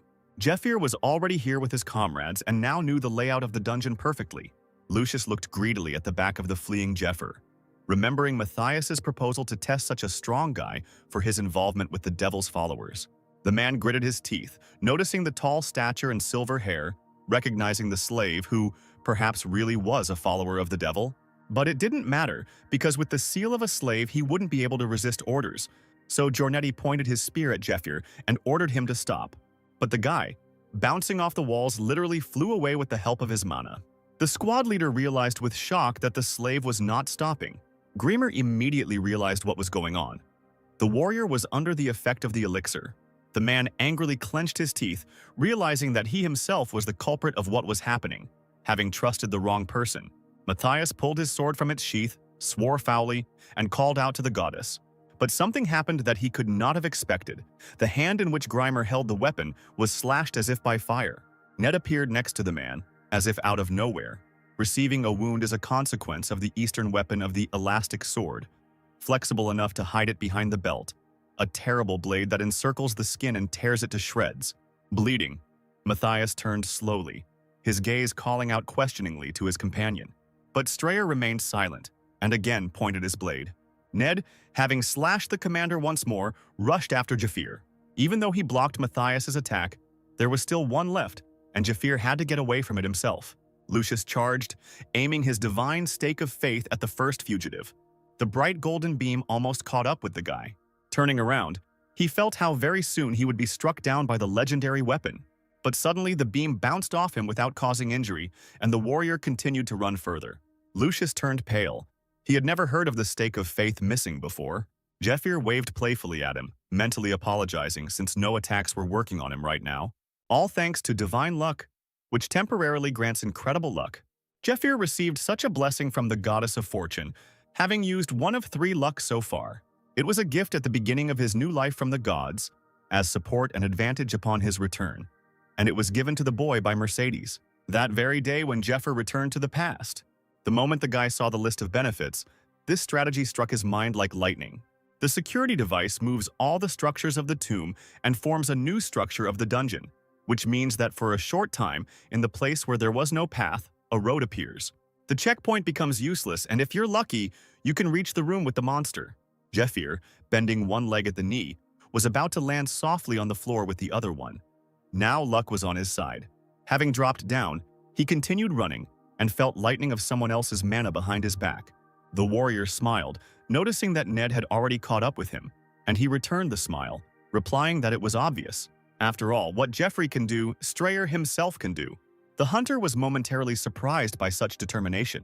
Even before the raid began, standing on the tower, Jafir tried to convey his thoughts to the stubborn Ned. He probably thought that, contrary to the plans of the devil's followers, after everyone entered the tomb, he would steal the dragon's heart and escape with it. The hunter, having assumed this, immediately continued that such a plan was a failure from the start, and the two of them needed to kill the main evil spirit in order to survive. The man stepped back, thinking that Jeffir was making fun of him. Jumping up, he shouted that he was tired of listening to this nonsense. Was it really all the hunter could come up with, killing the creature together? The guy shook his head and calmly asked Ned to sit back down so he could tell him something. When the plan was announced, Strayer had time to sit down next to Jeffir and think about what he had heard. Still, there was one problem. Trust. The man asked why it would be bad if he ran away with the heart. For Jeffir's information, Ned can also show the speed of the flow of the royal tiara. No one will catch him. And in general, what will happen if he becomes the owner of the dragon's heart? Jafir said that firstly, the power of the heart can only be taken over in a special way. Otherwise, it will simply kill the new owner. And Jafir himself cannot do this, but he knows someone who can help solve the problem. Jeffir continued bending his finger. Secondly, the man who arrived as a carrier to the main temple of the third parish is Cardinal Alden. If Ned shows up at the meeting place, Alden's pair of knights, true professionals, will begin pursuing the follower. And the news of the escape and betrayal will open the hunt for Strayer by the entire devil cult. Jeffir looked seriously at his interlocutor, warning that when he said the entire cult, he also meant the teacher, the master of the flow of the royal tiara. The guy asked if Ned was confident. "Are you sure you can fool all these people without Jeffir's help?" Emerging from his thoughts, the warrior focused on escape. He skillfully jumped between the stone columns of the mobile mechanism. Green lines ran along the entire path, with Strayer running behind the guy, keeping pace. He recalled how he approached Matthias, saying that he wanted to hand over the dragon's heart to the cult leader personally. The man, looking at him suspiciously, replied that, as a responsible person, he could not make decisions that did not correspond to the intended plan. But when Ned rightly noted the suspicious appearance of the carrier, who might be suspected of treason by the Temple of Light, Gramer thought about it. He smiled, though, noting that the teacher had probably told Ned about the ferryman Alden, so let him just do his job, since the followers had prepared a flawless plan. Matthias added that the man from the east told his student a lot of things. The structure of the organization is secret, the faces of the other brothers and the leadership are little known. Apparently, the teacher trusts Ned very much. As bitter as it was to admit, all of Jeffir's words turned out to be true. Father Strayer's sworn enemy and absentee killer, Cardinal Alden Rasker, was one of the leaders of the diabolical cult. He was in such close relationship with the teacher that he was recommended for an important mission. Alden ruined and ended the life of the person closest to Ned, and the one whom the man admired and considered his savior had been deceiving him since Strayer's childhood. The fugitives, having passed a small corridor, noticed that a huge bone golem was already waiting for them in a recess in the wall, its empty eye sockets gleaming predatorily, from which a green light was pouring. Ned immediately raised his hand back to get a better aim and use his mana lightning. As Jeffir continued on his way, the man unleashed all his rage and pain from betrayal on the golem, attacking it with such force that the monster instantly crumbled into the many bones that made up its body. This blow provoked Strayer so much that the desire to destroy both the follower of the devil and the Temple of Light turned into a need. The air became more and more electrified with each passing second. Jafir sensed the change, glanced back and shouted at his comrade, warning that if they slowed down even for a second, they would immediately lose. Ned shook his head and tried to calm himself, barking back that he knew it himself. Jeffir didn't say anything else, but he understood how his partner felt, and now was not the time to take revenge. Moreover, there were only 15 seconds left until the end of Divine Fortune. It was vital for both of them to speed up as much as possible now, so as not to get caught. The seconds slowly floated away. 11, 12, Jeffir saw, felt. They were already close. At the 10th second, the fugitives managed to slip through a brightly glowing opening that looked like a portal. Once on the other side, both saw the back of a skeleton knight a few meters away. The monster looked truly terrifying, tall, in massive armor untouched by time. He turned around, completely enveloped in a purple haze, and from his empty eye sockets, lights of the same color looked at the uninvited guests. At the 8th second, Ned and Jeffrey didn't stop. They ran straight towards him. A voice was heard that matched its owner, sepulchral and eerie. The skeleton, reaching for the weapon, wheezed that the heart belonged to him. He growled terribly, raising his sword above his head and turning to face the men. Jeffir, anticipating the knight's next move, shouted at Strayer with all his might, urging him to jump. The skeleton lunged forward, his purple magic crossing the floor in an X, trying to reach the aliens. But they quickly grouped together and jumped over the deadly beam. At the heights, the men's keen eyes quickly discovered what they had come here for. Right behind the skeleton, at the very floor, there was a gaping hole through which one could get into the last room. The knight extended his bony hand, it crunched, and a clot of magic splashed into the air. Ned, running past, left only a trace of his red mana in the monster's hand. Jeffir, making his way forward, thought distantly that never in his new life had he been so focused. 3, 2. The opening leading to the last room inexorably diminished, following the rearrangement of the blocks. 1. Both men miraculously slipped through the gap. The fall ended with pain from landing on the cold stone floor. At the same moment the doorway closed behind them with a crash, Jeffrey was lying down. Ned, with his head down, was sitting on his knees, but both were breathing heavily. When the warrior exhaled with a smile and a broken breath, his partner shook his head, whispering that he himself did not know what he felt now, joy or surprise. It was hard to believe that they were able to get into the main monster's room in this way. In the center of the room, several stories high, a tall, pointed altar was installed, with patterns applied to it, as if it were held by chains around the entire perimeter by smaller altars. Ned stood tensely, looking around the room, in which there was not a soul alive or dead. When he suddenly heard a girl's quiet voice, he shuddered. Jafir narrowed his eyes, obviously hearing the dungeon keeper. Blue clots of energy began to slowly appear in front of the altar, and a soft, mesmerizing voice continued to ask the new arrivals who they were, and to say that the energy of the night behind the door was still strong. The void repeated menacingly that the men had disturbed the sleep of the royal family. Then a thin female figure in long robes appeared in place of the clots. Meanwhile, the rest of the raid team fought for their lives, and soon it was announced that all the Shoggoths had been captured and the walls were no longer moving. The leader of the rear detachment gave the order to gather everyone and check the survivors. The healer leader asked Commander Lucius what his next orders would be, and he was still reeling from what had happened. The brand of the slave is a tattoo that the priests of light place on the bodies of slaves, thereby forcibly subordinating them to carry out orders. How could it be that now the brand had no effect, even if the Son of God gave the order from a kilometer away? Didn't that bastard have a slave brand on him? Or did he have something that would remove the effect of the tattoo? First the Shoggoths appeared, and then this guy launched some strange mechanism that no one had ever found before. The dungeon began to move, as if some god was happily playing with a dollhouse. The realization of the scale of the disaster hit the leader of the vanguard squad right in the gut. All these facts indicated that the team was infiltrated by followers of the devil. The blonde gritted his teeth in despair. After all, he was gathering a group of trusted people and slaves who were directly subordinate to them. He immediately turned to Arno, asking the names of the fugitives and whose subordinates they were. After thinking for a second, the man replied that the blonde one was Jafir, the one in red was Ned, and Jafir had joined the squad on Ned's recommendation. Lucius's eyes widened in horror when he heard that Ned was serving under Matthias. The subject of their conversation stood at a distance, peering into the void formed by the movement of the dungeon. He could barely contain himself, burning from within with impotent anger at the escaped Ned and Jafir, who not only abandoned the rest of their henchmen, but also created a mess. The man's hand creaked as he gripped the hilt of his sword. This was a chance to gain recognition from the devil cult and achieve success in the Temple of Light. And now, because of these freaks, his perfect plan had failed. Grimer asked his brothers in a low voice to pause the operation and prepare. When surprised voices were heard behind him, the man turned around, his eyes blazing with madness, and gave the order to kill or be killed. As Matthias had expected, the steps of the Temple of Light's teams could be heard from the side, walking towards the souls of the devil's followers. Giornetti, having gathered his courage, led his subordinates and the army. The man he had considered a close friend his entire life only shook his head slightly when he heard the heavy footsteps. Barely containing his anger, Giornetti addressed the man by name, asking if he had anything he wanted to tell him. Raising his flaming sword into the air, Grimer flashed his teeth, replying that he himself did not know whether they needed to find out anything. In the monster's main room, a girlish figure, her snow-white hair scattered across the stone floor, waited for answers from the guests. Jeffrey and Ned seemed in no hurry to answer, but something strange was happening to Strayer.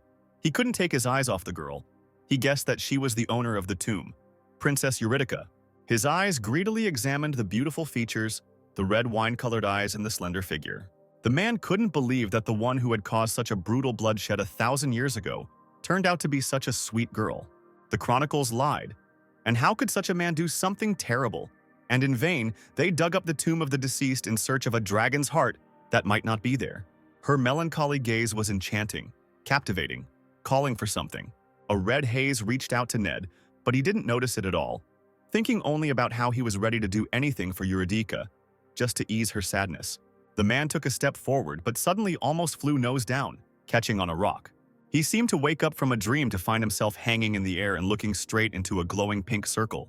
Jafir held his partner up by the weight, grabbing his cloak, and with a displeased hiss, called him a fool who fell for such a cheap trick. Ned was sweating profusely, counting off the seconds in his mind as he looked at the magic circle he had almost stepped into. It was a trap of that very sweet, at first glance, princess. Everywhere, one could hear a voice that was no longer alluring, but laughing disgustingly, and the picture in front of the men changed with lightning speed. Eurydica's once beautiful face had split into pieces like a plaster mask, and in place of her mouth and eyes there was only blackness. As the thing wheezed, happy that this was a great opportunity to catch people, Jeffrey realized that they were about to be attacked. The monster suddenly lunged forward, long, deadly vines trailing behind it. The princess, now looking like a living nightmare of hunters, leaned over the people, her sharp teeth clicking together.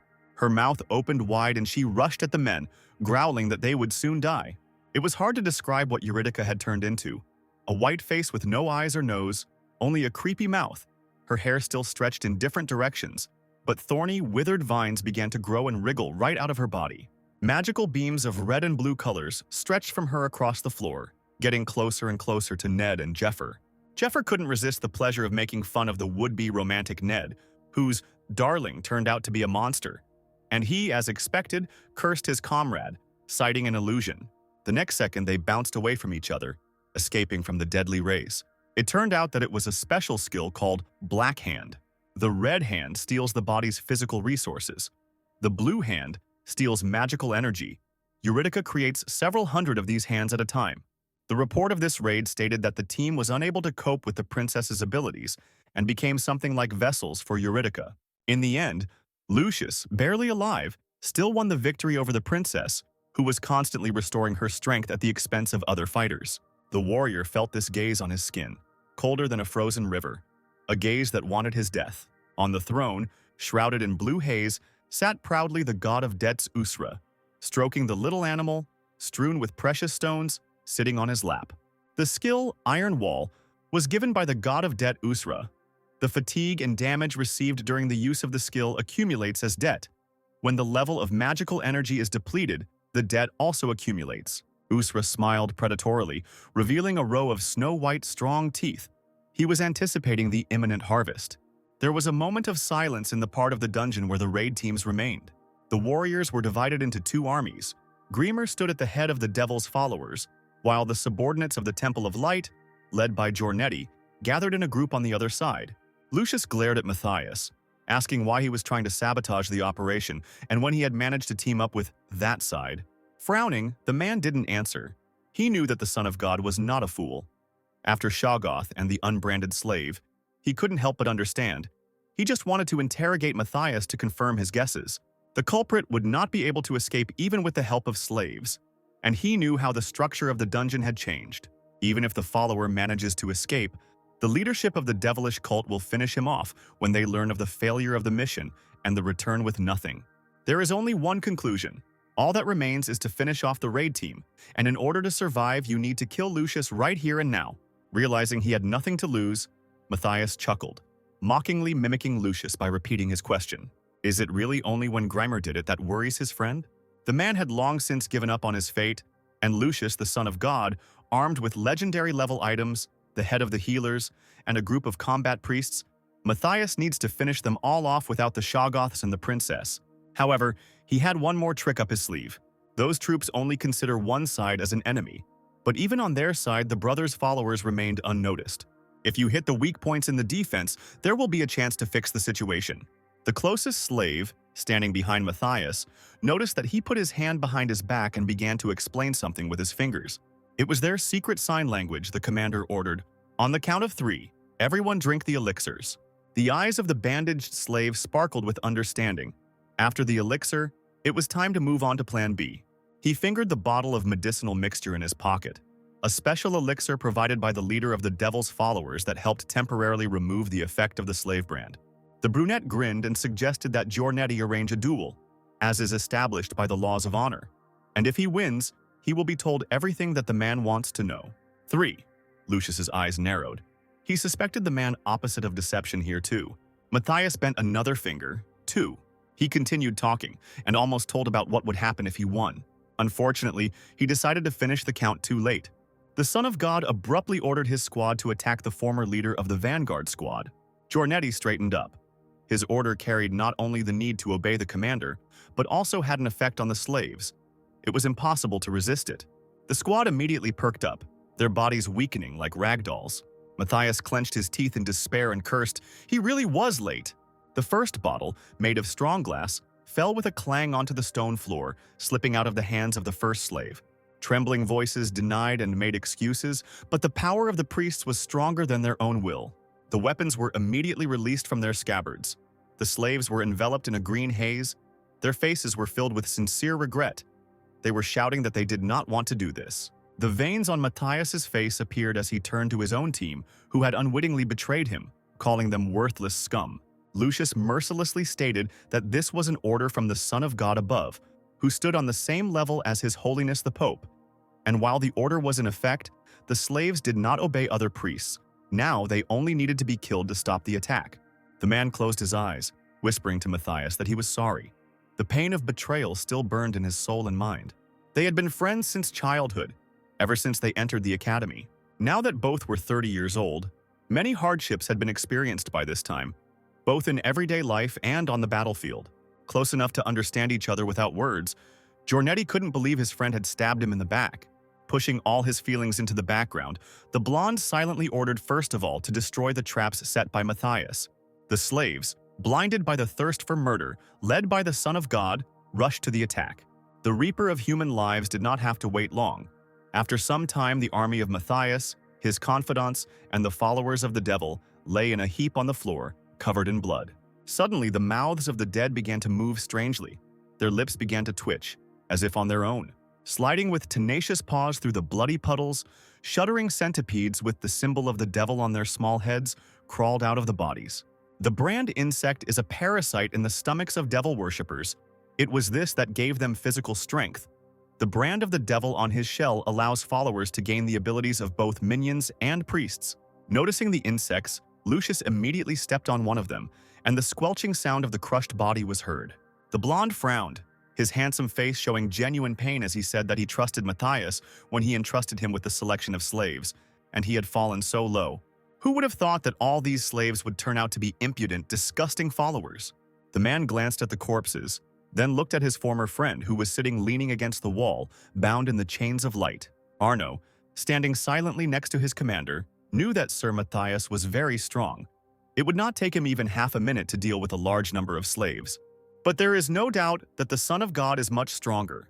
After all, now, despite all the confidence and victory, it was the devil worshipper who sat at Giornetti's feet. The brunette angrily spat out the blood that had collected in his mouth. He knew that it wouldn't be easy, but he didn't think that he would be the one who lost. During the entire battle, they failed to hit Lucius even once. The man clenched his teeth in impotent rage. Was there really such a huge difference between them? Between the Son of God and the Fallen One? An incongruous question came to mind. Did the Heavenly Father himself forge the links of this chain in which he was wrapped? Matthias leaned forward, coughed, and vomited his own blood onto the floor. At first, there was a desire to say goodbye to life, but then from the depths of the body to the throat, replacing the nausea, something approached. Greimer held a small ball with the devil's symbol on it tightly between his teeth. The sick eyes slowly rose to see their tormentor. If this was fate, it was worth making a decision. Giornetti did not notice any changes in his former friend and continued to try to find out the reason for his betrayal.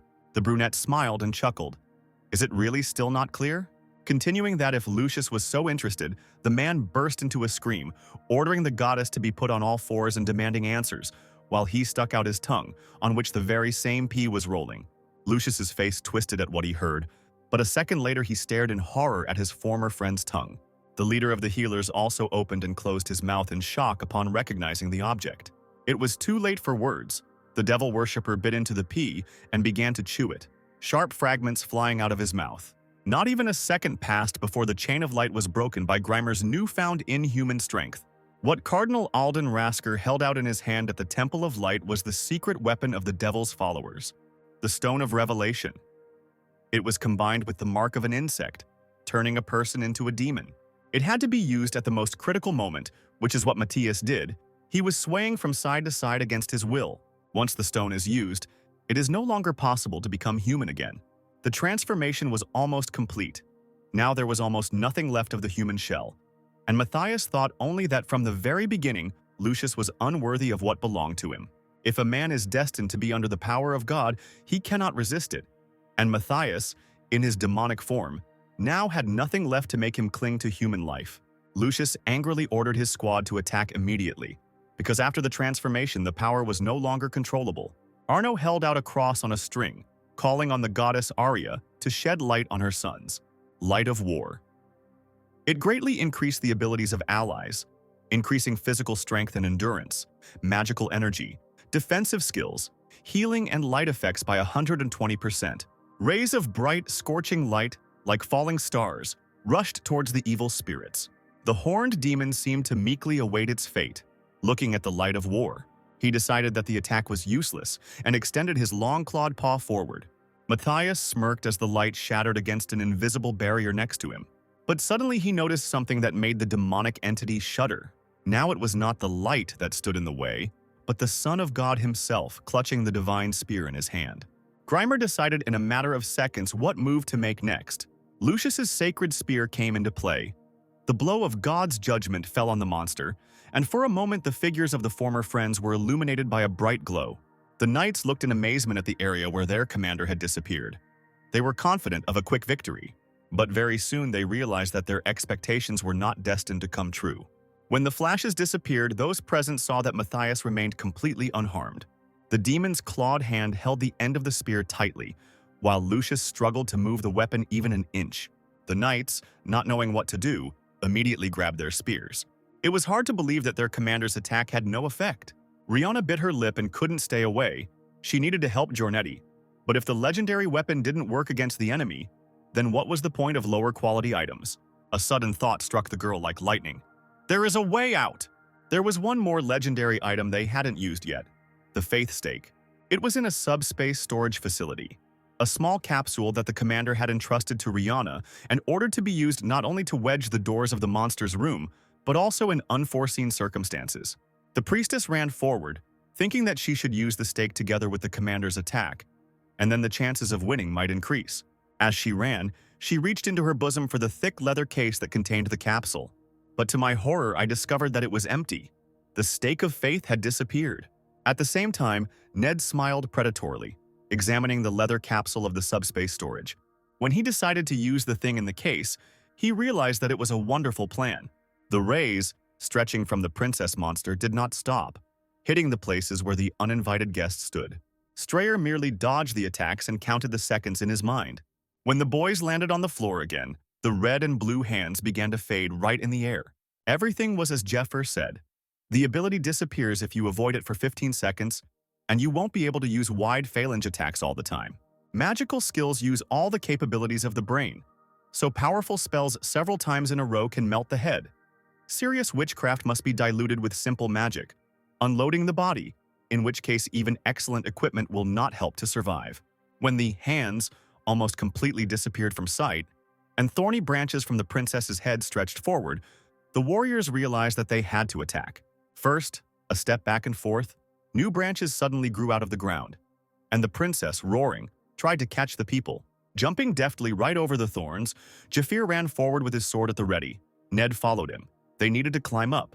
Both of them sped up using magic, and thin lines of mana trailed behind them, throwing lightning at the monster's body. A fight is a lot of unpleasant surprises. Even knowing the future, it is impossible to predict absolutely all of the enemy's moves. Jafir was armed with Sunset, a demonic sword that possessed a powerful striking force of darkness or light. Depending on the magic of the owner, this sword is the best weapon for someone who is not a priest. The tenacious vines, intertwined with each other to form powerful paws, flew off in different directions. The hunter spared no effort or his own magic, attacking the princess and the tendrils extending from different parts of her body. The monster roared loudly, which caused Eurydica unbearable pain, but now she had lost her human features. In battle, equipment was of great importance. Did you have enough items with you? Did you have loyal comrades? And did you have enough spirit and endurance not to waver? Large beads of sweat rolled down the concentrated faces of Jeffrey and Ned. Would they be able to cope? On one side, Strayer attacked the monster, red mana cutting through the air like lightning. On the other hand, Jeffir, using the sword technique Light of the Royal Tiara, Dragon's Ascent to Heaven. Finally, the warrior jumped off Eurydica's huge body onto the floor, leaning on his fist. He managed to cut off the monster's head, and the flesh seemed so ancient and dark that not a drop of blood spilled from the wound. But at that very moment, a black clot began to rise towards the ceiling above the severed part of the body, writhing wildly, taking on various shapes. Ned glanced questioningly at his partner. He shook his head, and the man understood without words that this was not the end. Jeffir ran up to the princess, watching as she began her transformation. It wasn't that easy to defeat a monster. Suddenly, a mischievous smile appeared on the guy's lips. This is exactly what he expected, having learned from his past life experience. A few seconds later, when there was no point in further delay, Jeffer called out loudly to Ned, He replied that he knew everything and suddenly leaned forward, approaching the monster. The long cloak with the Temple of Light symbol on the back fluttered in all directions as Strayer found himself almost completely enveloped in a purple haze that extended from the princess. Even at the strategy discussion stage, Jafir warned that if the monster was left without a head, it would take on a second form, and this would give it even more power. But there is good news. It is tedious to wait for the moment in the transformation process when the monster cannot use skills and move. Ned, remembering this well, immediately opened the leather capsule of the subspace storage. The man felt an incredibly powerful impulse that pushed him back. The stake of faith in its true size flew out of the capsule at incredible speed, blazing with fire, and sank into the transforming monster. This legendary-level item reacted to the energy of the unholy creature and released powerful sacred power on its own. Splashes of divine light filled the room, and the stake, digging deeper and deeper into the princess, made her wheeze and scream from unbearable pain. Jafir ran forward and immediately cut off another branch of the growing energy limb from Eurydica. The majority of the damage will be done by the stake of faith, and the warriors are required to swing their swords at that time to prevent the monster from pulling the stake out of itself. Although the stake of faith is considered legendary, the sacred power has its limits. Once the power is exhausted, the stake will become an ordinary piece of iron. Lucius, who borrowed the stake for a huge amount of money, probably did not intend to use it for an attack. Grinning vengefully, Jeffer decided that the money wasn't his, so he didn't care, and continued to chop off fresh limbs.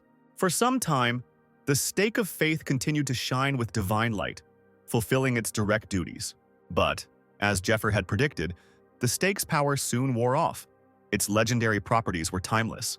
This meant that the weapon had recorded the neutralization of the enemy. The warrior angrily threw aside his now useless weapon.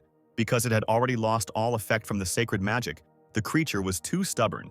The guy decided that, given the princess's strength, he hadn't spent much, and drank a magic elixir that restored lost mana.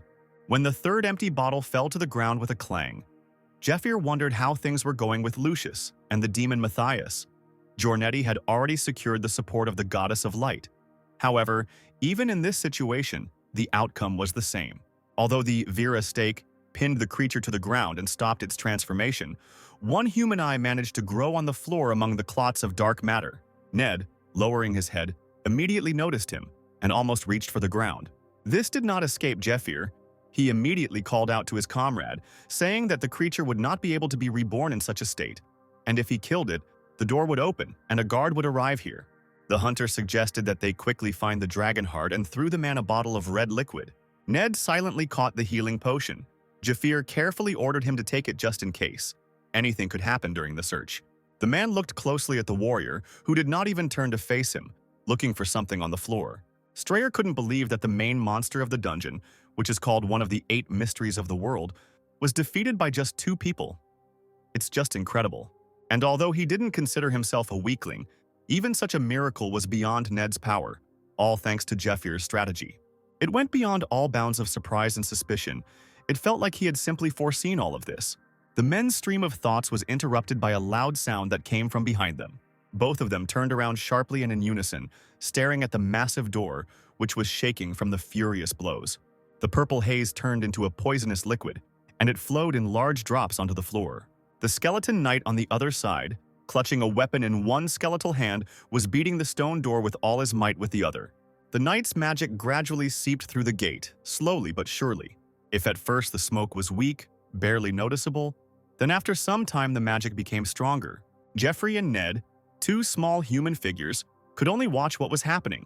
The purple and black smoke circled around the people and came straight towards what was left of the princess. The red eye that was lying on the floor opened when the knight's mana touched it. Her eyelids fluttered and Eurydica began to cry, hot tears falling straight onto the floor. The voice that recalled the knight Georgius echoed throughout the hall. And at that very moment, an artificial hurricane formed. Ned shielded his face from the wind with his hand, asking Jeffer what was going on, but he himself didn't know. This was not in Lucius's report on the storming of the dungeon from his past life. It turns out that when the warriors entered here without killing the guard, the future changed. As soon as Jafir thought about this, a female figure, vaguely resembling a princess, grew out of the eye. Looking at the stake of faith, the figure looked back and, with empty eye sockets shining, raised its hand, pointing its finger at something. The stake began to slowly descend into one of the openings of the changing dungeon. The figure turned around abruptly, its face like a gray mask. No mouth, no nose, only black eyes with red pupils. Ned and Jeffer began to attack the princess from both sides, swinging their weapons. Jeffir's sword glowed with the color of his mana, bright blue. Strayer ran forward, his dagger glowing blindingly red. It seemed that the figure had deceived them, or that it was the ghost itself. The men nearly collided with each other's bodies as they tried to crush Eurydica. Strayer was amazed to note that he had not felt the cut at all, and Jeffer immediately understood what kind of ability they were dealing with. The ancient magic of Medea is the curvature of space. Ned looked down to find himself standing on a magic circle glowing green. He immediately jumped back, turning over his head, and the next moment a multitude of thorny vines stretched from the circle towards the ceiling. Seeing the transformed princess up close, the man froze in disbelief. A new incarnation of Eurydica was rushing towards him, her arms spread out in flight like wings. Red eyes looked straight into the soul. One clawed hand reached out to the warrior. Ned stood as if spellbound, not daring to take a step or attack the creature. Jafir immediately came to the rescue. Putting his palm forward, he used the ability of the Silver Room. The princess's figure froze in the air, twitching awkwardly. She was held tightly by the Spider Queen's web, which Jeffer had used to wrap it tightly around his fist. Helping himself with his other hand, he clenched his teeth and pulled Eurydica closer and closer. She twisted her black mouth and hissed angrily, and bright red veins bloomed on her face. The muscles in Jeffer's arms were strained to the limit, and without sparing his strength, he continued to wind up the web, trying not to rush. The warrior used a basic method of energy management, enhancement. Space curvature works great as a defense method, but due to the distortion of space, the caster's own attacks do not pass, which means that at the moment of Eurydica's attack, the warriors will be able to strike back. The figure of the princess rose above the room, her black and torn cloak fluttering in the magical wind. She lowered her hands, and from her monstrous fingers those same thorny vines grew and reached out to the people. The monster's eyes widened, and in its red pupils one of the uninvited guests was reflected, who was about to pounce on her with a dagger. Ned swung his weapon straight in front of him, Eurydica's body hidden from his sight by the red beam of his own mana. The man cried out in victory, deciding that everything had worked and the attack had worked. But the next moment, joy gave way to bewilderment. The attack seemed to be reflected back at him. Time seemed to slow down, and blood spurted from the follower's body. It was all about Medea's ancient magic, which reflected the damage received. The princess loomed over the bloodied Strayer, who was unaware that depending on the caster's abilities, the reflected damage could be increased threefold. Eurydica stretched out her hand forward and sharply lowered her finger with a sharp nail down. She used her dark hand ability, and dangerous, no, deadly red and blue streams of energy soared into the air. The movement of his finger meant one thing to Ned: damage and pain. The man screamed shrilly when the first streams touched his wounded body. The process was not over. Jafir's fist was already flying towards the monster. Swinging his arm, the warrior ran up to Eurydica from behind, the veins on his arm standing out from the tension, snake-like crawling up to the phalanges of his fingers. Jafir grouped himself into a fighting stance and thrust his palm forward, using the Thunder Finger, a powerful bolt of lightning, as if from the heavens themselves, struck the princess. But this could not harm the mistress of the dungeon. She was already creating another spell in her palm. The hunter turned sideways and drew a blue line in the air. Bright flashes ran along the entire length of Eurydica's arm, blocking of energy paths, an Eastern technique that cuts off the veins through which mana flows, weakening the enemy. It cannot cause damage equal to a melee strike or a sword strike, but precise movements will prevent the enemy from casting a spell. The power of the princess's magical flow is incredible. As the great magician believes, if Jafir did not have the knowledge of how to use this technique, he would not have had a chance to block her magical veins. As Jafir mentally thanked the daily battles with Altair, the monster, waving its arms, flew back. The next moment, the princess opened her red eyes wide and lowered her head. The warrior once again used the dark steel spider web. Two thin, but infinitely strong threads were firmly attached to Eurydica's shoulders. With their help, the warrior managed to pull himself up and end up right next to the monster's body in order to touch it with the help of the divine object. The princess threw her head back and screamed piercingly. In Jeffer's hands were the enchanted rosary that he had taken from the Silver Room. The guy had bought them from the White Rose. Each wooden bead contained a spell from the Temple of Light, but the second use of the same spell was impossible. Having broken the thread, Jafir deftly sent several beads flying towards his partner. There were 9 seconds left until the dark hand was removed. The beads flew straight into Ned's chest, shining with a bright light. The man was still captive to the tenacious currents. Jeffir was pleased this minion of the devil would definitely not die. However, kindness played a cruel joke on him. The guy was distracted for just a minute and immediately paid for it. The princess noticed this, and one of the thorny vines, listening to its mistress, struck her rival as if with a whip. Jafir flew back towards the wall, hitting the hard stone surface hard when he landed. The guy hissed in pain and cursed. This damn monster freed himself from the magic block in just a second. What was even more of a surprise to the warrior was that in an instant he found himself under attack by numerous vines that tightly grasped his arms. The huge, soft, pink magical spheres flying towards him clearly did not bode well. Having immobilized the man, Eurydice was able to use magic to finish him off completely. Jafir could only hope for a miracle as he tried with all his might, wriggling, to escape the tenacious grip of the vines. However, this did not undermine his fortitude. Jafir only thought that he had gotten himself into something again. The spheres, flying up to the wall, exploded, irrigating everything around with flame, between which the violet color rushed. Eurydice, like a mechanical doll, tirelessly waved her arms in long robes, directing the spheres. The sound of broken glass was heard in the Temple of Light, and a small cup shattered into small pieces. Angelica entered the cell and, seeing Anna on her knees, asked if everything was okay. The girl assured that everything was fine, and she was just thinking. The nun, thinking about her own things, began to collect the fragments and suddenly, with a gasp, sharply pulled her hand back. The burning pain in her fingers sobered her up a little. Primrose pressed her palm to her mouth and looked thoughtfully at the remains of the cup. The nun thought too often about her client, whether he was okay, whether he was using the items she gave him. Having finished cleaning, Anna went to the window, continuing to wonder if the rosary beads had been charged with too little healing power. The very same rosary beads fell out of Jafir's bloody palm, scattering across the floor. Leaning on his left elbow, he struggled to stand up, his body, cut up by thorns, aching mercilessly. Not far from him, Ned lay on his side unconscious. The warrior stood up, looking around greedily, realizing that the moment had been lost. But this only played into the monster's hands. It's funny, one of the 8 greatest mysteries, even before he was reborn, he could easily kill this monster.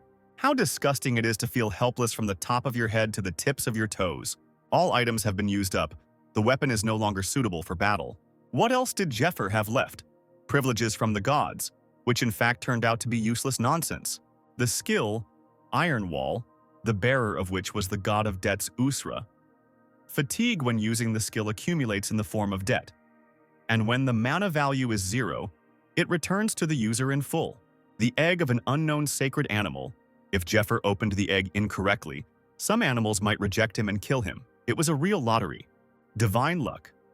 That bestowed incredible luck, but now was not the time to waste the remaining 2 charges, because regret and despair after a wrong decision were the best food for the gods. Sacred item Sword of Light requires skills unattainable for an ordinary person, but not for priests of light.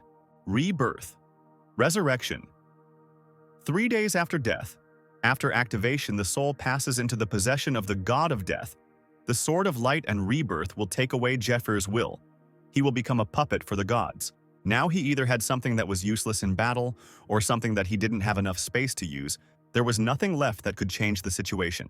What the gods did could in no way be called good nature, or a gift to an ordinary person. When Mercedes came to the warrior, it became clear that this was all for God's amusement. The gods have chained Jafir, like a watchdog, for their own amusement. It is funny to watch a man writhing in search of at least some grain of hope. Eurydice was slowly floating towards the guy, her red eyes sparkling in the semi-darkness, and ominous red mana was reaching out from her hands. The warrior decided to do something reckless for the last time, if he was destined to die here. The weakened hand rose, and Jafir began to draw some kind of sign on the floor with his own blood. He knew that this would certainly not please the gods watching over him. When the deed was done, Jafir closed his eyes from the bright light shining straight into his eyes. The room sparkled with divine purity, which seemed to appear out of nowhere. Snow-white wings stirred the frozen underground air, and their feathers fell softly onto the bloody floor. A powerful force pinned Jafir to the floor, the highest angel, with 2 pairs of wings. A stately woman in snow-white clothes loudly asked the warrior what to understand this. Her voice sounded as if from outside, menacing and at the same time gentle. The angel asked how the man knew this blasphemous sign. The guy grinned, realizing that someone very important had come to visit him. All he knew about this symbol was that it was proof of the gods' shameful failure in the past. They had banned the sign and punishment was imposed for its depiction. Heavenly punishment, instant death for anyone who violates divine prohibitions, is one of the worldly rules. As soon as Jeffer finishes drawing, he is a corpse. He realized that he didn't feel any magical traces of Eurydice. Perhaps the angel had put up a barrier. She continued to demand an explanation, piercing the man with her gaze. But Jafir decided to go all the way. He read the worldly rule. Higher beings with a high spiritual rank cannot penetrate the world of lower beings. Mercedes shook her head, reminding the boy that it was she who sent him into the past. An angel who has a connection with a lower being also receives the right to visit the lower world. Frowning, the angel said that she had already allowed the order of the answers to be violated, but there would be no second time, and therefore Jeffer must tell where he knew this sign that insulted the gods. Hearing only one word from the man, Mercedes fell silent in shock. Pulling himself up on his hands, Jafir raised an eyebrow, demanding money from the angel for the information. The angel was taken aback by the impudence. She even began to suspect the man's adequacy. Mercedes's beautiful face darkened with anger. Her wings spread, and the air immediately became electrified. Jafir understood that he was playing with fire, and such a game would cost him not only his worldly life. The finger that had not finished drawing the symbol seemed to be glued to the floor. He could not move it. Perhaps this was an angelic ability. Mercedes angrily said that the warrior should not flatter himself. Many gods were angry about the drawn symbol, and were now discussing ways to kill the man.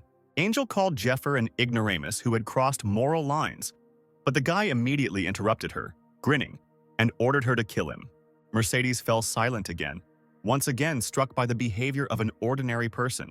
Jafir openly mocked her, asking if an angel had the right to kill, and if she would be able to deal with all the consequences of this act. After all, if you look at the other side of the privileges that the gods granted him, it becomes clear that each of them wants something from a person. Asura gave Jafir a double-edged sword so that he could fight to the end. But the gods don't need a suicide, they get real pleasure from watching a massacre. The god of death offers great power in exchange for a man's soul. And those who want to see him in the ranks of their legion will not yield Jeffers' soul to the god of death. Such a conflict is not at all beneficial to both parties, so the gods sent an angel here, not allowing the warrior to finish drawing the sign. Mercedes lost all patience and, squealing, asked what the man wanted.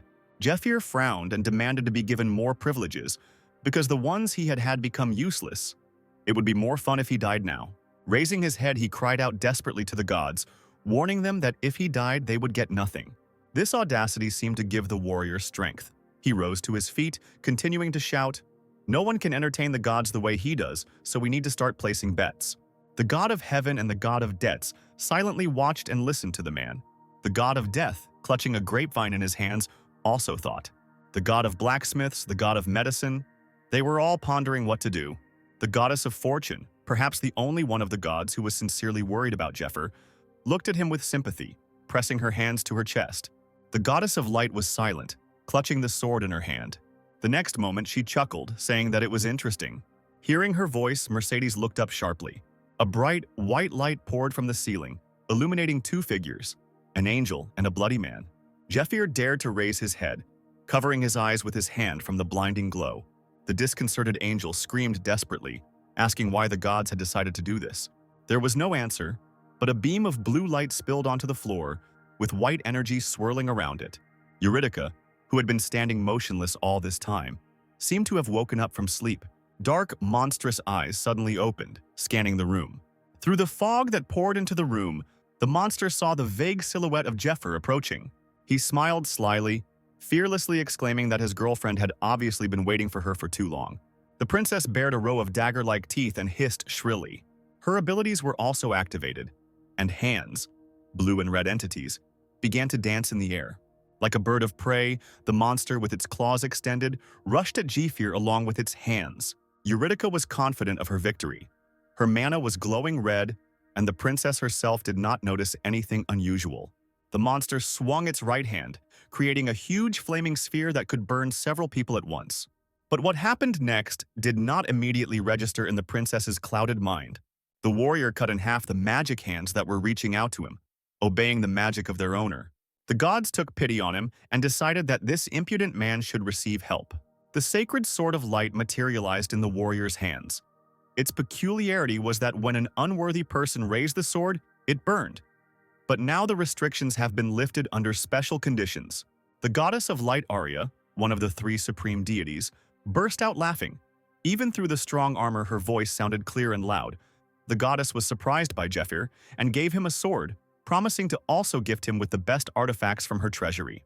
Asura, drooling, was perplexed that the goddess allowed some man to use the sacred artifact.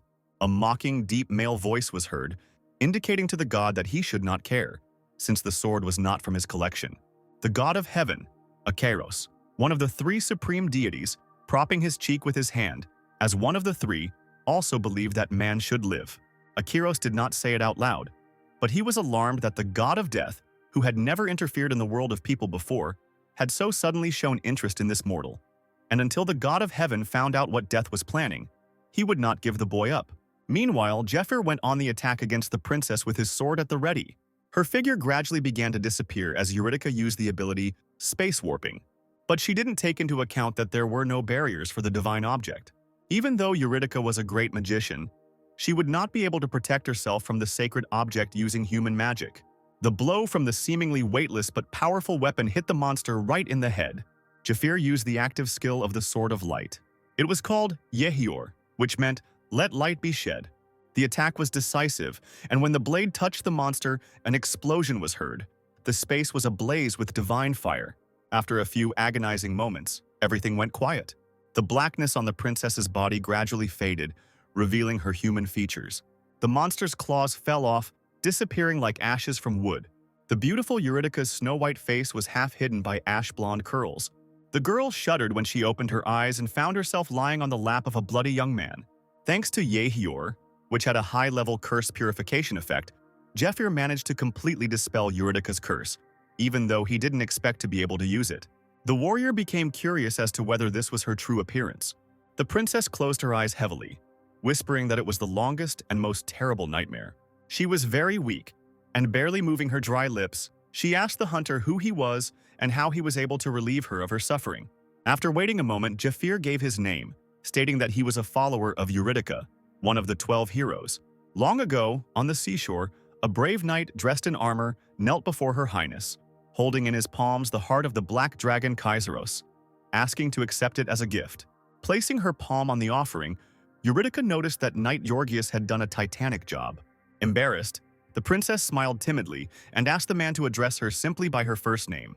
He immediately stood up, and through the sea breeze blowing his blonde hair, he heard Eurydica, who, with admiration and hope in her voice, asked if Georgius wanted to tell her something after the victory over Kaiseros. The man slowly lifted the visor of his helmet.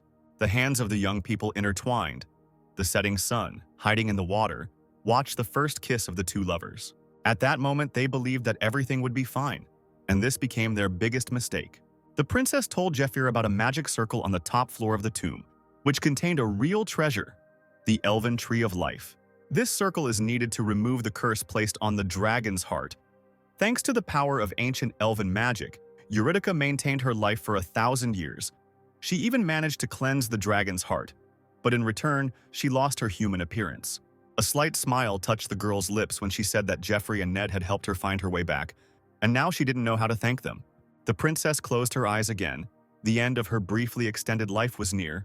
Her body had reached all conceivable limits, and there was almost no time left. She looked at Jeffir carefully, her voice steely, as she asked him why he needed a dragon's heart. He shook his head, replying that it was a long story and they needed to hurry.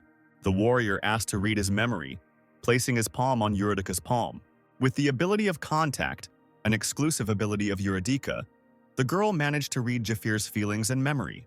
She saw the warrior's past life, filled with pain, destruction, and suffering. The life where the human race was defeated by the demon king Tartaros. Eurydica's eyes looked at the ceiling in amazement. What she saw truly shocked the princess. But what's more, Jeffir returned to life in the divine pantheon. The high angel confronted him with a difficult choice.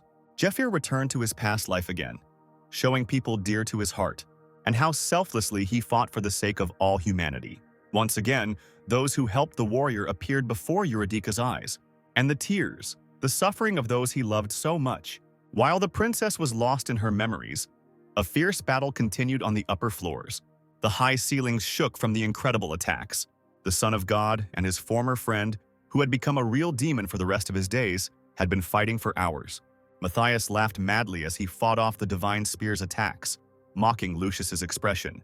When the demon attacked, the blonde screamed heavily. Even with the help of divine items, such an opponent turned out to be very strong. This energy, which with every movement broke the strengthening spells, another deadly mana flower was blooming in Matthias's palm. He kept laughing, reveling in the strength and feelings of the Almighty's power. The flower flew towards Giornetti, who covered himself with a shield. Along the way, the seemingly innocent spell turned into a blazing column of fire. Its echoes even flew a long distance, touching the warriors standing to the side. Arno gritted his teeth in anger. They were completely stuck in repelling the blind attacks. The army of light could not enter the battle. Behind him, Lucius's loyal slaves hid in the shadows, rejoicing in the power that the devil's followers always sought. One of them hoped to get the Revelation Stone if he could get close to the chief healer or the commander of the vanguard. He just had to wait for the moment when the priests would let their guard down. The man, grinning, slowly pulled a dagger out of his sleeve, approaching Arno. The healer would die in the name of his religion, nothing personal. But the follower stopped, staring at the dark streams of smoke slowly creeping towards him. The devil's mark on his body began to glow. He had never experienced such pain before. But it wasn't just him. The rest of the followers also felt it. And the next moment, devilish insects burst out of their chests, eating away at their flesh. Arno turned around at the heartbreaking cry and, seeing this picture, was horrified that there were so many followers of the devil among the priests. The centipedes moved their legs furiously, writhing on the floor near the bodies of their former owners. The culprit was Matthias and his exceptional demonic skill, Collect. He took away the insect energy from the devil's followers. Grimer chuckled as he thanked his brothers, whose meaningless lives would be used for the sake of great power. Seeing a black ball with a golden rim in the middle, Lucius immediately warned his warriors about the danger of the spell, calling on everyone to use any available defensive abilities. An explosion of incredible power was heard, stunning the warriors of light who were standing too close. Lucius managed to create a protective field that protected him and the priests standing behind him. Those who did not manage to hide were literally burned alive. Giornetti felt with horror how small cracks appeared on his protective field, like on glass. The flames gradually made their way through the defense in small tongues. The blonde implored Matthias to stop his atrocities. The demon's face twisted into a grimace of hatred when he heard Lucius's words. He certainly shouldn't have spoken of atrocities. Many years ago, a flower of envy slowly grew in the boy's heart. He wondered how Lucius Giornetti, at the age of 7, could have received the stigmata. Besides, Lucius never claimed the title of the Son of God. Teenagers train until the age of 15, and only then compete for the right to the stigmata. This is the oldest tradition.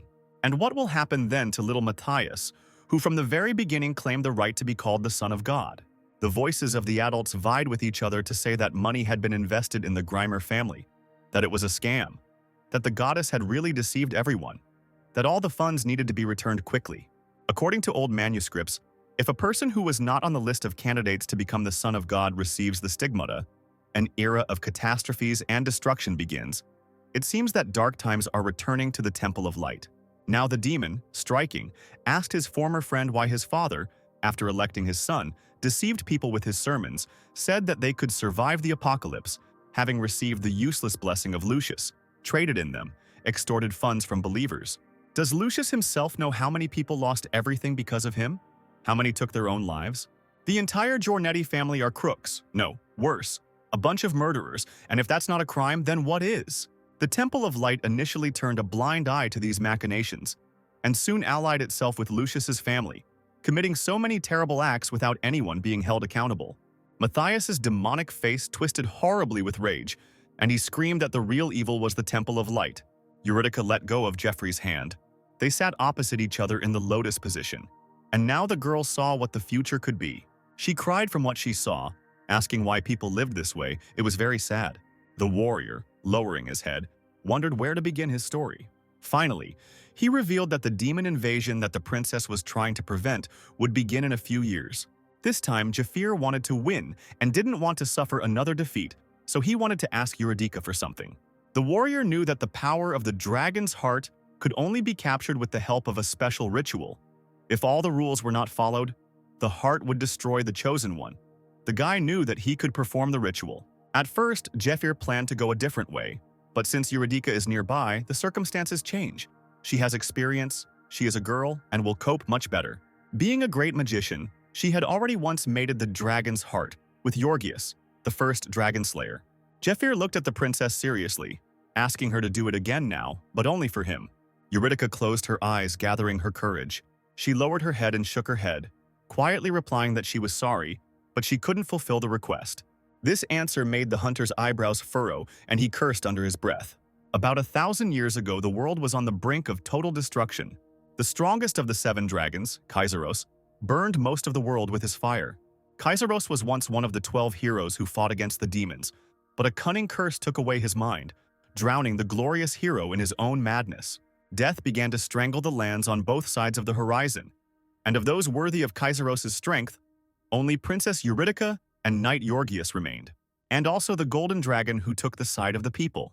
11 heroes had to engage in a brutal battle with their old comrade in order to protect and preserve peace.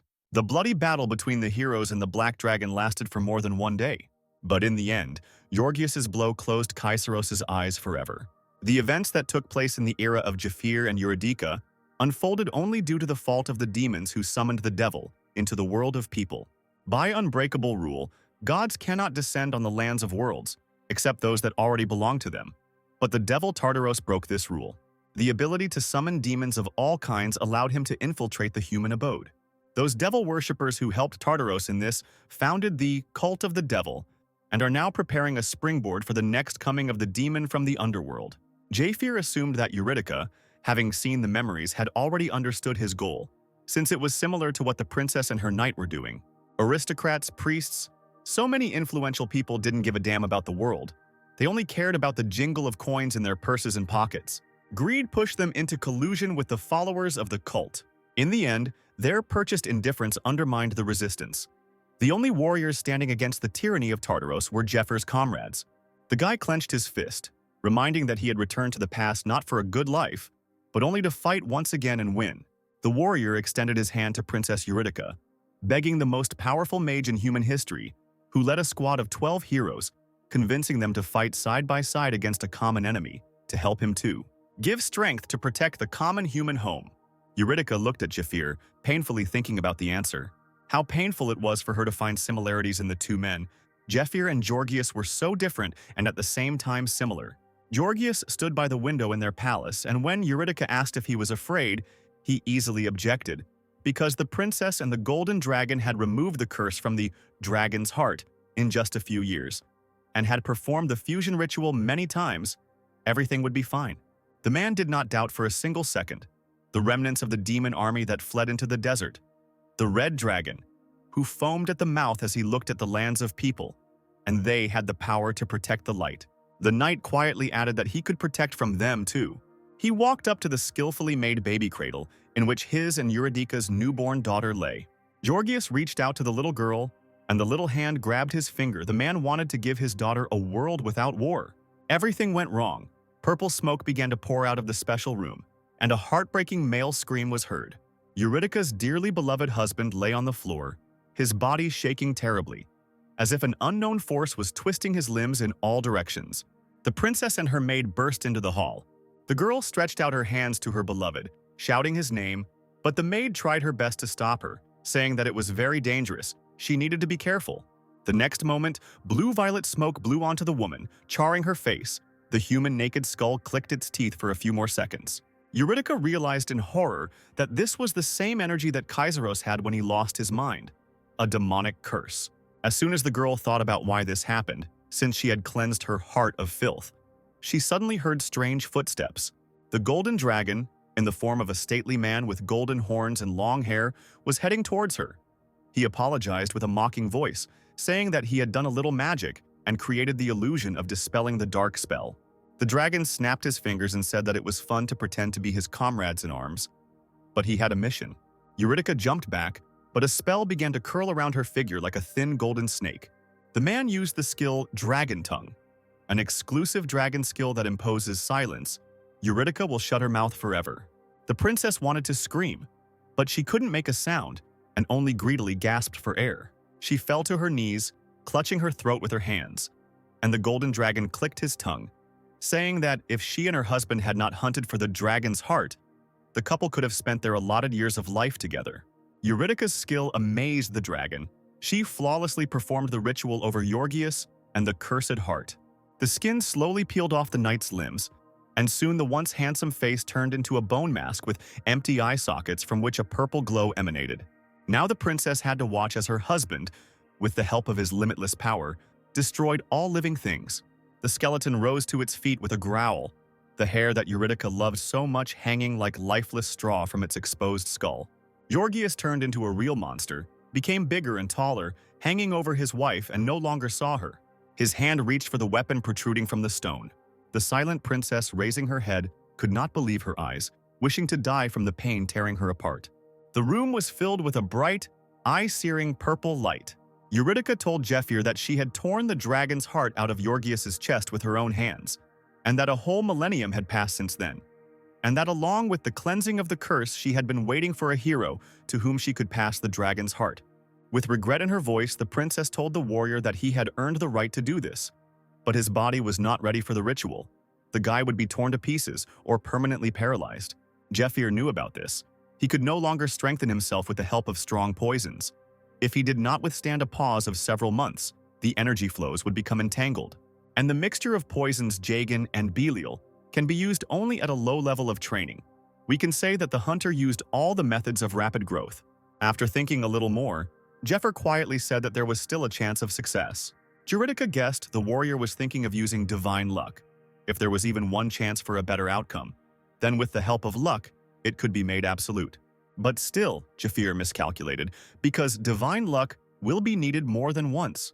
The hunter's eyes widened in surprise. He didn't know about it. The princess wanted to tell her what she meant, but the next moment, her body seemed to be pierced by an invisible arrow, and the girl's throat was tightened by a golden magical noose that appeared out of nowhere. She grabbed her throat, coughing loudly and hoarsely, and the frightened Zephyr immediately approached Eurydice. But the princess immediately guessed what was going on. It was the golden dragon, and even after 1,000 years, she still holds the dragon language. The princess gritted her teeth in anger. This time she would not tolerate it, even though the spell did not allow her to talk about it. But the knowledge could still be passed on. Zephyr carefully lifted Eurydice from the floor, taking her by the shoulders. The girl quietly said that at that moment she would have to choose between the person she loved most and someone else. The boy stared at the princess in amazement, and the image of Alteo popped into his head. His eyes began to blur with the realization of what he was about to experience. Eurydice leaned weakly on Zephyr's chest, telling him to take all her artifacts, becoming stronger. Only after that the heart will become safe, and the princess herself will rebuild the walls of the tomb so that she can leave, avoiding a clash with the priests. The girl squeezed the warrior's shoulder, realizing how difficult it would be for him. If Zephyr wants the dragon heart now, he must take all the dangers into account. Red dragon, blue dragon. These are huge monsters that amaze the imagination. Moreover, the ice dragon, who with his power could lay waste to an entire army. A green dragon with a gem in its chest, but don't be fooled by its beauty. Zephyr will have to kill all 4 dragons within a year. There is no more time. When the girl asked if the warrior could do it, he frowned. But then, a sly smile touched his lips, and Zephyr asked the princess if she considered him a weakling. It will take him only 1 year to finish off 4 scaly ones. Having promised Eurydice that he would show her the world in which she and Georgius were raising their daughter, Zephyr extended his hand to the puzzled girl. The warrior was confident that he would cope in 6 months. Let Eurydice entrust him with this mission and watch over him from the other side of the abyss. The princess stood up, a glimmer of hope appearing in her eyes for the first time. Tears began to flow down the girl's cheeks. She realized that this burden was unbearable, and now a feeling of peaceful calm came. Eurydice felt sorry that she was entrusting Zephyr with a mission that she could not complete. The altar in the middle of the room glowed with a bright green light, then split into many pieces. The chained dragon's heart floated out from there, straight into Eurydice's palms. Zephyr finally saw the legendary item with his own eyes, the heart of the dragon Kaiseros, and the warrior had a determination worthy of a new hero. The princess extended her hand to begin, the stone hanging freely in the air. The dragon heart slowly, surrounded by a yellow glow, floated towards Zephyr's chest. Divine luck has been activated, the one that temporarily bestowed incredible luck. The stone, now free, rose proudly upward, plunging the room into golden light. And then came the deafening darkness. Zephyr decided that he was inside his own consciousness, looking down at his own hands. Healed from his injuries, he stood in the darkness in a shell of blue glow, and he realized that he had felt a similar feeling before. But he was not alone. Behind the warrior's back, a huge alien eye with a burning red pupil appeared. Jeffer turned around sharply, prepared for the worst. A huge clawed hand grabbed the small figure of a man. The black dragon, with his ugly mouth wide open, looked at the bug in his paw that dared to take possession of his power. This dragon is the mind of Kaiseros, remaining in the dragon's heart. Jafir understood that this was only a feeling of presence, so powerful that it squeezed out the soul. It was difficult to believe that these were the thoughts of a creature that died 1,000 years ago. The dragon brought the man closer to his eyes, noticing that he smelled of the gods.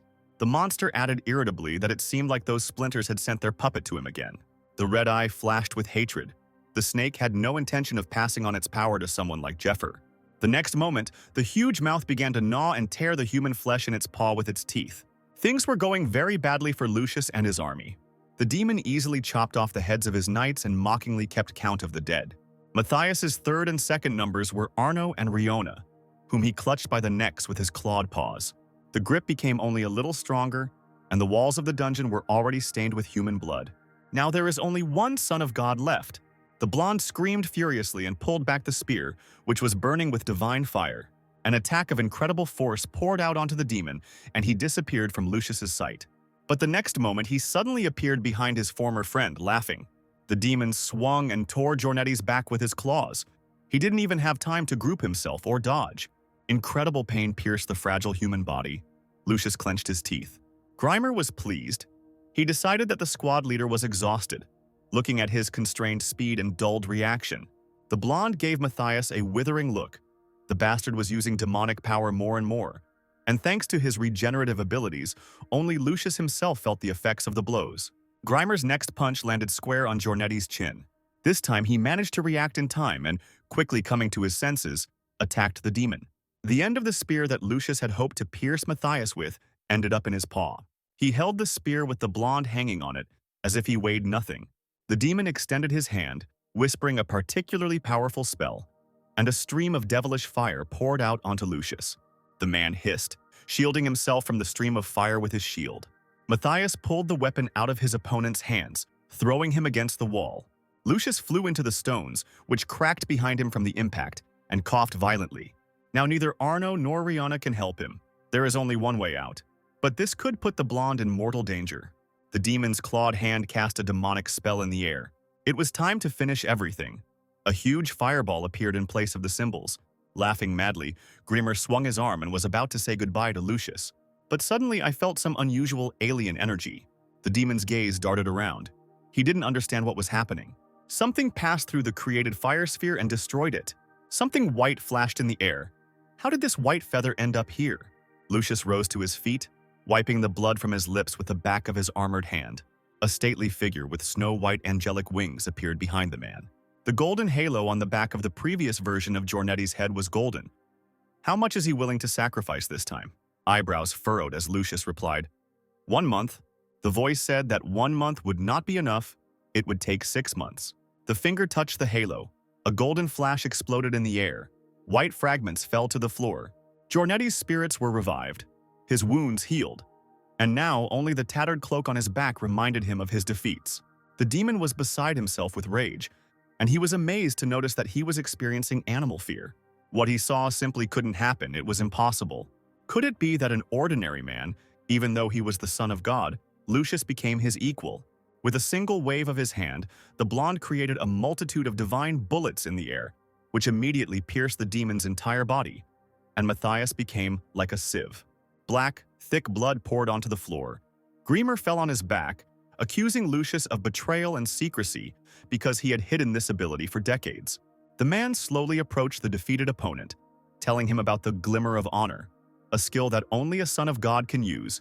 It is the power of an angel that the owner of the stigmata becomes in the future. But in exchange for this, part of his lifespan is given. It is a secret of the temple, known to the Pope and the Cardinal. Therefore, the average life expectancy of God's sons is no more than 30 years.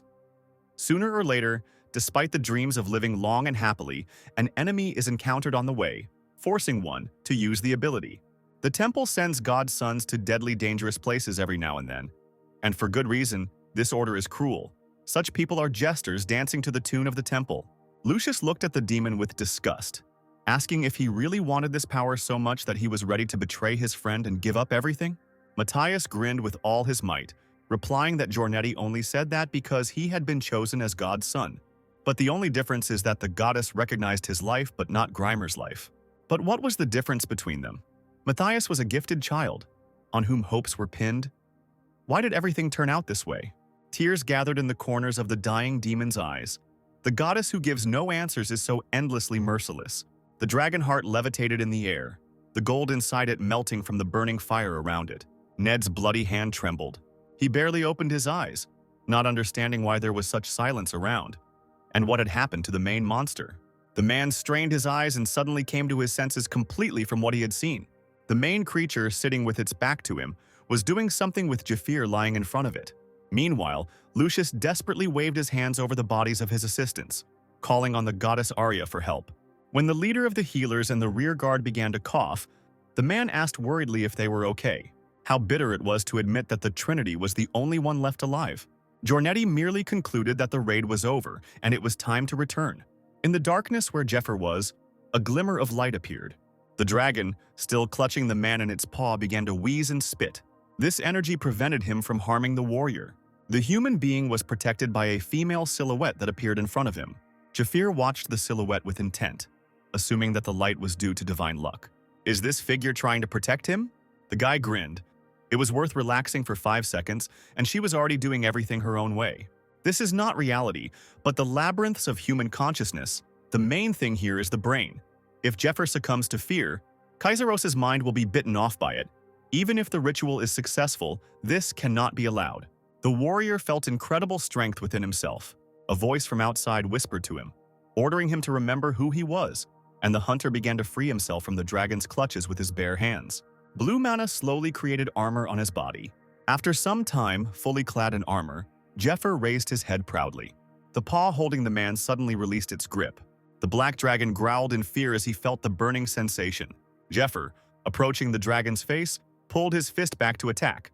His blow hit the dragon right in the eye. Physical strength and magical lightning did their job. The wounded monster, blinded in one eye, roared deafeningly. Writhing, Jeffer deftly jumped down, landing on one knee.